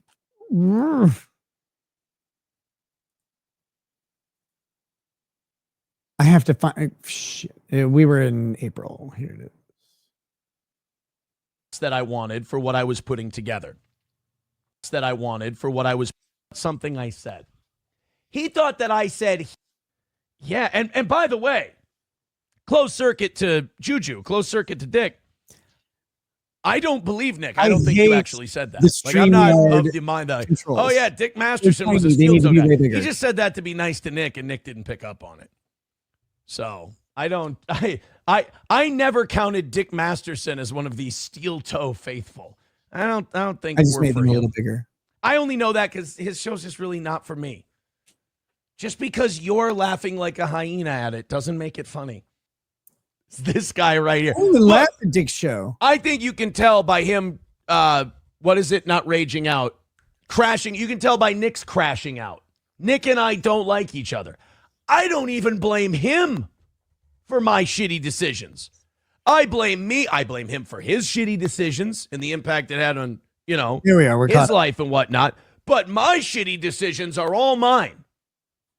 Then she posts on Kiwi Farms later that day as they're asking for clarification. Nick sent me a DM seething about an email I'd sent a couple of days earlier to Aaron for his attorney. He absolutely had access.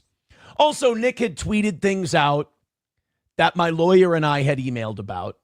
He had referenced things that me and other attorneys had been talking about. So he was definitely in there doing that.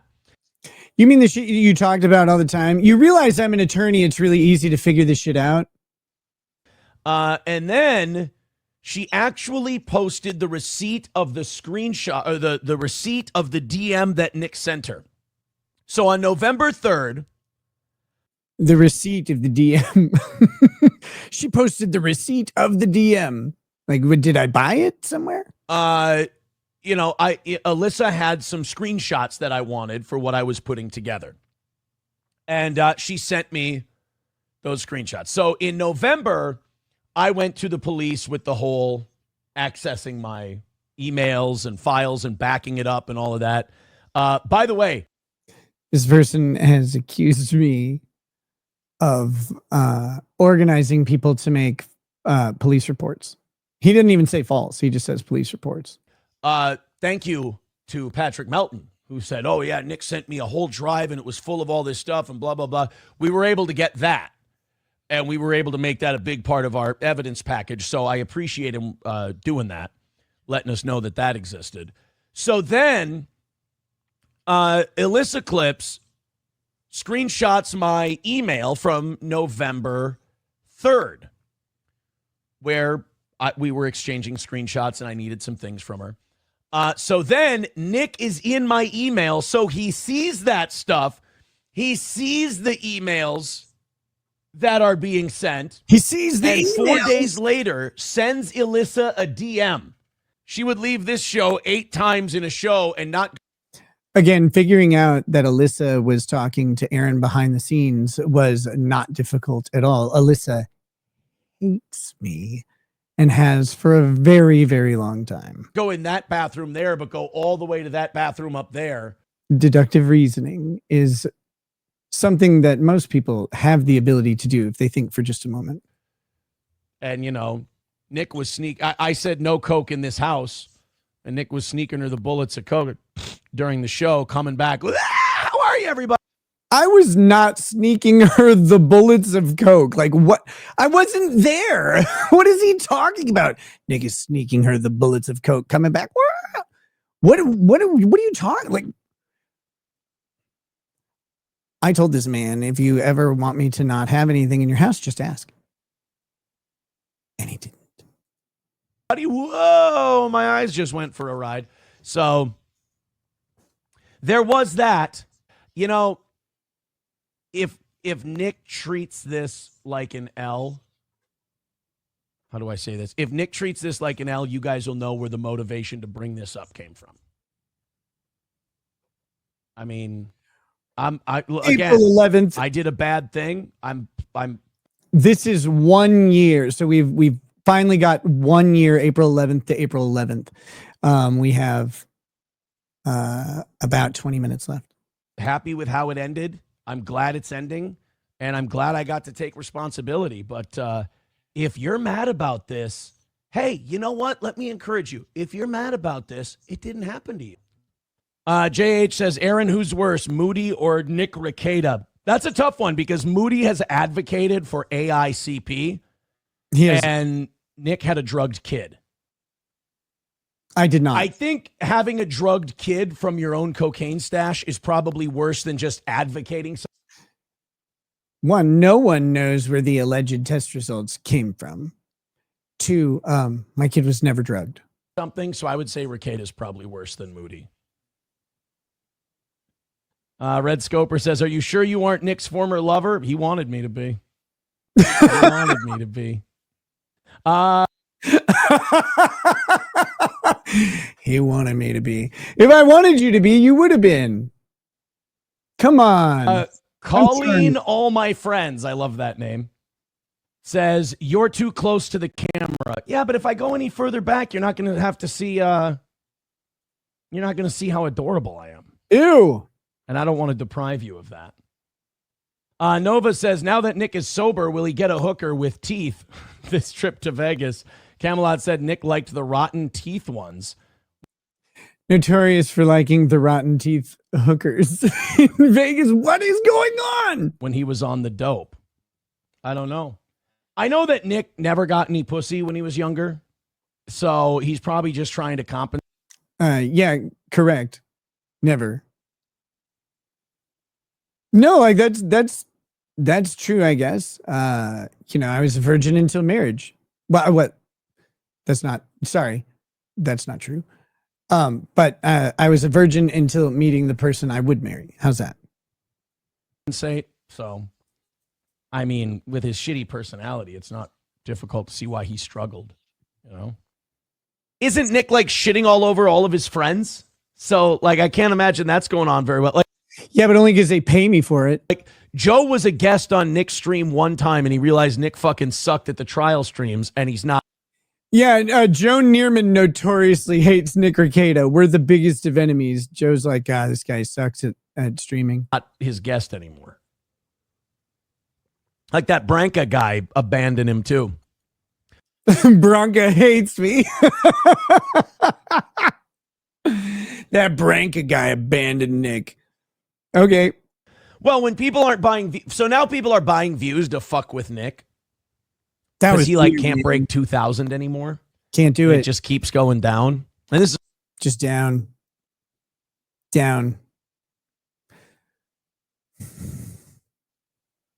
going to say it. It was like a super popular trial. And then today I saw Alyssa clips, and he was clearly, whether it was prescribed or whether it was not an illegal substance, he did seem like he was under the influence of some kind of stimulant. His voice was high. He was very jittery. He was scratching his arm again. I have a literal heat allergy. I don't know what to tell you. He's scratching his arm. I break out into hives when I get too warm. That's a real thing. I've had it for since I was 35 now, 8 years. It's very uncomfortable. He knows this, by the way. He knows specifically that this is true. So it's that's pretty funny. It was sad. So yes, it would be very humiliating to Nick if that was the case. The worst he ever did was he slept face first in mine for months, but I don't think he knew that. I don't think he was aware. But this is such a weird story. Because what the fuck? What do you do? People feel about Nick, they just see him as a cartoon character. The cum eating story is the funniest thing ever. to me. Like, I just laugh because it happened and it broke him completely. Here's the great thing about that story. It doesn't matter who out there believes it. Right? Like, I don't care if anybody in this audience or any audience believes that story, because I know that there's one person out there who knows it's true. I know that there's one person out there who knows it happened.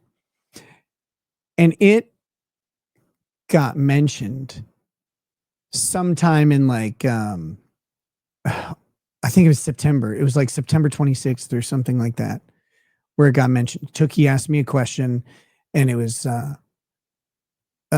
there was also a tweet about it. Might have been October. I don't remember the exact dates. I could go find them, but I don't really feel like going through old DMs.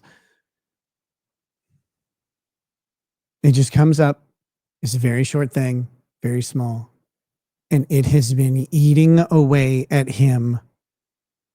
It has been eating away at him ever since it happened. And the best part, it's because he knows it's true. And it's like, there you go. There you go. Character for them to laugh at. So he shows all the texts, and they're like, and then they show me roasting them, and they applaud, and then they go, all right, good night, everybody. And then Nick goes up to sing karaoke, and the entire like venue clears out, and they have a picture of nobody there. Rain. Yeah, no, everybody was like, God, I don't want to do karaoke with Nick. That would be terrible. That's exactly what happened. That's a true story about Vegas. But the thing that Aaron isn't talking about here is he knows I will sing karaoke alone for hours. I'll sing karaoke alone for like in my house for 2, 4, 5 hours. Like, I love singing karaoke. It's what I like to do. So like the story is definitely 100% true. People hadn't moved into the booths that weren't in the picture. None of that had happened. They all got up. They're like, oh God, Nick is going to sing a song. We're going to get up and leave. All the people who bought tickets to go to Hackamania to see all this stuff, like they got up and they're like, I mean, why would they stick around? Right? Like, because if they stuck around, they would hear how bad I was and they would make fun of me or whatever. And like, no one wanted to. I think I'm getting mixed up on how this story is supposed to go. But that definitely happened. But I'm stupid. I would sit there and sing on the karaoke stage I'd be like, great. Now I don't have to wait through 12 people to sing again.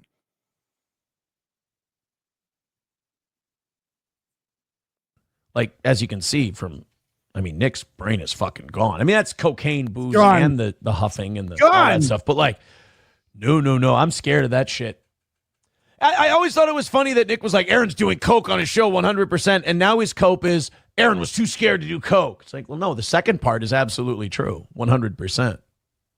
Doom says nitrous seems scary as fuck. Well, look what it's done to your boy Nick. And by the way, I'm not, stop. Before you even get mad, I'm just doing it because of where you're at. I'm just fucking with you. I'm saying your boy. My dad and I always do that to each other. It was like, your boy so-and-so. The lawyer that she worked for sent an email to someone saying, I saw Nick's videos. And I'm paraphrasing, he's full of shit. She never did that. She was great. He's talking about my former nanny who gave my daughter alcohol. And also some other crazy things and a bunch of stuff that we found out after she was gone. And I talked about them.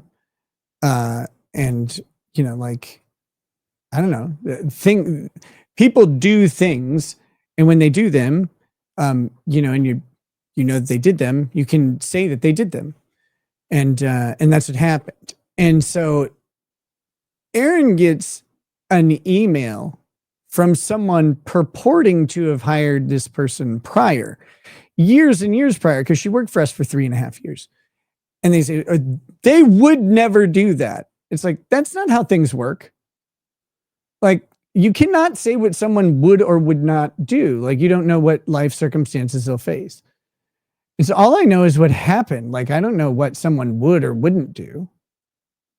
Nick didn't have the balls to say my name, so I quote tweeted it and commented for him. Nick said, to the person who's simping for my nanny, she thought you were gross. Blah, blah, blah. She thought we were all gross. You know why? Because we were fucking gross.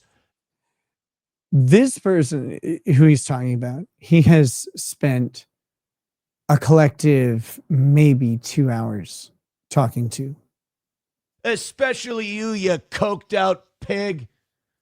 We were all gross. You're running out of real estate, Jack. You're running out of room. The coward's escape has been sealed. Do you think Nick's just, as that body cam footage is about to come out, do you think this sound is playing eternally in Nick's head? Nick ever mention a guy named Ron Toy? No, but that's a guy that I read about from time to time. Why? Why are you reading about Ron Toy? What are you? Time. I don't know anything about him. He's a piece of shit that went after Vic. Nick talked a lot of shit about Vic. I did not. He was like mean. Like Nick was almost like a bully when he would talk about Vic, call him gay and shit. Like Vic wears or wore, I don't know if he still does. He wore gay pants and gay shirts. It's hilarious. I talked to him about it. I made fun of him all the time, right to his face, because I thought it was, but he wore them because fans made them for him. And he was like, Vic is a consummate pleaser of fans. And so that's what he did. So yeah, I made fun of him. Who cares?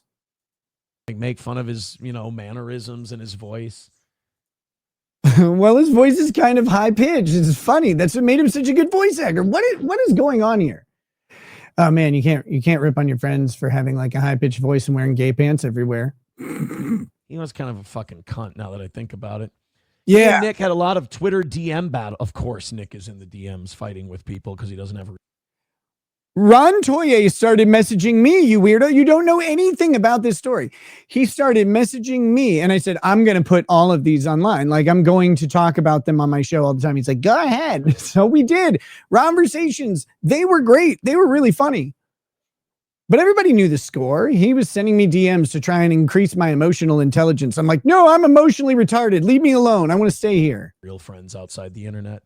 Nick would call him a cuck all the time. Turned out that Nick was projecting. Yeah. Yes, Beardo. He was indeed projecting. Nick is, I think, still in full-on meltdown mode. I'm melting down. He's doubling up on his lies about the nanny. I think he's getting frustrated because nobody believes him. I don't care if people believe me about the nanny. I said what happened, and then that's it. I don't talk about it. Like I didn't do any like crazy stuff about it. It just like I said it. It was I don't remember if it was a response to a question or if it was just on the subject. It was interesting at the time, and then it stopped being interesting. That's all. Because fucking why should they? Yep. And as Keanu and Gino are hosting the show for me, they start talking about the Nick stuff. And they start talking about some of the things they know. And some of the things they know trigger the shit out of Nick Rekieta. One of them being that April declared Aaron never abused me. Now, April also said this on Twitter. The reason we know Nick... This is not true. Like, this is a thing that Keanu just... Yeah, April said Aaron totally didn't abuse her. That's not true. And by the way, fucking sue me if this isn't true. Nick was tweeting from April's account because... Okay, like I guess I have permission. I have permission to sue you now because it's not true. You'll remember the next day after Nick tweeted all these really disgusting things about his family, about April and Nick and all these things. It seemed like a drug-addled rant. I have no idea what he's talking about. The next day, April said, that wasn't me tweeting. It wasn't this version of me tweeting. It was somebody else. And then she also did the I was hacked thing, and I've been talking to Twitter communications and everything. I 100% Nick told her to say that. It sounds like a... No. I would never tell anybody to say that. I think that would be insane unless it happened. Man, I wasn't in the same place as her at the time. So I don't know. Like this is such a weird room. Like, oh, that was totally Nick. That's not how I talk. 2, I wouldn't tell people that at all. Like there was no way I'd be like, oh yeah, you know what you got to do? You got to say you were hacked. Although there is someone out there who's like, I was hacked. Stupid fucking retarded cope that Nick would come up with. I'm hacked. Yeah. And also, I know firsthand that Nick Stupid retarded cope that he would come up with. I'm hacked. was writing her texts because when he was scared, he was nervous that he needed April and I to dislike each other. Everyone else at the home has chlamydia and gonorrhea. So weird. What does it matter? Deutsch Chad says Nick's got the Lol Cow of the Year award won again. See, I don't. You can't take it from me. You can't. No one can get that. I'm going to win it for the rest of my life. I own that fucking website. They have no chance. Your stupid Lol Cow of the Year award, send it to me every year because it's mine, bitches. I don't know, man. iDubbbz is doing pretty well. iDubbbz is doing a good job. Not even close. Brian says it was hilarious watching Nick melt down on stream. Well, like I said. Am I the witch from Wizard of Oz? Like, what is this melting down thing? I know that Nick. I know a far worse Nick. That's him. If he can't control people, if he can't control the situation. Oh, this is probably when I screamed at Keanu for being a dumb bitch. The Smoking Lesbo says, towards the video fund, keep on keeping on, Nick. Anyone at any point in life can make mistakes. No one leaves this world perfect. Thanks for the stream. Thank you very much, Smoking Lesbo. How do you feel about being called an elbow? Just curious. Like, do you find that offensive, or are you okay with that? I'm just like, I've never asked a professional trench diver if they're okay with being called an elbow. That's who he turns into. Why do you think his only friend is a pedophile and a weak-willed beaver-looking motherfucker, Bucky Beaver? Who's a weak-willed beaver? Is he talking about Moody? That's weird. Like Carl and some creepy, weird, has to have some kind of a shady past New Zealand Pajit. Why do you think these are? Wait a minute. So it wasn't the New Zealand Pajit? Pajit? Isn't he Iraqi? Like, isn't he his heritage or whatever? He's talking about. He's not a Pajit. Do you even know what that is? Fucking weirdo. His only friends because they won't challenge him. They won't dare. They need some kind of content, and their content is we hate Aaron.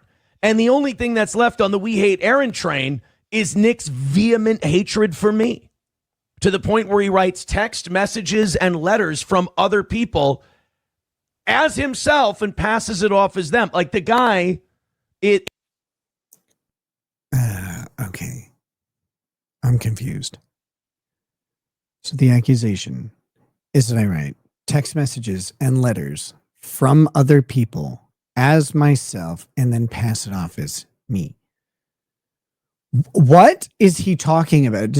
I have no idea what this is. This is out there. What the fuck? He even said in a clip recently he wants me to die. Now, why would you say something like I don't think I said I want him to die. I think someone said, "Are you done?" or whatever, and I said, "No, he's not dead yet." I think that's what I said. I don't know if I said I want him to die. I might have. I don't remember saying that though. like that? How dare you? To someone who was your friend. You want me to die. That Nick, I don't want you to die. You've said you want me to die countless times. Because I believe that life is far more of a hell for you right now than the sweet release of death. It's the classic Keanu problem. Look, I've got all these text messages. You don't need to die. You're wearing that shirt. I don't want to release them. Just stop lying. Right, exactly. And it all ends. Is it? Okay. No, never mind. We're not going to do that. I'm not going to do this. Bad that there's part of me that wants Nick to keep lying. I just love the fact that I really love the what is it, the Sophie's Choice. This person is asking the court to intervene again, asking the court to intervene because he is allegedly terrified of me. That Nick is kind of sitting in now. Right. Like, well, I don't want this to happen, but I can't help myself. Don't lie. Fuck. Well, you're telling me I can't lie anymore? Wait, well, one of these things has to happen, you dumb bitch. no drugs, no alcohol, and no lying? That's not no lying is not actually a term of probation. I don't know if you know that. Like that has nothing to do with anything. What am I supposed to do? There was this guy named God, I think his name's Shmuley Buckman. That's a real guy. And he does a show, and he was apparently at Hackamania, and he was talking about Nick. Nice guy. Nick. And he goes, Nick ain't doing so well with this sobriety thing. Now, first of all, Nick isn't sober. He's doing whippets. That doesn't count as being sober. I'm not doing that well with the sobriety thing. Oh, okay. Keep telling me about it. So, this Shmuley Buckman guy, Shmuley Buckman says, oh, yeah, Nick was sweating profusely in the bar, and he was tapping his leg, and he was not. Yes, I have ADHD and a heat allergy, and it was warm, and I'm wearing a full suit all day, standing up the entire time. Yes.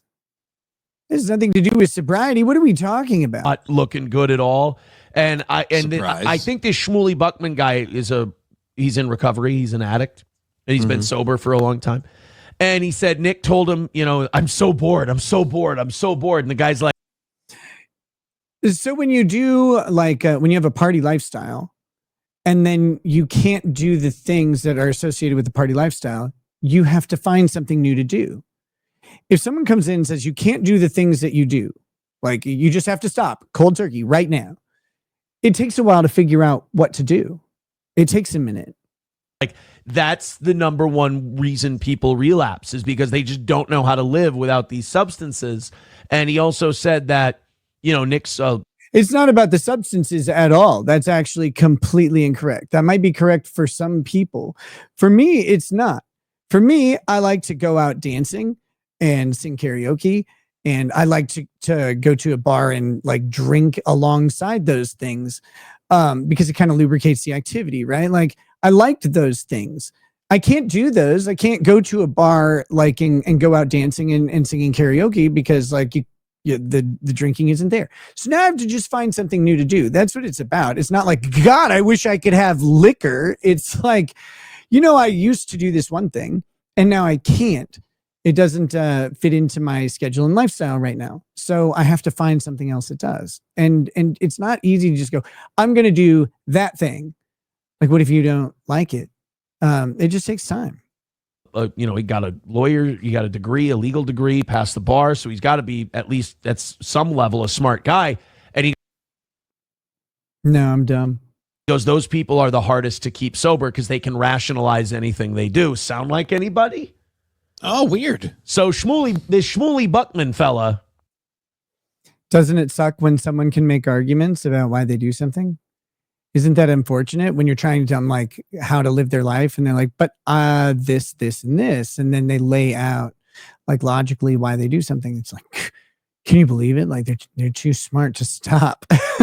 Please insult me again. I guess he knows his stuff and he says, yeah, it was not a good. Every time people recant stories about Nick and Hackamania, it's just always what a bad look it was.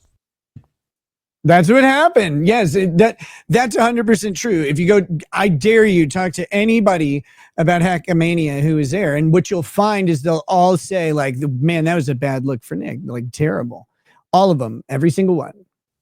We've set it all up. These are the notes from TM2 as they watched the arrest body cam footage. It's important to note the pictures Nick showed were not pictures from the body cam footage. No, they were pictures from a cop during the raid with the EXIF data being literally the 23rd right? The day of the arrest at 9:24 a.m. through about 9:36 a.m. It was a cop with an iPhone 12 or iPhone 13. I can't remember exactly which one. It's on the EXIF data. And he goes around and he takes pictures, and they are the pictures from the raid. There is no way about it. They're not from the body cam. They were taken by an iPhone. They're much more clear than the body cam is. So I have not shown any pictures from the body cam because I won't. I'm not going to release it. People don't get to see it. That being said, every one of those pictures is from the it's from the raid. They're like, oh no, that's from some other time that CPS came back to check on it. No, there was no other time that CPS came back to check on it. And the person in the mirror taking the picture is a cop, not CPS. So it's just nonsense. It is a huge cope from the people who are like, nope, couldn't be. It had to be worse than it was. And my house in those pictures is not clean. Like it is not in spick span shape or anything like that.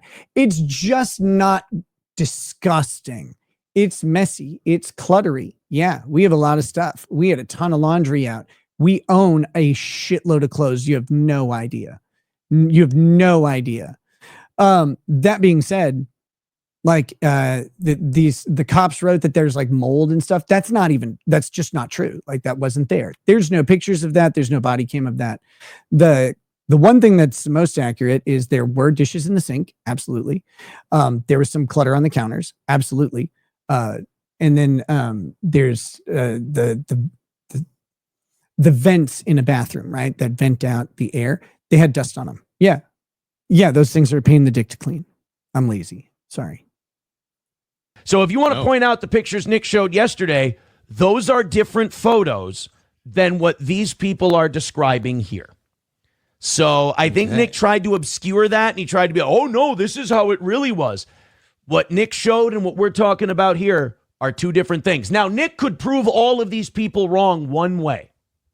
By showing the metadata, time, date? No. Fuck that. Well, I mean, yeah, but fuck that. Show the body cam footage. Oh, yeah.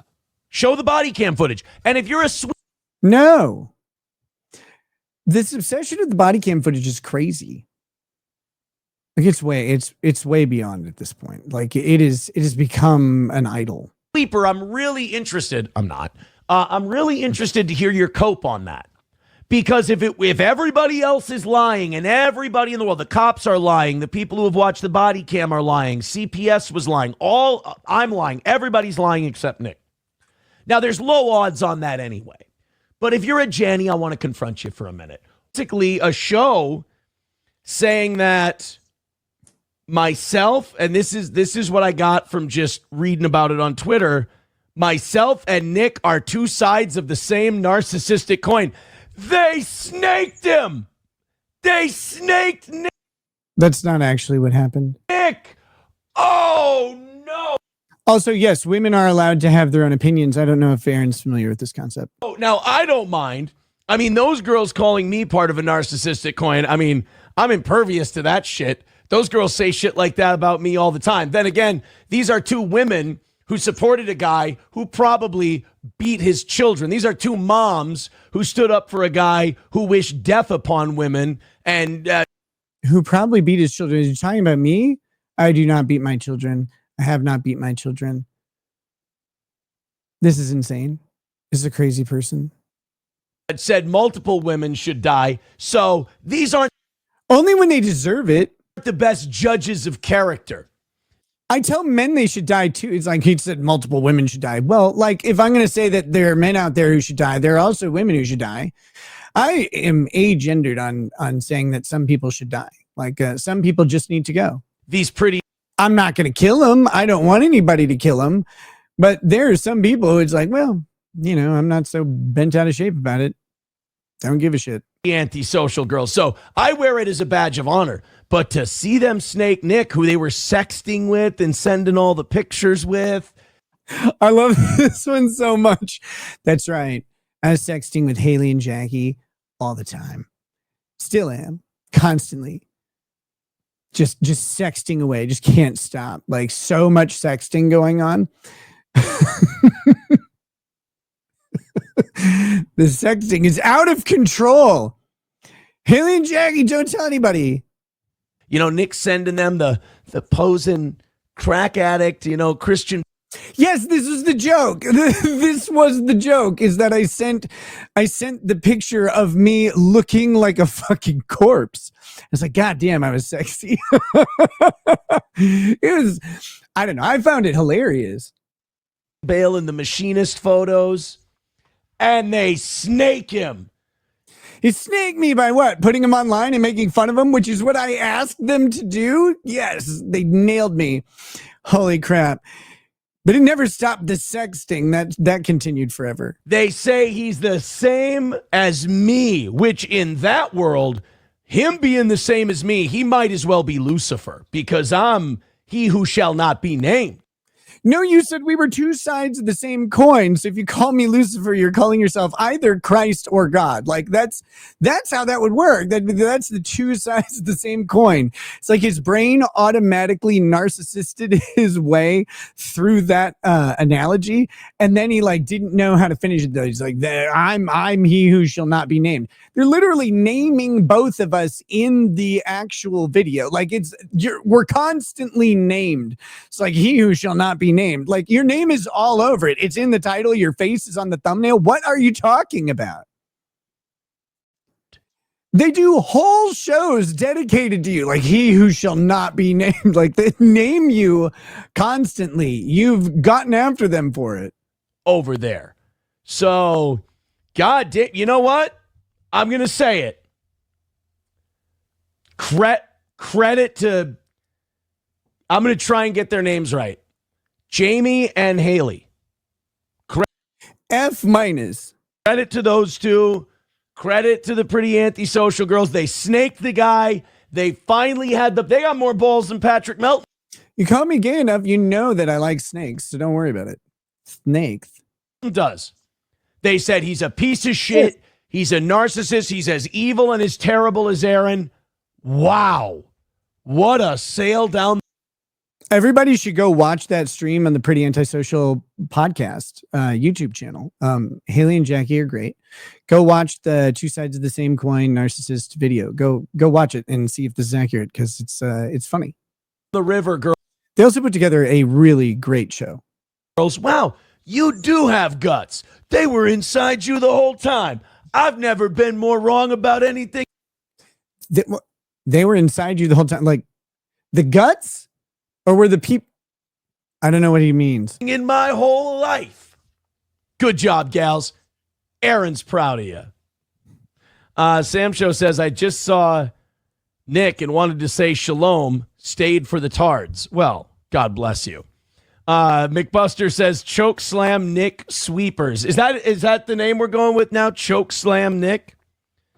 Table is the kid. Yes, the random chatter who said that. That's the name we're going with now. That's how that works. Kid said, Daddy, I miss Aaron. I wish he was my real daddy. And Nick just, boom, goozle, up, down. That's a real problem, because a lot of people are going, Nick. Did he just insist? Okay, I'm sorry. I missed. I think, did he suggest that a kid of mine came up to me and said, I miss Aaron and wish he was my real daddy, and I grabbed them and chokeslammed them? Is that what just happened? Like, is that what happened there?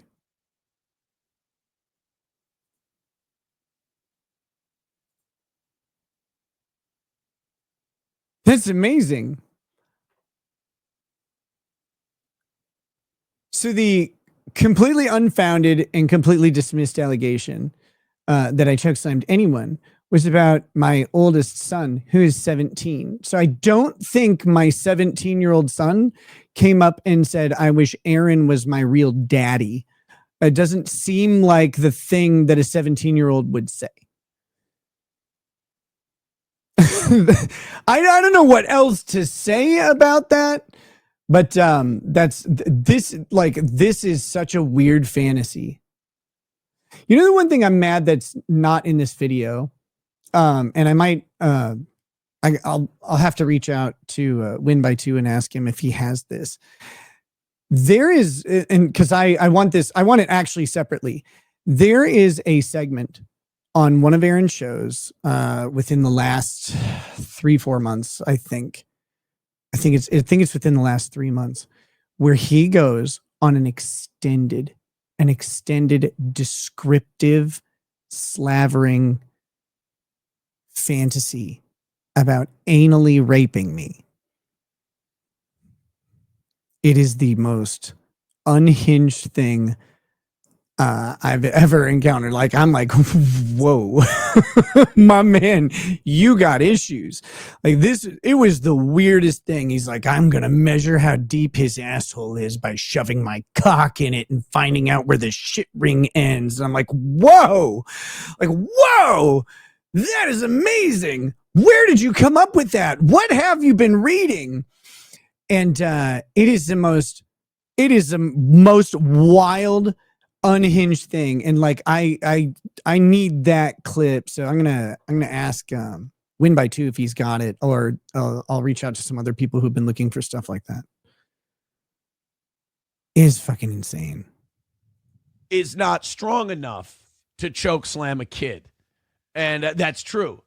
But he was filled with such retard strength because his son told him that he wishes Aaron was still here and was his real daddy, because he actually fed him something more than illicit substances. So the accusation is that by the internet is that I fed my daughter an illicit substance. And the other accusation is that you made SpaghettiOs one time for my daughter, which is also the one who tested positive. Like, you're the one who made those SpaghettiOs.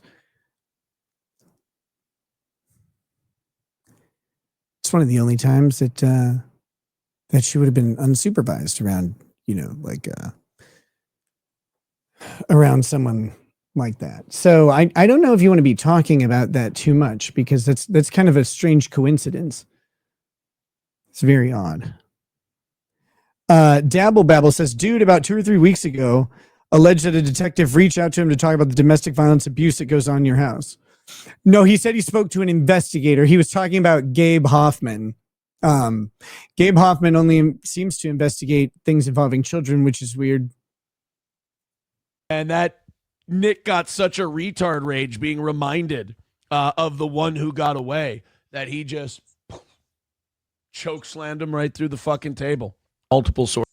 Again, so the allegation is that in a public place, the chiropractic office, in the lobby of the chiropractic office, where the lobby is right next to where all the people are there. It's an open floor plan. It's not like a closed door place, and everybody could see that I choke slammed my child through a table, and no one knows about this. I wasn't arrested. No one seemed to mind. They were all fine with it. Sources. If that was a family member that saw that, and like the whole family knows about that, and Nick didn't have his fucking legs broken after that, I'm disappointed in that family. Or maybe it didn't happen. Like, maybe that's what, maybe the reality is that it's complete bullshit. Like, it's nonsensical. And it's like, oh my God, if nobody did anything. Yeah, isn't that weird? And Aaron has tons of these stories, and like, he always ends it with like, man, if that happened and no one did anything, that'd be insane. And it's like, well, yeah, like, doesn't that tell you that maybe, just maybe, like, it's not true? If you've like, I know if it. Now she has Nick blocked, and I think they both have blocked each other on Twitter. And she put up a tweet about cabins and Father's Day and shit like that, right? Mm-hmm. The pretty antisocial girls find it and send it to Nick so that he can then harass her, which he does. I didn't harass her. I made fun of her for having an obsession with following my family, and literally following my family around, and having a Father's Day tweet about how she's having a good time, and out of nowhere talking about me. Like, what are you doing? You're a fucking weirdo. This chick needs help. It's just fucking in queue. JH with a good point. He goes, Nick should go with that cope for the positive test. The nanny was giving my kids Celsius. I didn't know. But she didn't do that. What she did was paid my daughter and her friend who was staying over the night money to drink 2 Monster Energy drinks in a row. These children are, I think at the time, 11 years old. Like, what the fuck is she doing? She's like, she thought it'd be funny. I don't think that that's illegal, but it is a completely inappropriate thing to do for a child that age. That's what it was.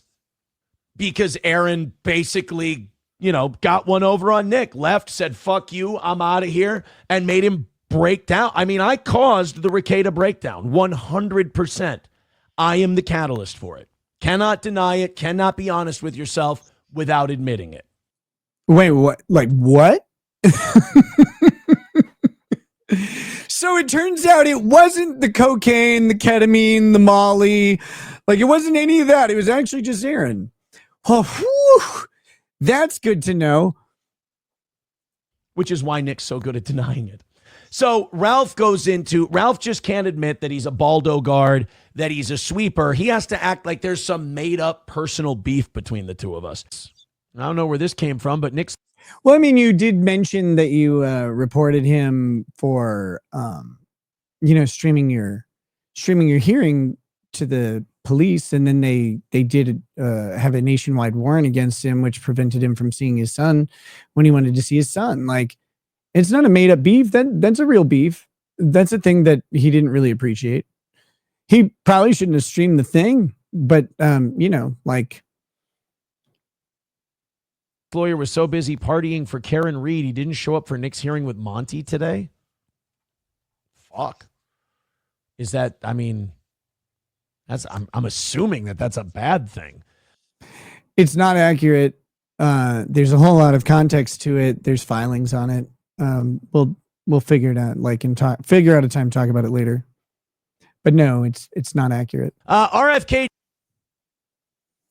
There we go. I think that's the whole video. Whoa, that took forever. But I mean, obviously, so all I asked for was one mention per day where I'm mentioned. And it was 2 hours. Again, the estimate of how many times I'm actually mentioned is over 40,000 times. Between April 11th of 2024 and yesterday. 40,000 times. And apparently the restraining order needs to be placed against me. Well, guys, I have to go to the bathroom so bad. So we're going to wrap up and end the show. Video's over. I hope you enjoyed this. Thanks. It was a lot of fun for me. It was kind of weird, but I hope you guys have a good day. Like, I'm going to pop. I'll catch you soon. Peace. Peace. Play the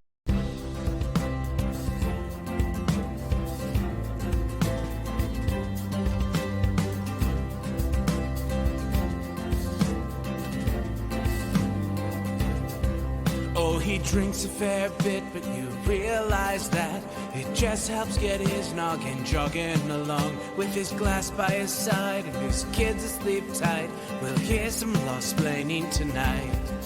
With his microphone muted, we'll laugh at this boomer until he explains it's all part of the plan. Watch his face become redder as he becomes madder, raging at idiots from Twitterland. From the white shores of Maine to the hills of Glenlivet, there's no one who explains the law better than Nick. So pour out a glass for the ones who have passed, to make the law what we have now. Oh, his lady is fair, and she handles herself with the grace of one who has borne many children. As the wife of a lawman, she makes sure that he has the time and the place to provide for them there. So pour out an ardbeg, a bow, more of that frog. The spirits flow as the ones who get unemployed. So pour out a glass for the deposed on Twitter, as we hear lost blaming tonight. From From the white shores of Nan to the hills of Glenlivet, there's no one who explains the wrong better than Nick. So pour out a glass for the ones who have passed to make the law what we have now. Oh, the guests are all plentiful, from Dundee to Drexel. They bring their perspective and spice to the mix. But the reason we're here and the one that we cheer is the one who is showcasing us his career.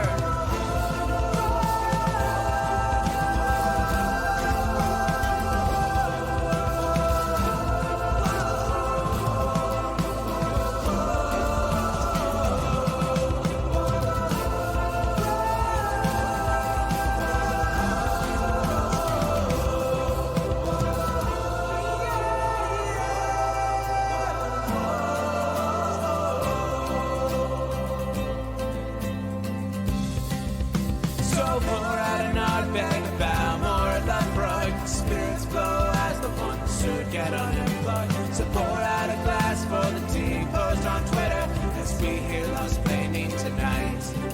From the white shores of Nan to the hills of Glenlivet, there's no one who explains the wrong better than Nick. So pour out a glass for the ones who have passed to make the law what